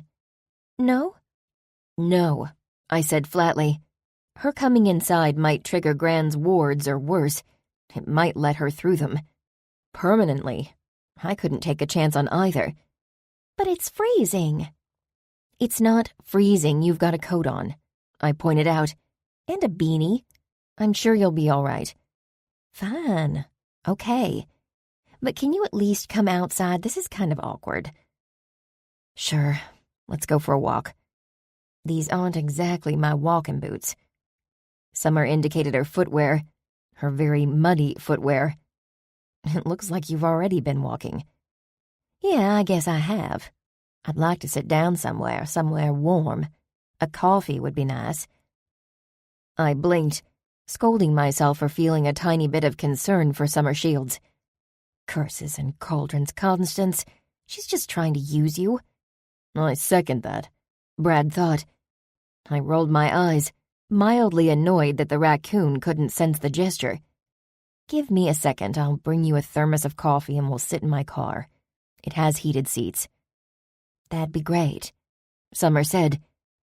I'd kind of been joking, but I'd made the offer, so a few minutes later I thrust a travel mug into her hands and unlocked prongs.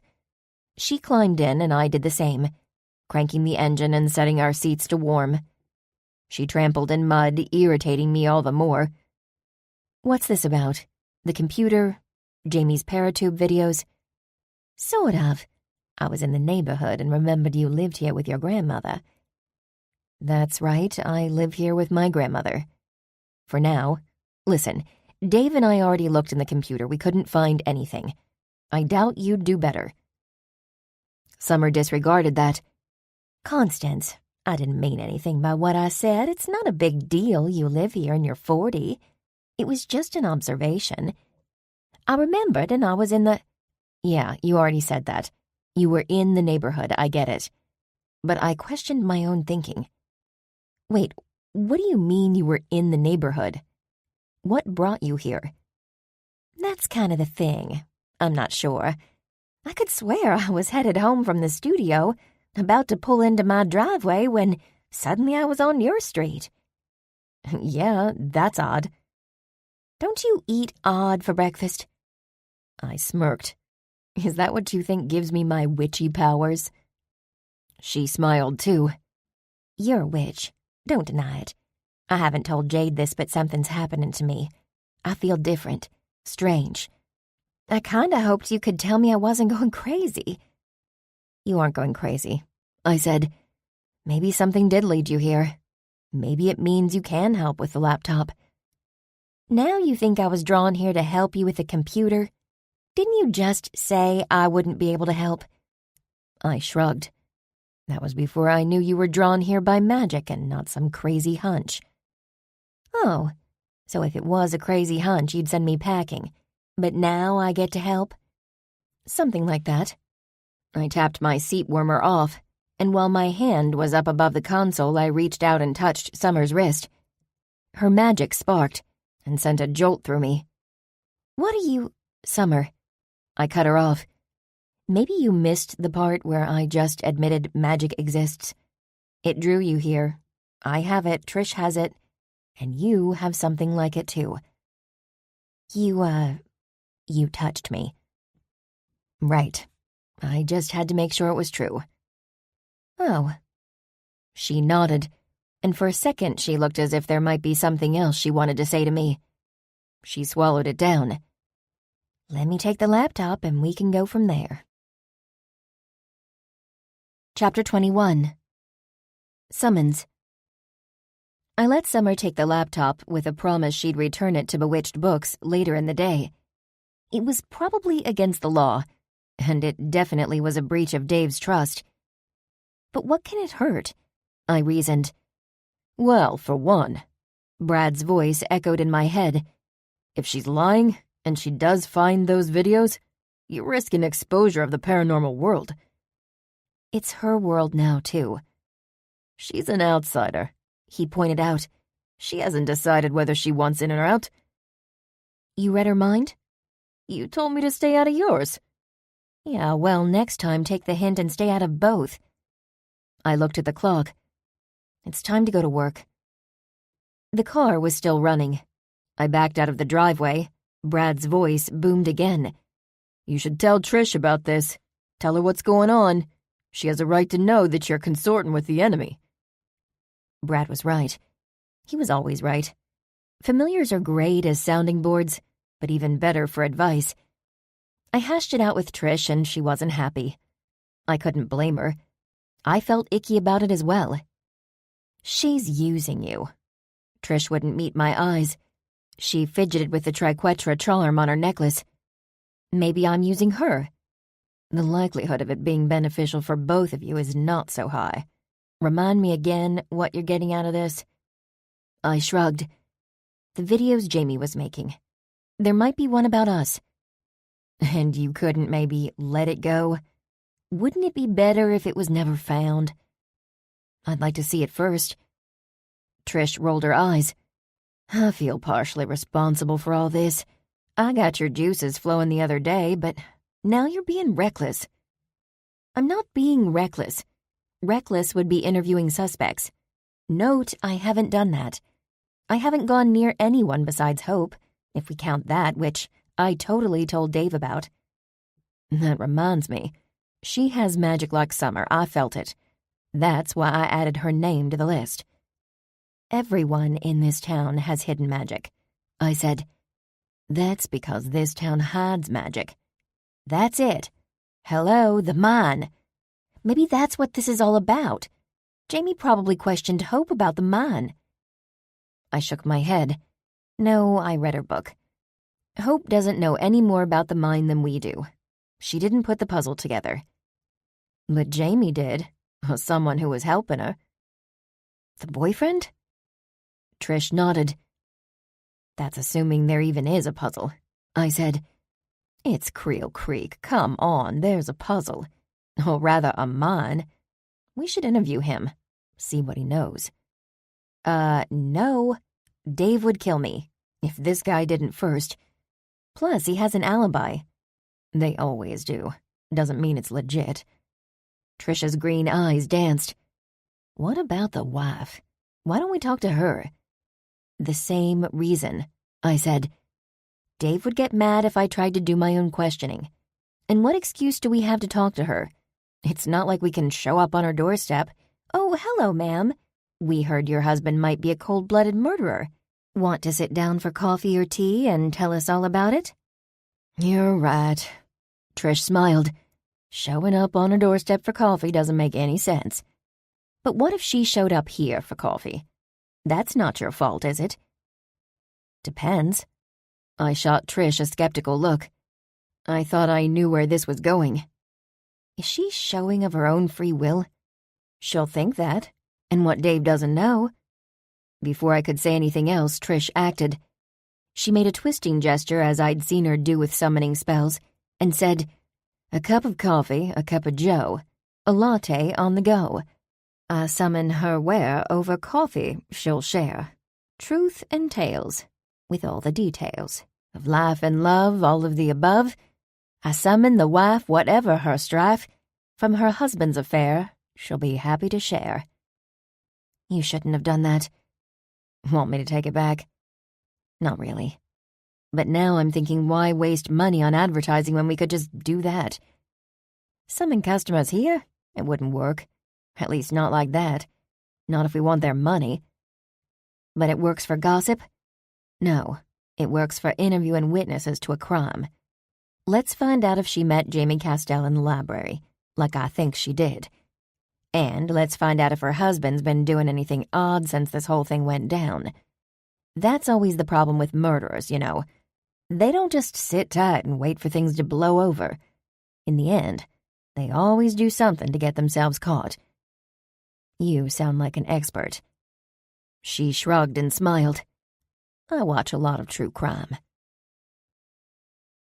Once again, magic did its own thing. Trish's spell hadn't taken. No visitors showed that afternoon, not even Summer Shields. Trish gave me an "I told you so," then locked up for the night. My owl was a no-show, too. I waited beside the dumpster searching the sky for her, but after 10 minutes she still hadn't appeared. I had to lie to Dave about the whereabouts of Jamie's laptop, claiming to have left it at Gran's house. It only made me feel worse about the other lies. So much worse that I gathered the girls into Allie's room for a chat. "I think it's time we tell your dad about licorice," I said. "No, we can't." They begged, they pleaded, and finally they cried. I wasn't having it. The lies had added up so much that I had to come clean about one, at least, even if it was the most innocent of the lot. I left them crying in Allie's room and asked Dave to follow me out to the garage. The problem, there was no cat to be found. "What'd you need out here?" he asked. "Nothing. Never mind. I thought I saw something out here." I searched high and low, but found no hint of the little furball I'd been helping hide for weeks. The girls hid the food dish every night. They even scooped the old sandbox. There was no evidence a cat ever called the garage home. When I returned to Allie's room, my news gave the girls even more to cry about. The next morning, as usual, the shop was quiet. I took some of Trish's advice, sort of, and instead of a summoning spell, worked on a few social media ads. I wasn't expecting instant success, but after the ad was approved, a white Yukon slid into a parking space outside. A woman in a designer coat hopped out. She was brunette to gold ombre with shoulder-length hair and oversized sunglasses. Her coat failed to hide the yoga pants she wore with her Ugg boots. She walked past the window in the direction of the vape shop. She was out of sight for a moment, but popped back in, sliding her sunglasses down her nose and peeking through the front window like she thought the store was closed. She shrugged and came through the door. I had a feeling I knew who this must be. I cursed Trish and Magic, respectively. This is weird." She held up her phone with my ad. "But do you do coffee drinks here, like lattes?" "We do," I said. "It's new." "Oh, okay then." She studied the espresso machine while I scurried from one counter to the other. "I guess I'll take a caramel macchiato, upside down, medium or grande or whatever." "Coming right up." I took a marker and a medium cup. "Can I get a name?" She looked around, a little baffled. "It's for practice," I said. "One day we might have liked 2 customers come in at the same time." "What lofty aspirations." "It's Emily. Emily Hart, spelled the normal way." "Oh, it's way more fun for me if I guess." I smiled, jotting down Normal Emily on the cup. "How's your day been, Emily?" I asked and started grinding the beans. "This morning was okay. It's bound to get better. I've got an appointment with a divorce lawyer this afternoon." "Been there, done that. Got the t-shirt." "Really?" "I think it was one size fits all." I grimaced. Cheating spouse. "Me too. Then you'll understand how ridiculous it all is. How he, my husband, is trying to make it out like it's my fault, and my lawyer wants to compromise. My husband's a doctor. I think he can afford a little alimony." "Or a lot," I said. "Exactly. But the law in Virginia is tricky. Virginia's for lovers, not ex-lovers, apparently."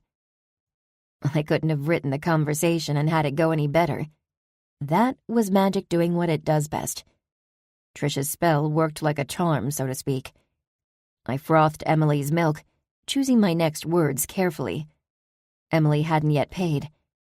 I finished her drink and set it on the counter beside the register. "Can I ask you a personal question?" "Shoot," she said. "Did he come clean, or did you figure it out?" "Neither," Emily confirmed. "I found out from the police." My eyes went wide even though I knew this part of the story. "Right, but don't worry." She waved it off. "He's not a criminal, just a poor judge of character." "So you had no idea?" I thought about my own experience, how I should have seen the warning signs. So many I'd disregarded. "I mean, honestly, I guess I did. He works odd hours. so I never knew if he was supposed to be working or not. I started tracking his phone, but he'd turn it off, so I didn't know where he was. Never? She put her elbows on the counter and took a sip of the coffee, seeming satisfied. Well, one time I think he forgot. You'll never guess where he was. I had a guess. I didn't voice it. He was at the library. Bingo. The library? She nodded. The next time his phone went off the grid, I went to the library. He wasn't there.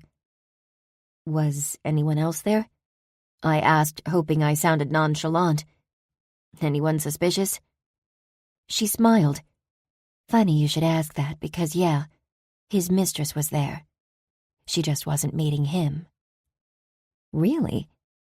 She was meeting some older lady. Oh, wow, I said. Did you know who it was? No. She shrugged. Just some old lady who drives a Buick. Chapter 22. Admissions and Omissions. I stood there gaping in stunned bewilderment. Emily waved her hand in front of my face. Are you all right? What do I owe you? I feigned a smile, feeling out of the moment. No, it's free today, I told her. Sisters in solidarity. Good luck with the lawyer. Thank you. She held up her coffee in a salute. And thanks for the coffee. It's fantastic. My smile became genuine. I'd made a satisfactory latte. But the moment quickly faded and a voice in my head screamed the words she'd said, over and over again. Some old lady who drives a Buick. A lady who drives a Buick. I followed Emily to the door, waving as she drove away. When her car was out of sight, I swung the placard to closed and locked the door with a click. Is everything okay, Constance? Twinkie was back in her normal hideout near the register. It's not, I said. I need to talk to someone. And it can't wait. I shook my head. I wasn't going to wait for Trish, not even for Summer Shields should she actually make good on returning Jamie's laptop today. No, this required my immediate attention. I knew Gran was hiding something from me, from everyone, but I could never have imagined it was something this big. The garage door was open and Gran's car, the Buick, was there, parked in the middle as usual, like it hadn't been anywhere the day before. I wondered how many times I had made that assumption. How many times had she gone out without my knowledge? More importantly, what had she been doing with Jamie Castell? I knew now without a shadow of a doubt that Summer's hunch was true, that Jamie's research revolved around us witches, and my own grandmother had been involved, perhaps even in Jamie's death. My blood ran cold at that thought. The door nearly swung off its hinges when I went through, the opposite of a slamming door. Startled, Gran sat up in her recliner, her hand raised, her finger pointed at the door like a gun, and it was loaded with magic. Oh, it's you. That's right, it's me. Expecting someone else? I wasn't, hence this. She swirled her pointer finger, then used it to turn off the TV. Shouldn't you be at work? I should be, but I came here for answers instead. I didn't know where to start, so I just came out with the accusation. You had something to do with Jamie's murder, didn't you? The color drained from Gran's face. She opened and closed her mouth a few times, likely trying to find the right words. This was not what I'd expected. Gran was supposed to deny it. She wasn't supposed to be guilty, not really. She was supposed to have some other explanation for why she talked to Jamie Castell at the library. Her lack of an answer was answer enough. My knees almost buckled. I felt woozy and unable to stand. I made it to the couch and scooted Brad over. He was asleep next to Stevie. Gran had obviously done something to them. There was no way they would sleep through something like this. This is a private conversation. Her voice was a whisper, and her eyes welled up with tears. A conversation between me and my successor. Your what? I already told you I was guilty, she said softly. No, you didn't. I did. I told you to cuff me. She held up her wrists and I remembered the conversation. No, you were joking. I thought you were joking. That's the thing about jokes. There's usually a hint of truth in them, sometimes more. Gran. My voice sounded even more strained than hers. Tell me you didn't murder someone. I didn't murder anyone. Then what happened? A spell, she said. A spell gone wrong. Explain, please. My head was spinning. You had that book the other day. The book about the mine. It's true. There is a hidden mine in Creel Creek, and it doesn't contain coal or silver. It's a source of magic. Pure magic. The first question that popped into my brain wasn't about the murder. Where is it? It's best if you don't know, Gran said. It's better for everyone not to know. Why? Gran answered my question with a question of her own. Do you remember what my maiden name was? I realized I didn't. If we'd been closer when I was growing up, I'd have known. No. I shook my head. You've never asked why I settled here after your grandfather's passing. That was also true. I only knew she'd moved here from Florida. I thought because of the magic here, because of the paranormal community. It was the magic, she said. More accurately, the magic mine. My maiden name is Creel. My mother was a witch, but my father had a secret of his own. He was tasked with being the guardian of the magical mine, just as you have. I haven't been... I couldn't finish the words, realizing what that stunt in the graveyard must have been. She had transferred this duty to me. She'd tricked us. She made sure it was only my hand on that tree.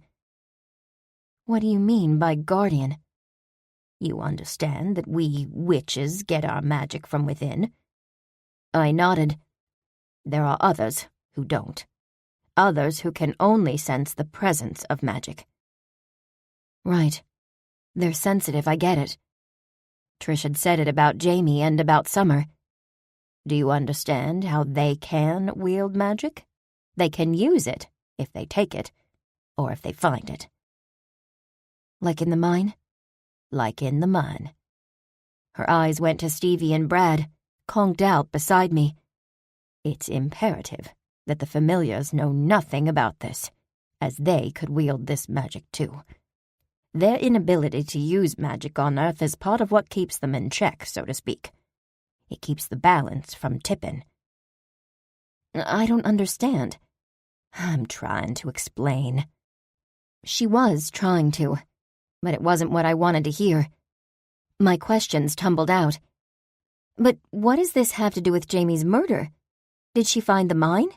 Is that why you killed her? Gran rubbed her temples. It's not that simple, Constance. The charge isn't to guard the mine from these people, or even to keep the magic inside it. The magic is there for everyone, but there's only so much.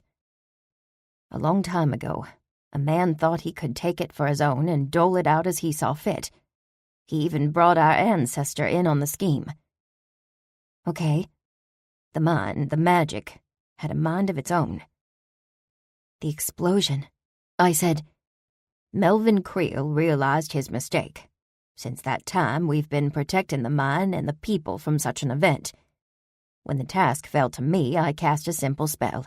It allows a person to procure enough for their needs and only their needs. Should they try to take more magic than they ought to, the mine will kick them out with a warning. Should they try again? They die? She locked eyes with me and nodded. It only ever happened one other time. Stephen Robillard, I guessed. She nodded again. But that doesn't make sense, I said. Why would you put them out on display like that? Is that why you talked to Jamie at the library? Did you try to warn her? Slow down. Gran said, I didn't put those bodies on display. You didn't? No, but the magic flowed out of me when the death happened. I felt it in the pit of my stomach. Then you got that phone call the next day, and I've been trying to figure out who set them up that way and why ever since. Why didn't you tell me then?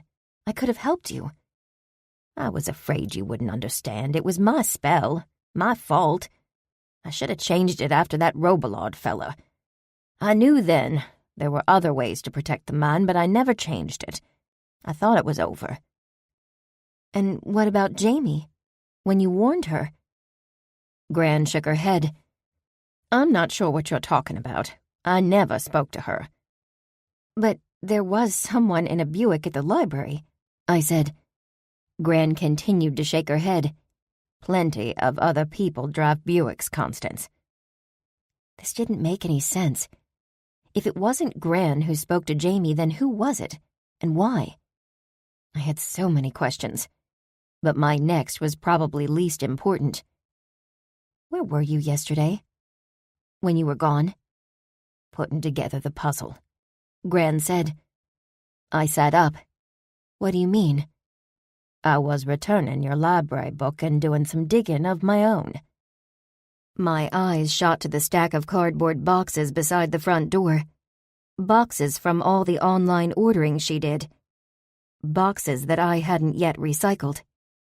I'd set my copy of Unexplained Disasters there, meaning to return it. It wasn't there.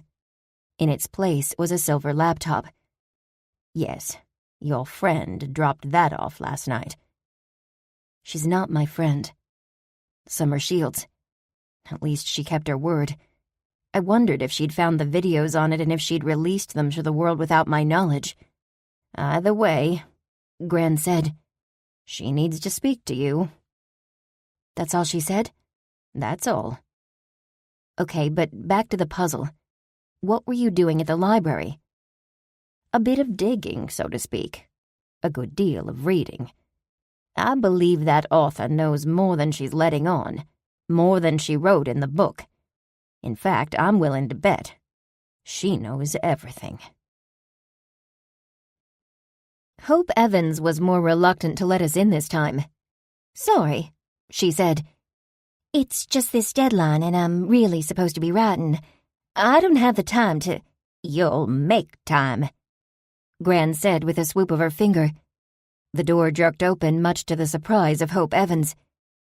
Gran strode inside as confident as ever and sat down on the spacious couch in Hope's living room. There were no niceties. No faux interview either. Gran settled down to business.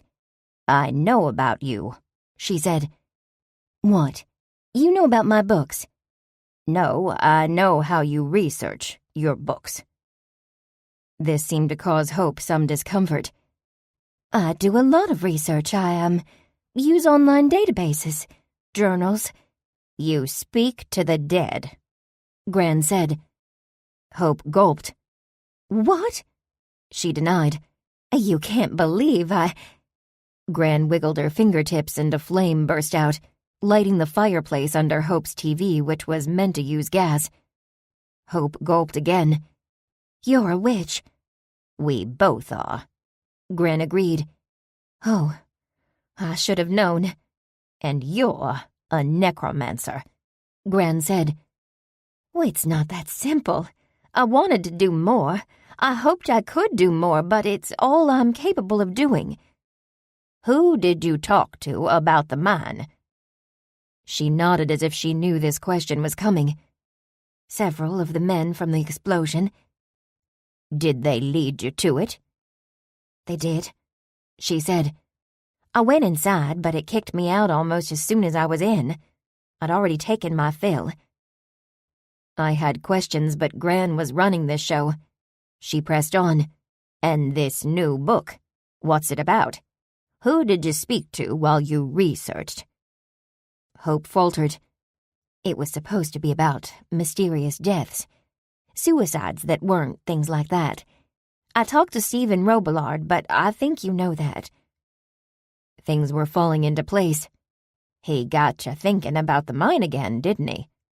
Yes, but no. She turned to me with pleading eyes. It's not what you think, I swear it's not. I had nothing to do with Jamie's death. Nothing. I thought my research and hers were unrelated. So you did see her prior to her death? I asked. No. She steadied herself and took a breath. We emailed. We bounced ideas back and forth. She told me about a story she was working on. I was hoping she could help me with something I was intrigued by. Go on, Gran said. She sent me these pictures from the vineyard, taken decades apart over a century or so. I knew immediately it was a story I could do something with. I could help her, or I could use it for a book if she let me. And she wouldn't? I jumped to the conclusion. We never got to talk about it. What did you give her? Gran asked. Something nowhere near as good, or so I thought. There's this couple in my neighborhood. The wife, she comes over every now and then. We chat. Mostly she talks about her troubles and things. She believed her husband was cheating on her. I think she knew I'm the type to stare out my window while I'm procrastinating. Is her name Emily? Yes. How did you... Don't worry about it.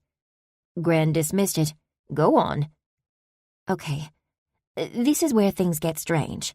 Her husband kept going off, but he wasn't cheating on her. He kept going up near the mine. I followed him one day, but I couldn't keep up, and I can't set foot in that mine again. I thought Jamie could take up the mantle, see what he was really up to. I never thought it would lead to her death. No, you thought you'd protect your own interests first. Gran blamed herself. That was written plainly on her face. I have a quick question, I said. How does necromancy work? Hope hesitated. Well, it's all about the life after death. Reanimations are harder to pull off, but tend to work better than any attempt to contain a ghost. You need a suitable vessel to host any spirit. I'll stop you there. Gran put a finger out. A loaded finger. You'll be letting Mr. Caulfield leave of his own volition straight away. I will do that. Hope nodded energetically. He's free to go. She said to no one. Her head jerked toward the dining room and she scanned the ceiling. We followed her gaze, but his spirit didn't pass near us. He'd probably poofed away to the vineyard. Another thing, I said. Can you tell me what was in the fourth photo? The photo without the vineyard's owner. Fourth photo? Hope looked perplexed. I dug it out of my purse and passed it to her. For a moment she looked startled. Oh, well, that's me and my babysitter, Agatha Sundwick. Chapter 23, in which we close in. Bewitched Books became a makeshift headquarters, or at least a meeting place for the parties involved. It was less conspicuous than Gran's house, given its proximity to Agatha's, and less formal than Dave's office. He and Mac rode together and met us along with Trish and Cyrus. Mr. Caulfield's ghost loitered near the back room, visible only to us witches and Cyrus. I told you it wasn't a normal murder, I said. And I told you the other body was a prop.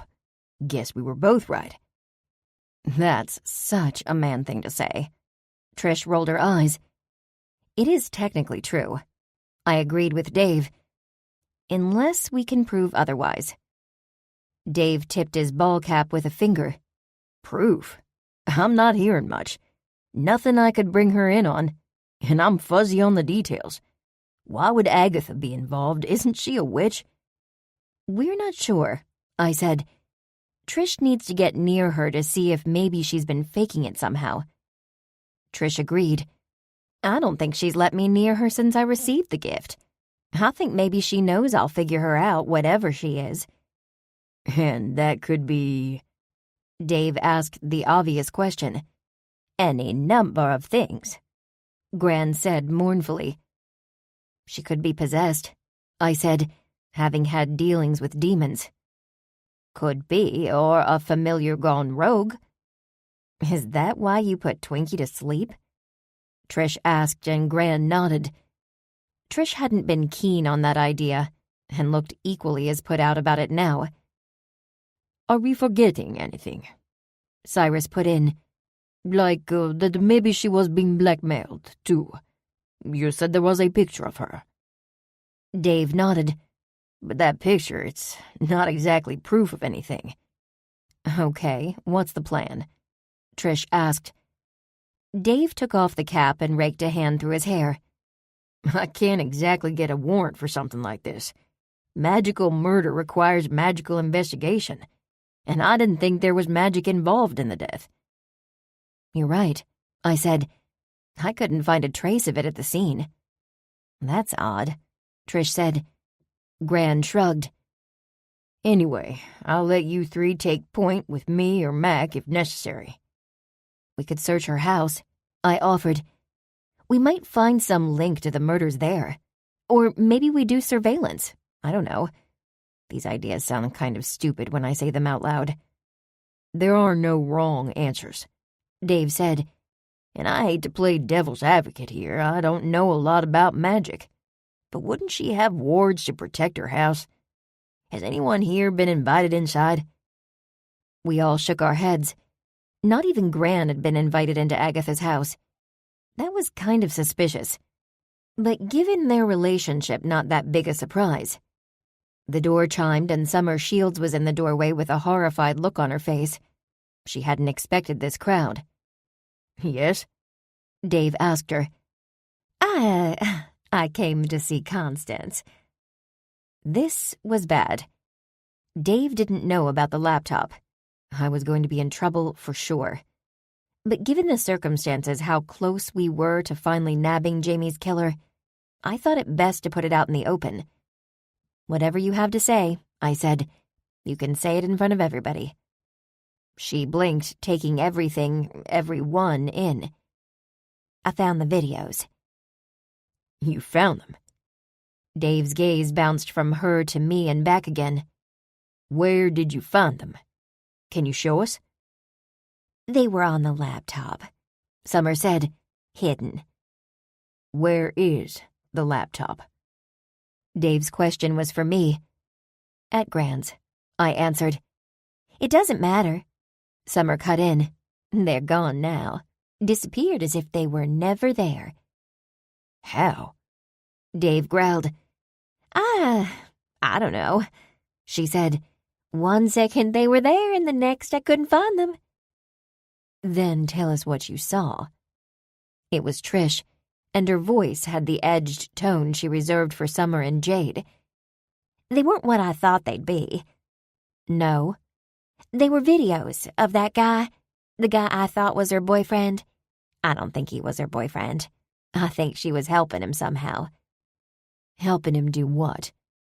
I don't know. Summer shrugged. They weren't like good videos. He was just out in the woods, walking. To the mine, Gran said. Dave nodded. So he lied to us about Jamie. Let's put some eyes on him, Mac, but don't spook him. And let's not bring him in until we know more about Agatha and her role in these events. They're probably working together. He leveled his gaze on Summer. Anything else, Miss Shields? She shook her head. Trish cleared her throat. So, is this a plan or a plan to make a plan? I think I've got an idea, I answered. We'll hear you out once the reporter leaves, Dave said. And separately, we'll discuss the situation with the laptop. I winced. He looked pretty mad. I guess that's my cue. Summer slinked toward the door. Feeling sorry for her and guilty about the lies and everything else, I followed, catching her on the sidewalk outside. Even though all eyes were on us, I knew they couldn't hear what I was going to say to her. Thank you, Summer, I said. You did the right thing. I wasn't going to release them anyway, she said. Even if they were what I wanted, I wasn't going to. You probably don't believe me. I do. I believed her. Gran hated my plan. This was because it hinged on using Brad, and as guardian, she wanted the familiars as far removed from the mine as possible. But that wasn't how I wanted to play my guardian role. I trusted Brad. I attempted to explain without mentioning the mine. Outside Gran's house, I explained to Brad we'd found Mr. Caulfield, here on Earth, locked away in bone china by a necromancer. I also explained the relationship between Hope and Agatha. He had questions. I'm not following why Agatha would do such a thing. Does she keep tabs on this woman? How'd she know about the unearthed body? The body wasn't a big secret, I said. She probably talked to Griffin Barber. The raccoon stared blankly. You know, the cemetery guy? Oh, right. You made me stay in the car for that one. I nodded, continuing. It's possible that Jamie was blackmailing Agatha somehow. We need you to look in her house for proof. Sneak into a witch's house? His paws went together in a warming motion, almost like that raccoon meme. You do realize that's all you had to say, right? I grinned. Then let's do it. The good thing about my plan was Dave was comfortable with it. He knew that if it came down to it, I could hold my own against Agatha, at least until the cavalry arrived. The cavalry was parked on the dirt path behind the cemetery, the same place we'd found Jamie's car. Things were adding up quickly. We just needed these last pieces of the puzzle. Brad hid. I stretched. And along came Agatha in her usual turquoise tracksuit, nylon swishing. I waved and power-walked to join her. Brad snuck through the neighborhood to her house. "Do you mind if I join you today?" I asked. She barely acknowledged me. It's a free road. I'm in position. Brad thought. Just a minute. We're coming around the corner by her house. I scanned her front yard, the crawl space under her porch, and the rock garden for Brad, satisfied when I didn't find him out in the open. Agatha hadn't even given the house a glance, focusing on the road ahead. Minor problem.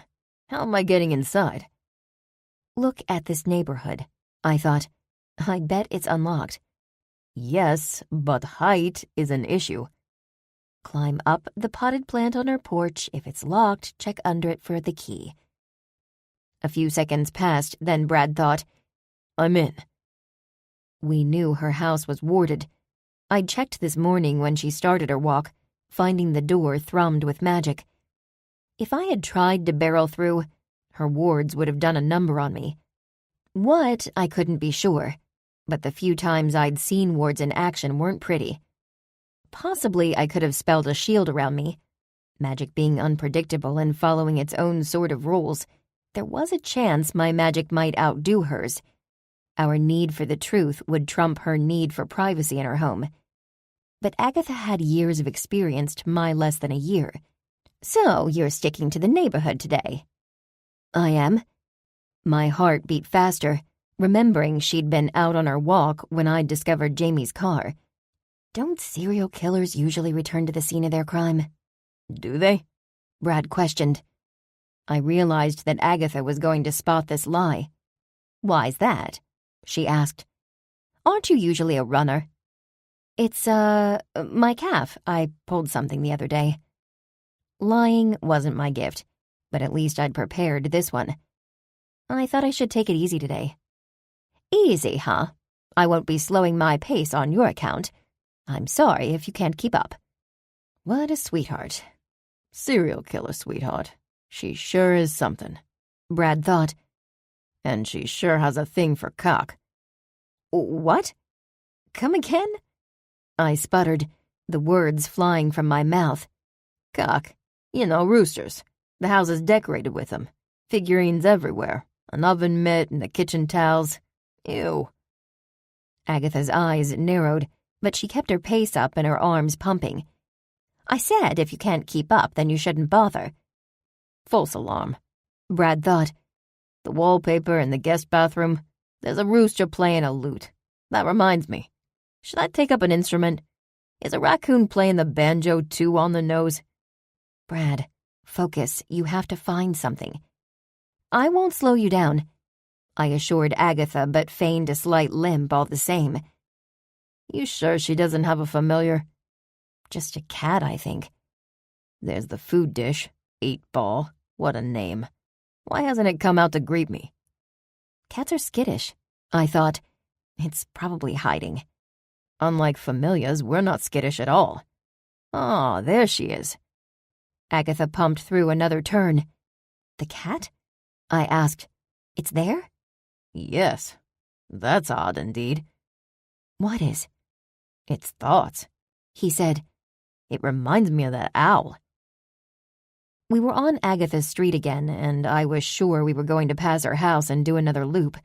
So sure, in fact, that she was halfway up her lawn by the time it registered that she was heading inside.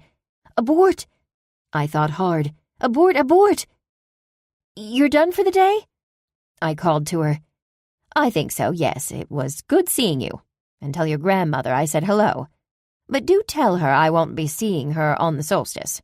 I have other plans." "Oh?" She didn't elaborate. She spun and headed for her door, marching through the grass and over the rock garden. The rock garden. The evidence wasn't inside the house. It was right there in front of us. In front of her house the whole time. Chapter 24. In which an arm breaks. With the girls out of school for the Christmas holidays, Dave was short-staffed at home. He'd usually be taking these days off with them, and it was unfair to keep asking so much of Imogen. I didn't mind watching them while he went to work. There were a few things left to do. Then he could close the books on the murder investigation. He knew a paranormal-friendly lawyer in the Creek County Attorney's Office, willing to hear what he'd gathered about Agatha. After that, there'd be special proceedings with jurors familiar with the supernatural. That was sometime in the future. Today, he was waiting for the go-ahead so he could serve the warrant for Agatha's arrest. And he wouldn't have to worry much about her potential use of magic, thanks to the moon talisman necklace given to him by the shifters at the League Den. Dave could transform into his werewolf form almost any time, and in wolf form he was basically invulnerable to spells. Plus, he had shifters like Mac with similar supernatural defenses at his disposal. It would be quite a show if Agatha decided not to go quietly. For me, there wasn't much left to do. There was nothing to do, really. Nothing to do but think. There were some minor details I wanted to iron out. I wanted to know more about Agatha's cat, almost as much as I wanted to know about my owl. Or rather, the owl. It wasn't mine, and I hadn't seen it for weeks. There was also the guy, Jamie's non-boyfriend, Hope's neighbor, Emily's husband, and maybe Agatha's accomplice. David never told me his alibi, just that it was solid, and their surveillance had uncovered nothing of consequence. Nothing tying the man to Agatha. Well, nothing aside from Jamie and her videos, which they didn't have. My fault, maybe. I ruminated on things while the girls played outside. From the living room, I watched as they ran around the yard, Casey trailing the other two by a good distance. Aside from a few squabbles that morning and their terrible taste in television, they were barely an inconvenience. What had also been barely an inconvenience was my interview with Emily. The interview had basically spurred the investigation in the right direction, and I hadn't gone out of my way for it. Granted, Gran could have come clean a lot sooner. I knew I should allow Dave to tie up this loose end, but he had so much on his plate already. The more I thought about it, the more I thought how easy it'd be to help. Making him come to me seemed like the obvious choice. I could remember almost verbatim the spell Trish had used to summon Emily. Except I wasn't at Bewitched Books. Dave's house was far from a casual stop. I muttered a spell that should cause us to meet. Then I waited for the magic to do its work. "Constance! Constance! Constance!" The calls came from the sliding door to the back porch. Allie and Casey were jumping up and down, eyes wide. They yelled my name more times than that, and there were other words mixed in, indecipherable. Their pleas grew louder but less distinct. I slid the door open. What's going on? One at a time, please. Come on, Allie said hurriedly. Come on, she's back. Who's back? Where's Elsie? Licorice! They yelled in unison. Allie took my hand and tugged. Casey ran ahead down the steps and into the yard. Dave's house was on half an acre, most of which was surrounded by a privacy fence lined with shrubs. There was a small playset with a slide and 2 trees, one much taller than the other. It was cold, but there was no snow on the ground and the girls were in jackets with beanies covering their heads. I scanned the yard and the playset for Elsie. My heart lurched when I couldn't find her. I wrenched my arm from Allie's grip and cupped both hands around my mouth. Elsie! Elsie! Allie called. Have you got her? Up here. The words came from the smaller of the 2 trees, with other sounds as well. You got her? Allie ran ahead. Almost. In true cat fashion, Licorice was stuck on the second highest branch, meowing like mad, acting as if she had no clue how she got there, and even less of a clue how she would get down. A few branches below her, Elsie's feet were nestled in the crook of a large branch. With one arm, she clung to a small branch. The other stretched upward, her eyes fixed on the cat and not paying much attention to what that branch in her hand was doing. It bent almost in half, as Elsie stretched, desperately reaching out to Licorice. Snap! The branch broke and she was falling. It happened so fast. 1 second she was in the tree, the next she was on the ground. She wasn't even crying. At first I thought nothing was wrong. Ow! She cried out. Ow! What is it? What hurts? My arm, she said. She struggled up to a sit without using it. In the jacket it looked fine. I helped her shrug it off and found it was definitely not fine. The blood drained from her face. I had to do something. With magic on my brain, I went there first. Mend the bone as hard as stone.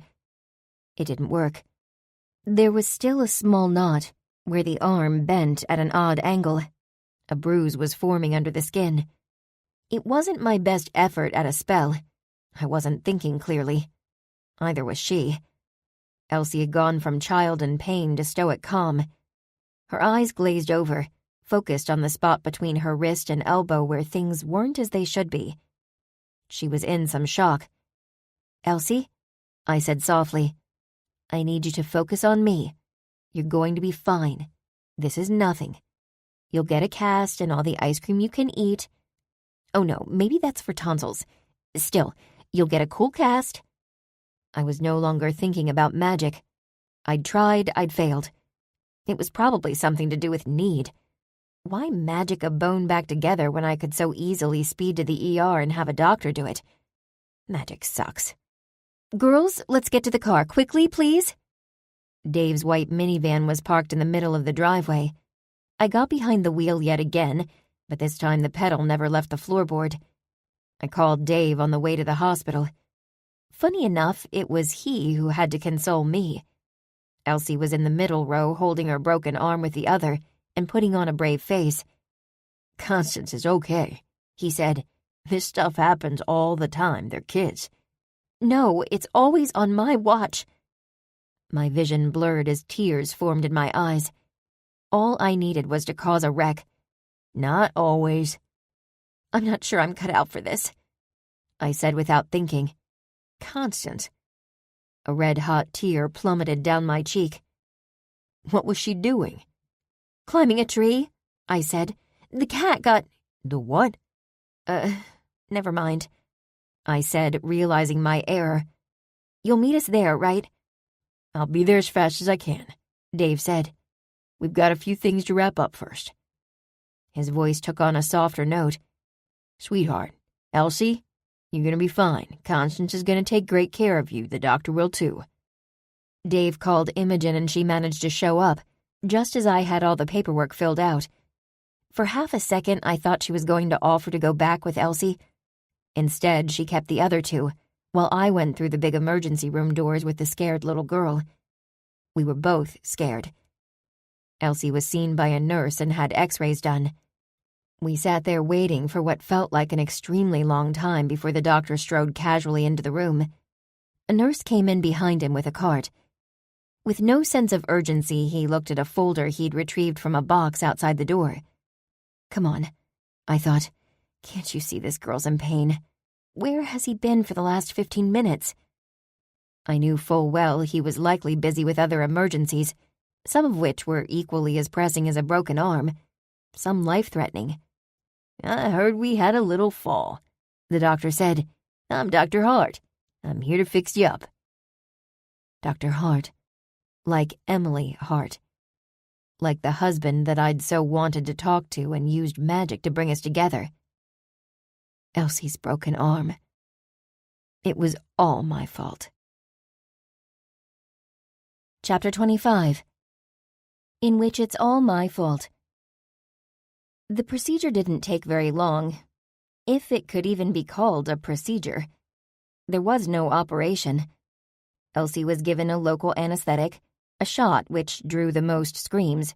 Then Dr. Hart maneuvered the bone into place. I held Elsie's other hand, and the doctor and the nurse fitted her with a temporary cast. I couldn't speak the whole time.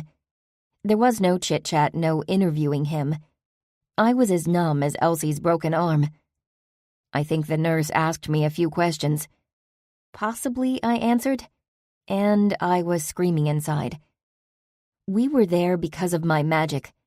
My words, my intentions, had failed me yet again. Elsie was in this pain because of me. Dave rushed in after it was over.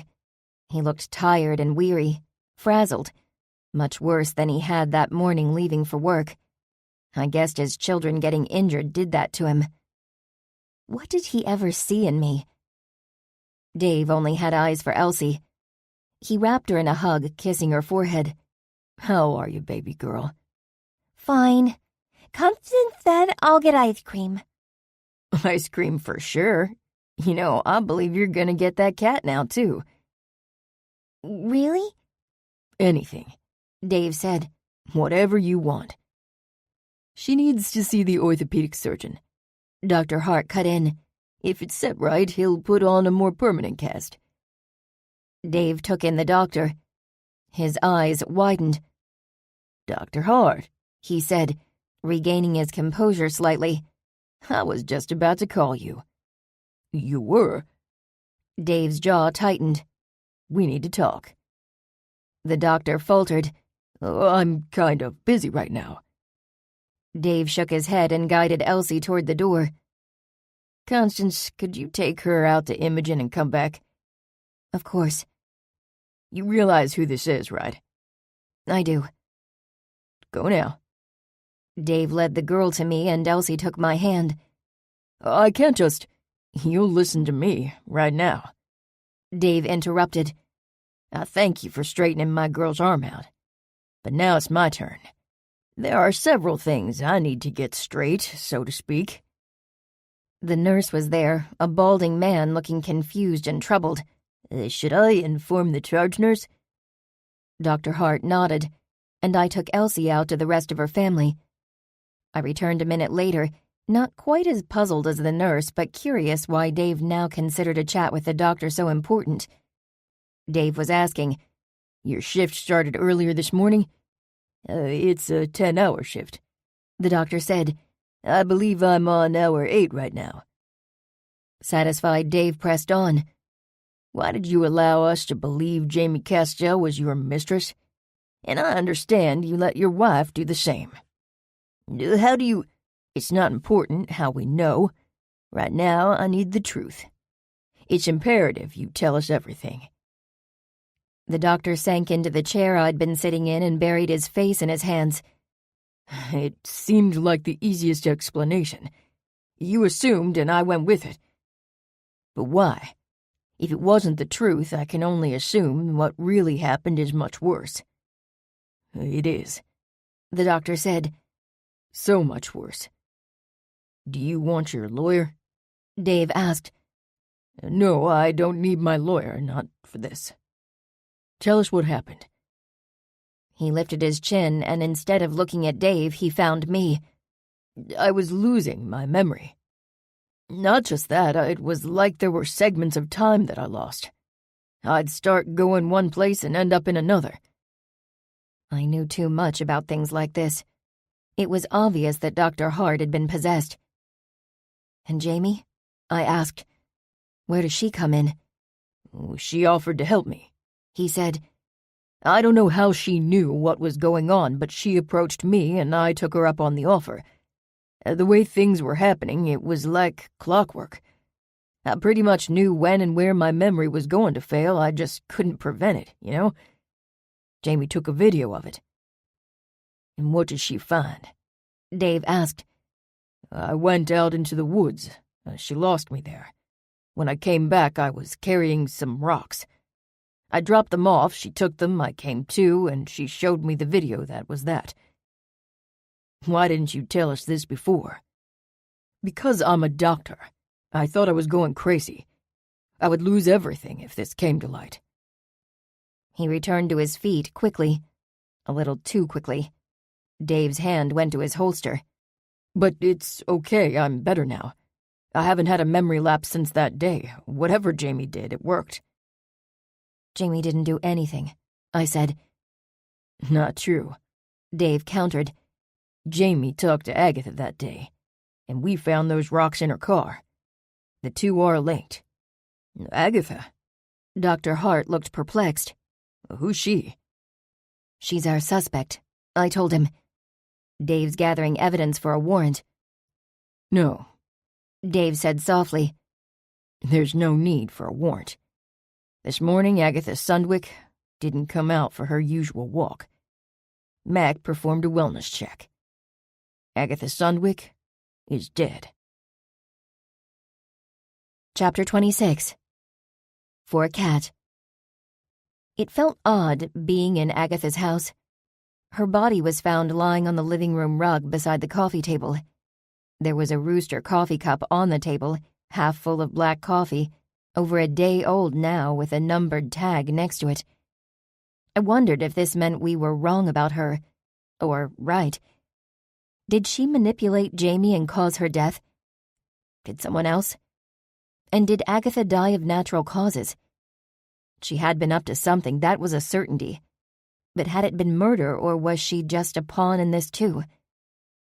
There were no other leads. I walked into Agatha's kitchen. Everything in order, nothing out of place. I stepped over the cat's dish beside her refrigerator. Dave? I called into the next room. What happened to the cat? He popped into the kitchen and said, What cat? I read the name on the food dish out loud.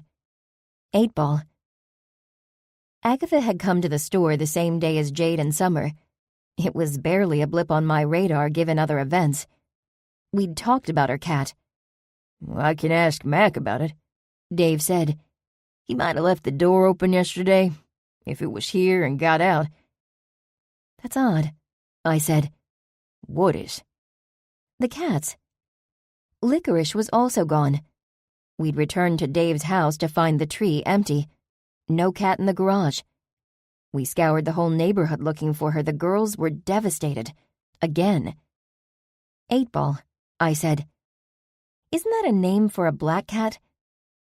You think they're the same cat? Ask again later. Was that a magic 8-ball joke? A bad one, I said. I'm gonna talk to Gran about it. You want a ride? He asked. No. You sure? Out the kitchen window, a light snow had begun to fall, but nothing was sticking yet. It's a short walk. He nodded. I'll be over there in just a bit. I zipped up my coat, threw the hood over my hair, and started down the street, doing an Agatha-style power walk against the chill in the air and the small flakes of snow blurring my vision. I was close to Gran's house when a black cat raced across my path. It wound between my legs and arched its back. I couldn't tell if it was trying to kill me or if it was happy to see me. Are you the villain in this story? I asked it.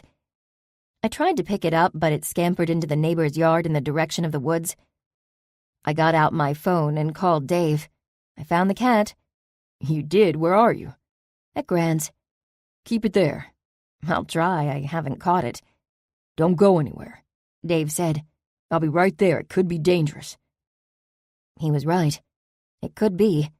It could be whatever killed Agatha. It could be a person. Brad said its thoughts were like the owl's. And like the owl, my spell to transform it did nothing. Nothing except drive it away. Here, kitty kitty. Come back. The cat went farther into the woods. I can't go with you. Dave says to stay put. The snow was falling harder now, swirling in the wind, sticking to the ground. I followed the cat a little. I wasn't far from the road, and when Dave got there, he'd be able to see me. The cat yowled in my direction, then disappeared into the trees. I was of two minds. The cat was either luring me to my death or this was some sort of Lassie scenario. It needed my help. There was no in-between. There was no telling if she'd come back for me or keep going, and no telling if I'd find her again, not in the woods with snow falling. I tried not to think about Elsie. After all, if this cat was innocent, this would be how many times I'd prevented the two from being together. Also, my gut said the cat was okay. Brad? I thought hard. He could help. He could follow the cat for me. No answer. My owl wasn't there to help me either. I was on my own until Dave got here. I called him again. You have it? He answered. No. Where are you? I'll be a few more minutes, he said. She's getting away, I told him. Sit tight. I'll be right behind Gran's house, I said, jogging to the spot I'd last seen the cat. Trust me, okay? Just stay on the phone, he said. If you stay on the phone, you can go. I got to find my friends. Okay. The cat hadn't been waiting. I saw her well ahead of me, tail up high, pawing the light snow. Her head twisted when she heard me and she paused. Her eyes were asking me to follow a little farther, not to give up. Kitty, I pleaded, where are you going? Didn't you like it with those girls? They'll spoil you. She wasn't hearing it. She kept going. She reached a path, the path to the graveyard, and followed it. You got her? Dave asked. Almost. I lied. I was fine as long as we stuck to the path. I knew it well enough.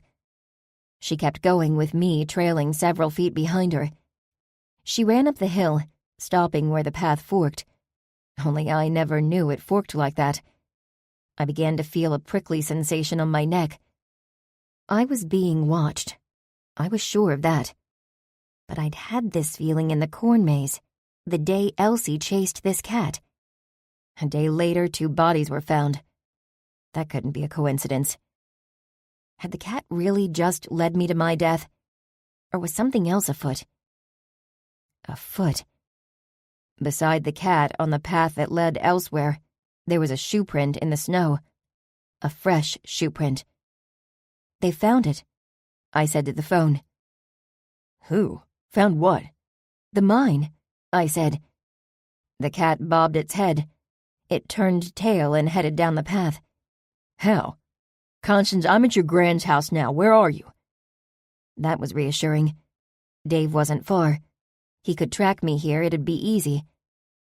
I set off behind her, feeling confident, feeling like the story was coming to a close. I was about to tell him as much when a branch swung into the path ahead of me. For a moment, it was all I could see, the large branch coming at me like a baseball bat. Then a blinding pain in my forehead sent me sprawling backward. I landed on the hard, uneven ground. The lights went out. Chapter 27. In which I'm buried alive. I woke up short of breath. I couldn't tell if it was a minute or several hours later. The world had gone dark. And cold. My head throbbed with pain. So much so I was thankful there was no light wherever I was. It smelled earthy. I could barely move. I was somewhere confining. I felt around, finding things all around me. They felt hard, like rock, but some were brittle. Brittle like bone. Bone. I groped the objects beside me. A rib cage. A skull beside my head. Hello? A wave of heebie-jeebies went down my spine. I had a good feeling, a hunch, that I was in a coffin. I pushed on the lid to no avail.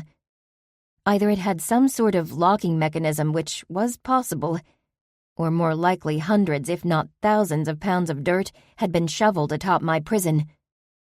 Several things came to mind. Was I in the graveyard or the cemetery? Had whoever knocked me out and shoved me in a casket left a trail for Dave to follow? Had Gran been right? Was it Griffin Barber all along? He seemed to be the type to use coffins for getting rid of someone. The only air available was what was inside with me.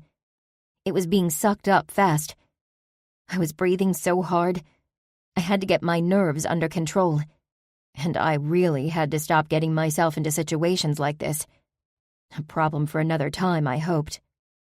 At least this time I had full control of my body.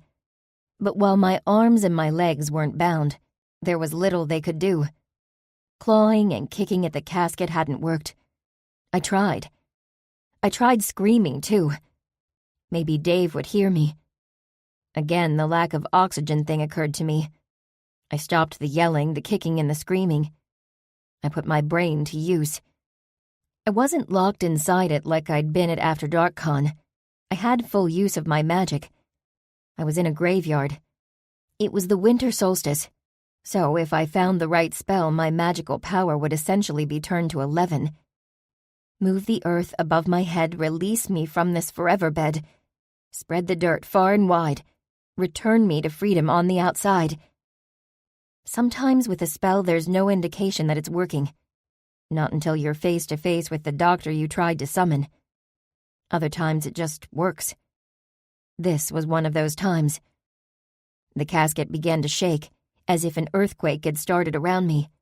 I almost expected to be shot out like a cannonball. Instead, my insides whooshed like I was in an elevator plummeting toward the ground. It made sense, as that was exactly what was happening, minus the elevator. I was going down, down, down, down, sinking deeper and deeper into the earth. The casket plunged, breaking through dirt and rock. It dropped several feet, jolted to a stop and burst open, tumbling me and my skeletal friend onto a cold and hard cavern floor. I gasped a lungful of thick, wet air. The muggy air was a reprieve from the lack of same in the casket. The casket was now scattered pieces on the craggy floor along with the bones. My eyes, having adjusted to the pitch-black darkness inside that box of doom, could now make out the floor and the walls and the dark tunnel where I found myself. Next to me, my hand brushed a large bone. Faint moonlight trickled in from above, through the hole the casket made to the graveyard above. While the casket had twisted through the ground, the loose soil above it filled in the gap. The hole was no bigger than my wrist. Moonlight. How long had I been down there? But that wasn't the only source of light. There were two more pinpoints, one on each side of me. Either could be my way out. I chose at random and almost immediately knew that I was going the wrong way. The air got cooler and dense. The light grew brighter, much brighter. That wasn't right. The sun wasn't out. My inside squirmed a warning. I realized something else was drawing me toward that light. Curiosity? Isn't that what killed the cat? I didn't want to think about cats right now. I stumbled forward until the combination of light and my eyes adjusting painted a clear picture of the cavern ahead. There were some spots where rotting wood kept the walls from crumbling, and others where small cave-ins had already happened. Large mounds of dirt and rock littered the floor. I weaved around them. The light at the end of the tunnel beckoned, growing closer with every step. I reached a spot where I knew I'd seen enough. I knew without a shadow of a doubt what was at the end of this particular tunnel. Magic. Pure magic. This was the mine. I could feel the magic moving around me, drawing me closer. The light became less a light and more a rainbow of colors. I found an orange rock like something painted with glow paint, like a shirt under blacklight at a rave. The walls became speckled with pigments of orange and green, turning blue then white near the tunnel's end. It opened into a large cavern where the walls were radiating the light, except at the very center, there was a hole and nothing but pitch blackness. I stepped to its edge, peering down. It dropped like a well, hundreds of feet into the earth, with only faint shimmers of light here or there along the rocky walls down to oblivion. Where the presence of magic should have built to a crescendo, it went flat, silent. They'd been successful in stripping the mine of the magic. Until that explosion. There was no telling how much had been taken, where it had been taken or why. It was gone now. This sparkling room was what remained. I eased away from the abyss, feeling like a ball of nerves, feeling like there might be someone standing behind, ready to push me. Someone was. Summer Shields, and the smirk I knew all too well. Chapter 28. In Caverns Deep. Summer was standing at the mouth of the cavern, about 20 feet away from me. Her evil smirk became a sneer, and then, oddly, a full-blown smile. She peered around at the shimmering walls, taking them in like a deep breath. Summer. My voice was a whisper that barely carried across the space. I should have known, I should have put it together. It was so easy to see now. If Jamie Castell was sensitive to magic and Summer was too, it made sense they were in it together, using the same people and after the same things. No, that's not right. I wanted to be wrong, but Summer was standing right there. She regarded me, her smile faltering slightly. Summer, you don't have to do this. I wasn't sure how it worked, not really, how she'd take the magic from this place. I didn't have to wait long for her to show me. She ran her hand along the rocks, painted with magic in blues and greens and orange. The brightest of them, so close to white, were blinding. The colors wiped away under her hand and she smiled again. Unlike those miners, doing someone else's bidding and carefully removing the rock, all she had to do was touch them. The magic went inside her, lived inside her, and she could use it for whatever nefarious purpose she wanted. Gran's spell had been broken since the second she made me the guardian of this place. Summer could take all she wanted, unless I stopped her. Summer, stop! Summer? Her eyes narrowed. She crossed the threshold into the cavern. I'm not Summer. Come now, Constance. I thought you were a better detective than that. No matter what nonsense spouted from her mouth, I just needed to keep her talking. I needed to think, to find my way out of this predicament. The more magic she gathered, the more unlikely that would be, and the more likely she was to use it against me. I looked back. I was a few feet away from the abyss. I imagined the fall down would end differently than the fall of the casket from the graveyard to the mine shaft. I never claimed to be a detective, I said. No, you just play pretend. You and that familiar of yours snooping in my house. Wait, Agatha? She reached out, touching another rock. The orange glow disappeared. Briefly, her features brightened. Her face took on the same radiance. Not Agatha. Not exactly. She reached out again. I had to do something. Stop her now. Stop her. She's foul. Summer's body froze mid-stroke. Her hand was close to the wall but not touching it. She shook with tremors, fighting my magic. And I realized too late she had her words. She murmured something. A jolt of pure pain shot through my body. The agony caused my knees to buckle. I fell to the ground, writhing. It would have been easy to lose focus, to drop my concentration and let her go. But somehow I held on. Unbind me and I'll stop, she said. No.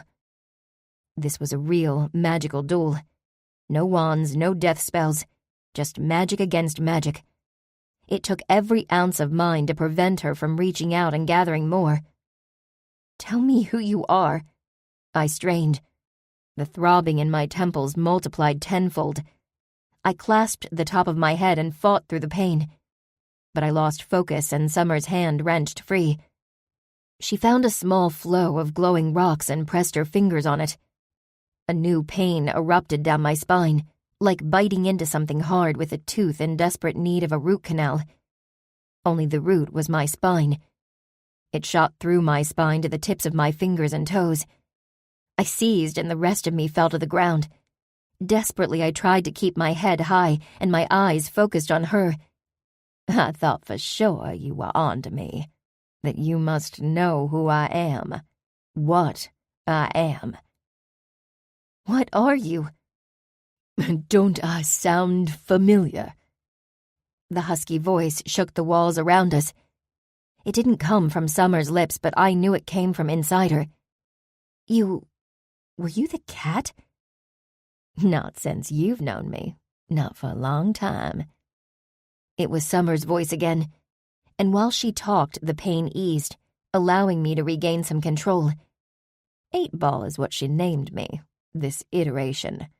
She never found it peculiar when one cat ran away. An identical cat would take its place. But Agatha never had a familiar. I reached out with my magic again, hoping the same spell would bind her. Agatha thought she never had a familiar. I was her mother's, but to her I was a cat, a plaything. Her mother never realized I was slipping in and out of Agatha's mind ever since she was a little girl. You collected the rocks." I remembered the cat in Agatha's arms in that photo with Hope. "I did." "But how?" "The mind is a funny thing. We shared it for so long. She actually believed I was the voice in her head. Sometimes I even let her have the wheel. She thought she was in control." "Why kill her?" I asked. "Why kill Jamie and Stephen?" "Oh, you." Summer's face twisted. "So naive. Don't you know anything? A familiar can't kill a witch. That would break the bargain we made. I didn't kill Agatha. I merely grew tired of sharing her mind. I found a more permanent solution, a suitable vessel for her. My old body. She was dying anyway. In the end, it was a mercy. She yearned for her death. I told her we could make it quick and easy. I allowed her the use of her old body once again, and she came down here one last time, finally taking the stones for herself." "But she didn't die down here?" "Oh, she did. And it wasn't yesterday either. But when I let her go, the cat escaped. That's when I realized it knew more than it let on." "The cat escaped?" Summer 8-Ball smiled wickedly. "She was with you for a while. In fact, your spell hid her from me. Again, I thought you knew. I thought you were clever. But now I see otherwise." "And Jamie? What did she do wrong?" I tried to think, to push past the pain and find a solution. "That wasn't me. That was someone else." "That's just what you want me to believe." "It's the truth," Summer spat. "As I said, I cannot kill anyone. I've never played a hand in anyone's death. At least not until now." "So you can kill me, huh? How does that work for you?" "I'll be protecting the mine, as you should have done. If you're here when it collapses, that's not my fault now, is it?" "It sounds to me like a breach of your deal." "I'm willing to risk it." A black shape appeared in the corner of my eye. It blurred past me, then came to a stop between us. It met Summer with a hiss, its back arched, its hair standing on end. The cat who'd led me into this trap. "That's our girl now. The new girl. Look at her. I think she wants this back." Summer's fingers ran down her body. "Summer? I said, realizing my mistake. The cat hadn't lured me to this trap. She was trying to help me. Help me help her. The cat meowed a plea in my direction. I'm trying, I said. Shut her mouth, this is going south. Summer's lips couldn't move, but the throaty voice of the familiar rang out with another spell. Magic, the bullet, the familiar's words, the gun. This time it felt like my head might truly explode, finally forcing me to lose all concentration, to lose sight of anything but the pain. I grabbed my own head again in a useless effort to stop the flow, but there was no open wound there, just flesh and bone between my hands and the source. Bone. I thought it again. The word meant something, but I couldn't figure out what. It was something Hope Evans had said. Spirits need a vessel. It's over, Constance. I've won. Summer's voice again. There's enough magic here for both of us, for us to use forever. The lie betrayed the magic, allowing my pain to subside just enough for me to put together a spell. She swiped both hands along the walls, taking the magic in, glowing brighter and brighter. She murmured another spell and the walls started to shake. Dirt and pebbles loosened, falling like rain. I tasted the failure. It tasted like dirt, like sand in my mouth. I sputtered the spell from my lips. Your shift is over, this is the end. Go now. It's your time to transcend. Rest now, spirit, so no one need fear it. Into a tomb of bone in your new home, alone. Without even knowing if it worked, magic does whatever it wants to. My thoughts went to Summer, trapped in the cat's body. Put her right, allow her to fight. Spirit and body together the same, put an end to this terrible game. I looked up to see Summer's body twist, then fall. A large rock loosened from the cavern ceiling, grazed her cheek, then struck her leg, pinning her to the ground. I wasn't doing much better. I spelled the rock off her leg, grabbed her by the waist, and dragged her out of the cavern. I got her into the tunnel where it seemed somewhat safer. But not for long. Rocks continued to fall, crashing to the ground behind us. The earth was shaking violently. What's going on? Summer asked. Help me, I told her. Her weight, which had been limply heavy, shifted. She managed to put some weight on her good leg and limp on the other. I was holding her tight. Light the path out of this shaft. It was nearly a rhyme, and it worked. The way forward cleared. We kept moving over the uneven ground. We made it to where the casket lay in pieces, just as the tunnel began to collapse.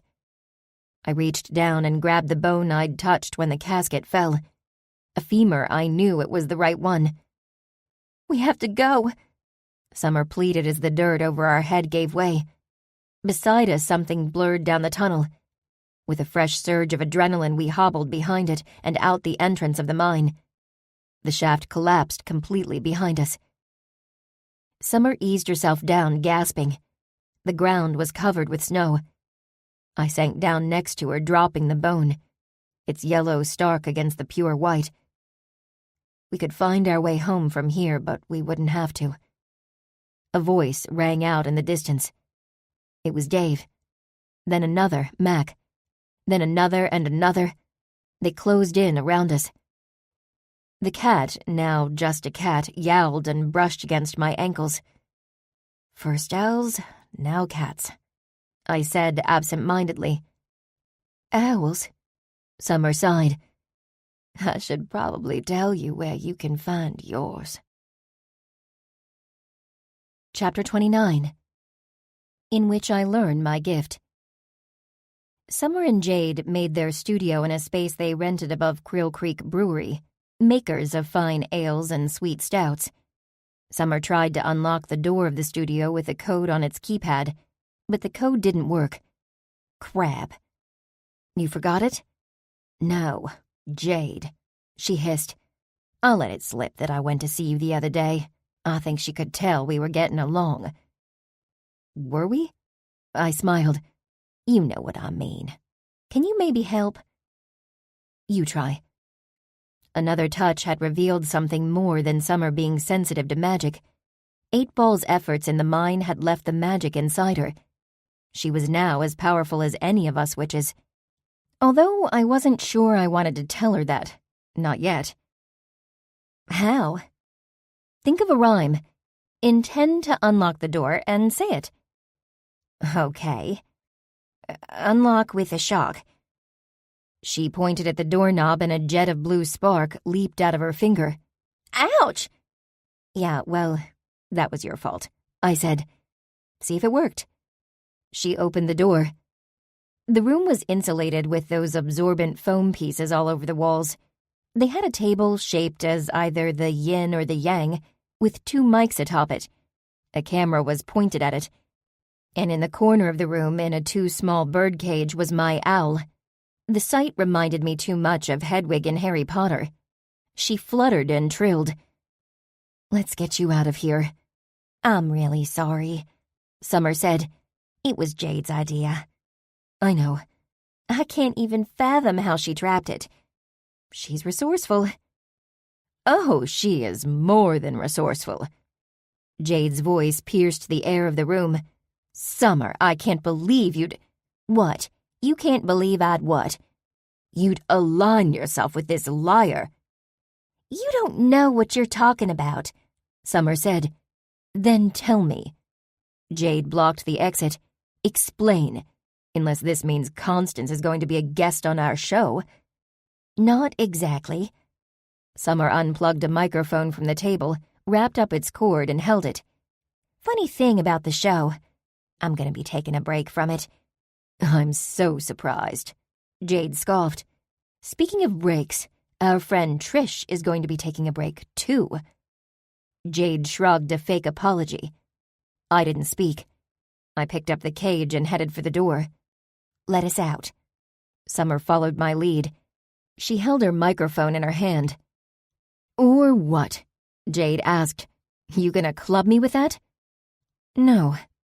She murmured something and Jade spasmed, like she'd been shocked by the world's worst static electricity. She stumbled away from the door, leaving enough room for us to pass her. We took the stairs down and left through the brewery. They were hosting an office holiday party and having fun with a white elephant or dirty Santa exchange. No one noticed the caged owl I was holding. I set her down on the back seat. "You know, we can do a lot more than shock people." "I figured," Summer said. "But shocking people is pretty fun." Our next stop was guaranteed not to be as fun, but there were a few things left to work out. Unfortunately, 8-Ball hadn't revealed every secret. Hope Evans opened the door, looking a good deal more haggard than my previous visits. This time she was definitely in pajamas, and her cool blue light glasses had been traded for cheap reading glasses. She flicked on her porch light and opened the door, shaking her head. "This is what? The 3rd person you've brought over here?" "We've actually met," Summer said. "I'm aware, and I assume the 2 of you are aware it's late at night." "It's not even 8. Hope scowled at the darkness. "Yeah, well, it feels late. Come in, bring the owl if you must." I thought I'd done a decent job of hiding the cage behind my back. Apparently not. "What do you need from me this time?" "Information," I said. Hope's living room was dim, the only light coming from the lamp between her recliners. There was a cozy throw waiting for her there, and a hardcover novel rested on her coffee table. "Nothing new, then." She took her seat and wrapped the blanket around her legs. "It's about this owl," I said.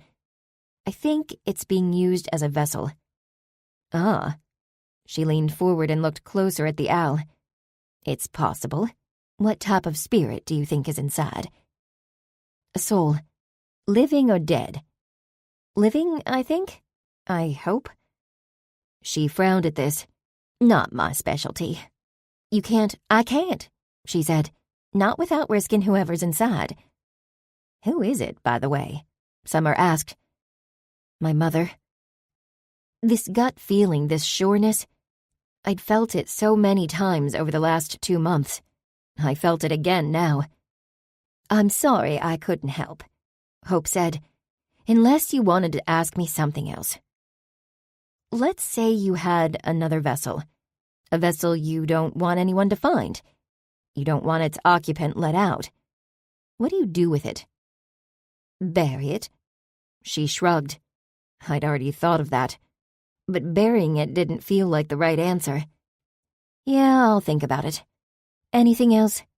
Hope picked up her book, willing us to leave. "How's your book coming along?" I asked her. "That." Her frown deepened. I had to ask for an extension. The words, "thanks to you," were not said, merely implied. She opened the book to her page.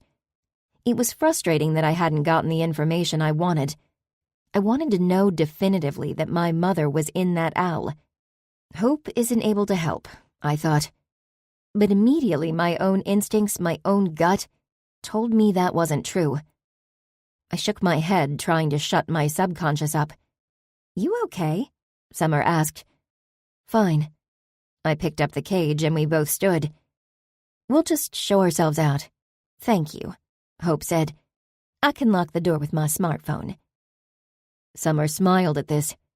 I started to follow her toward the door when again I didn't feel right. I stopped beside Hope's recliner.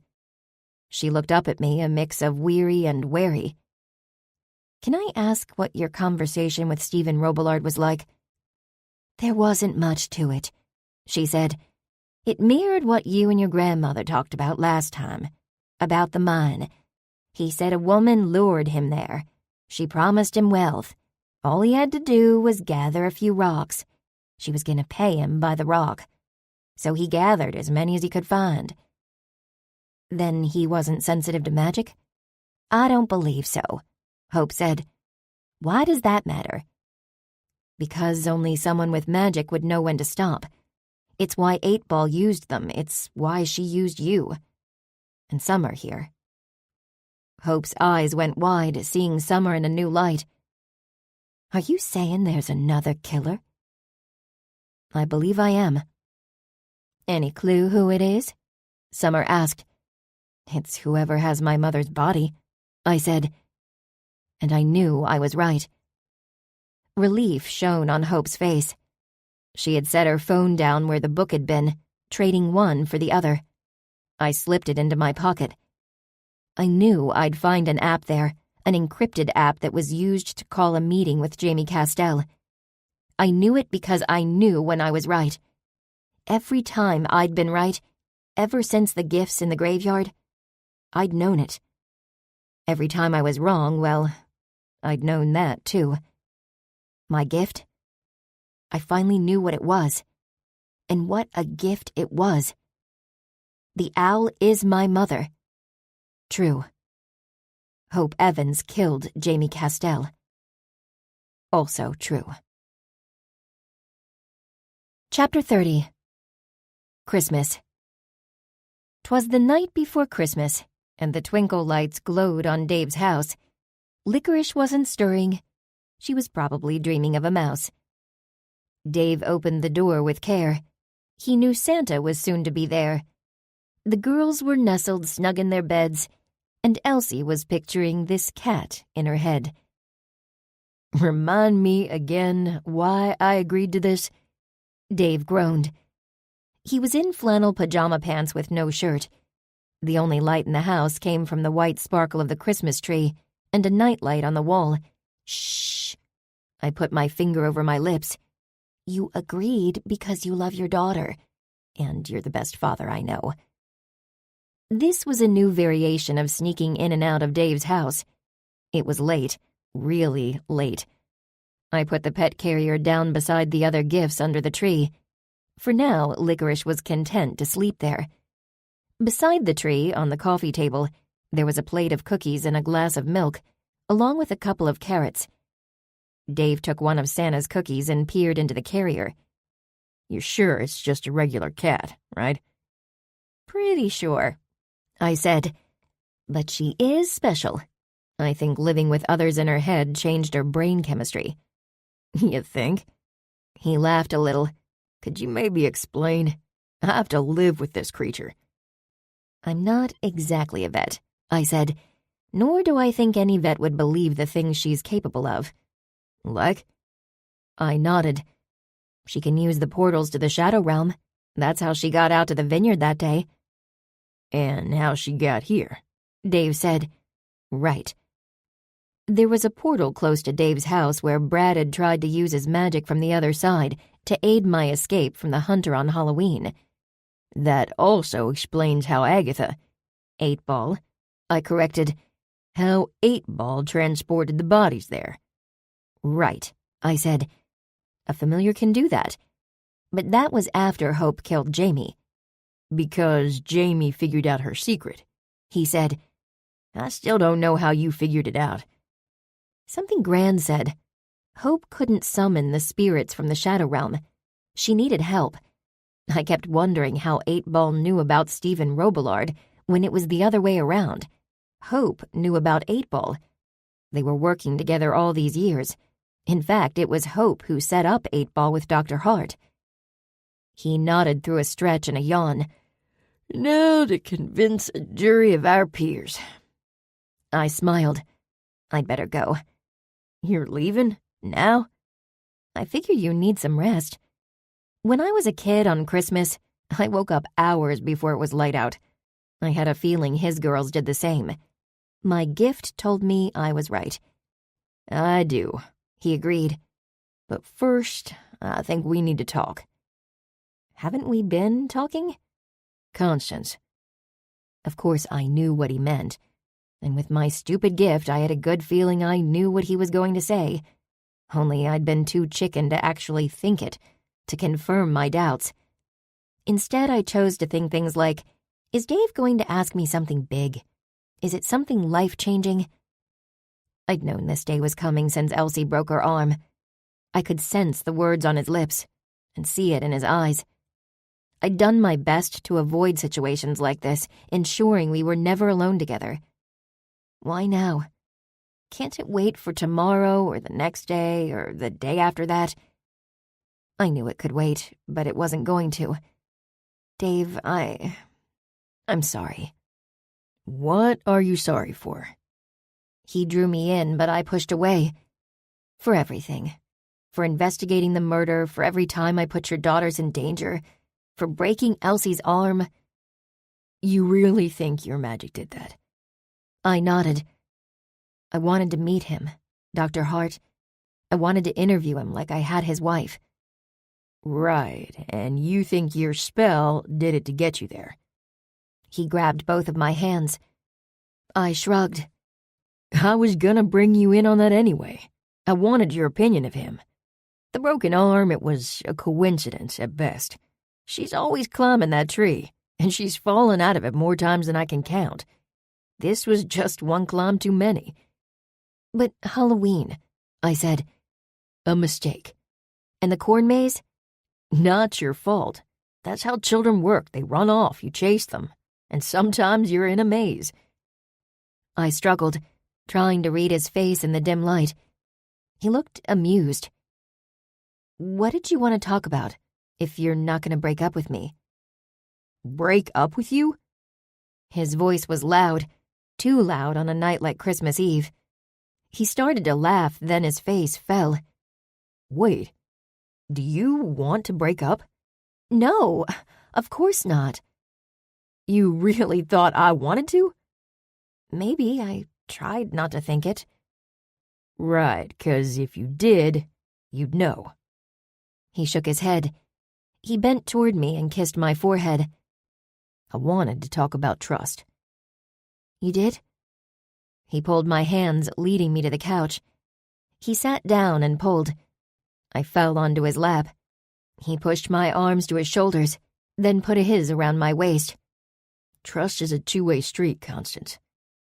"I know," I said in a rush. "I'll be better, I promise. No more lies. Not even white lies, like the cat." "I agree. No more lies.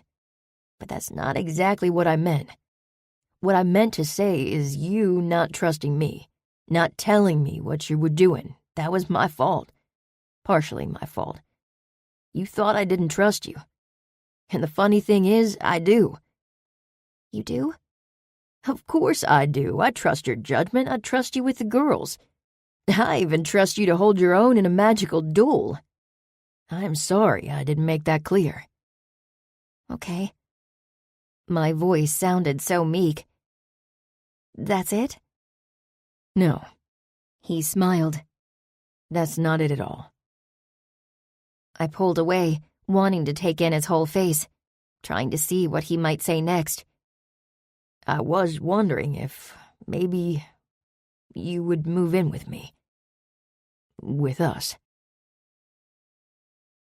Chapter 31. New Year, New Witch. The girls had an excellent Christmas. Elsie especially. She and Licorice, the real Licorice, were fast friends. On New Year's Eve, we drank sparkling grape juice and nearly made it to midnight. Dave and I carried the two littles to bed. Officially, I was moving in the next week. I didn't have much, just a few things, clothes and books mostly. No furniture. Trish helped me pack while Dave was at work, and the girls back at school. She knew the whole story, what had happened in the mine and its aftermath. She was reluctant but willing to give Summer Shields a chance to redeem herself. We invited her to the next crescent moon. Gran waited in her recliner until we were ready to leave. She stopped me with a look. "A moment of your time, please." Trish headed outside. Gran lurched out of the chair. She wiggled her finger, and a book came zooming from the stairwell. "This is yours now." She handed me the family grimoire. "You can have it now that you're the guardian. I've written down everything I told you. I also wrote down the spell that I used to protect it, should you ever need it, among other things." "Gran, Read it," she said. "And don't worry, I'm not going anywhere. At least not anytime soon." I gave her a hug. At Gran's request, we were hiding bits and pieces of the story from the familiars, from Brad, Stevie, and Twinkie.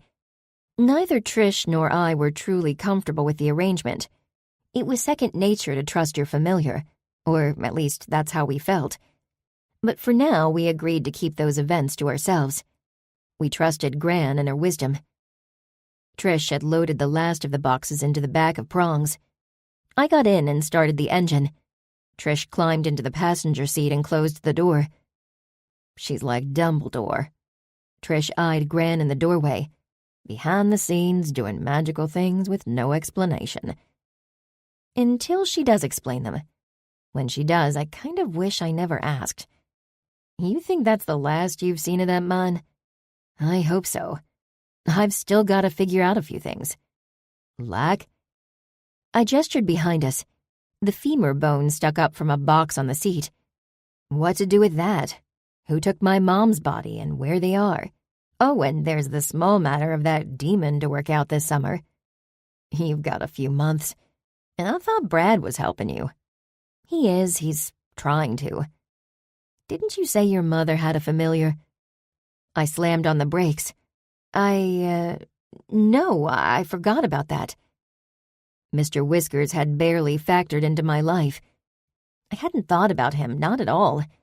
Not even after making the connection between 8-Ball and Agatha. My inside squirmed at this revelation. "Well, that answers that," Trish said. "Still no clue where to find him? It'll come." A lot of things went unsaid. I knew she was going to help. Our friends would too. Speaking of unsaid, Trish never actually told me she was fired. She just started showing up at the bookstore like it was her job. And like she owned the place. Both were true. I didn't ask how she planned to pay for food or her rent. With my own money, I made more ads. I put up a billboard in town. We had to get the coffee business working for us. I pulled into Dave's driveway, my new home. We each carried a box to the door. "Question," I said to her. "If Gran's my Dumbledore, does that make you Ron or Hermione?" Trish smiled and rolled her eyes. "I never said you were Harry." "Not Harry? Then who?" She shrugged, smiling. I'll say this. We do a great job of managing mischief. Chapter 32. Creel Creek After Dark. Episode 79. It's getting late. Very late. The creeping dread of tomorrow haunts your dreams. It's dark out. Are you afraid? Welcome to Creel Creek After Dark. Welcome to Creel Creek After Dark. I'm your host with the most, Ivana Stake. And as of today, I'm no longer joined by my co-host, Athena Hunter. Athena has chosen to take a leave of absence from the show. I know, you're probably as sad or angry to hear it as I was. Like you, I can only speculate on the whys.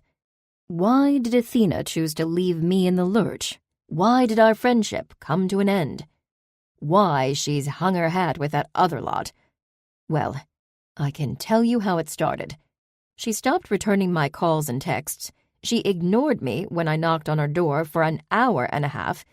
Yes, I could hear her TV. And the blinds moved. She was home. Then we had a disagreement.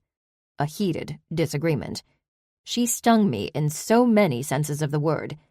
Well, folks, I'm mostly here to tell you that Athena has taken up with the witches. We were so close to convincing the new witch into coming on the show. We were considering allowing her to advertise here.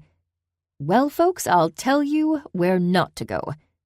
Bewitched Books is now offering coffee drinks. Don't be fooled by it. Don't go.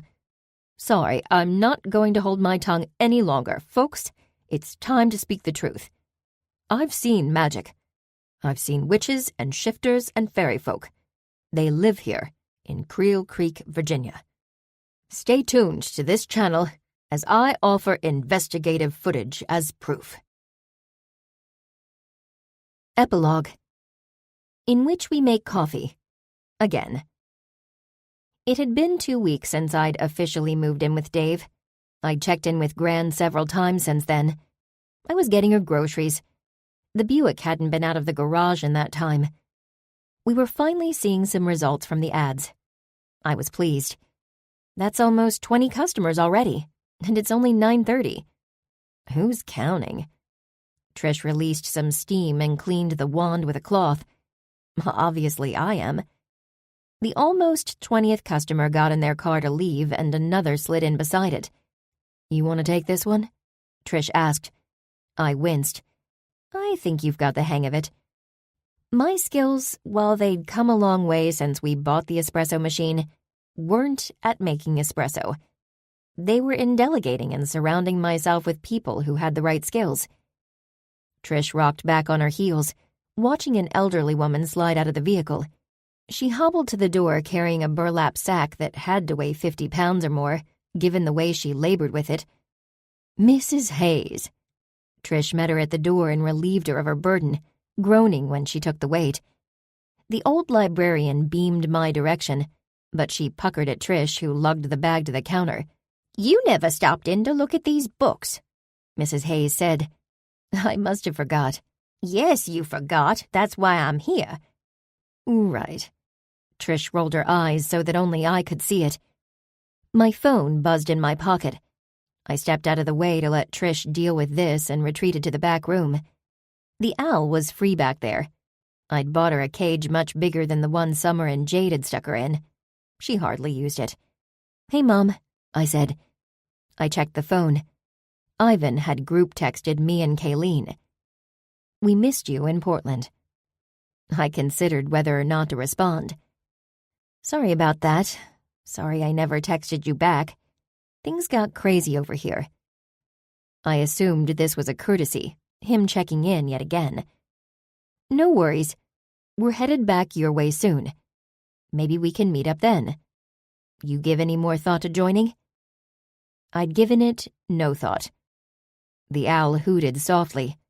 She glided across the room and did it again, closer. If I was going to find my mother's body and restore her, I needed help. I needed all the help I could get. My fingers worked fast. I hit send, not giving myself a chance to chicken out. I'm in. Let's meet up. I could use your help. This concludes You've Got Spells by Christine Zane Thomas. Narrated by Chris Dukart. Copyright 2021 by Christine Zane Thomas. This unabridged audiobook is published by arrangement with Christine Zane Thomas and was produced in the year 2021 by Tantor Media Incorporated, a division of Recorded Books which holds the copyright thereto. Please visit tantor.com for more information on our growing library of unabridged audiobooks.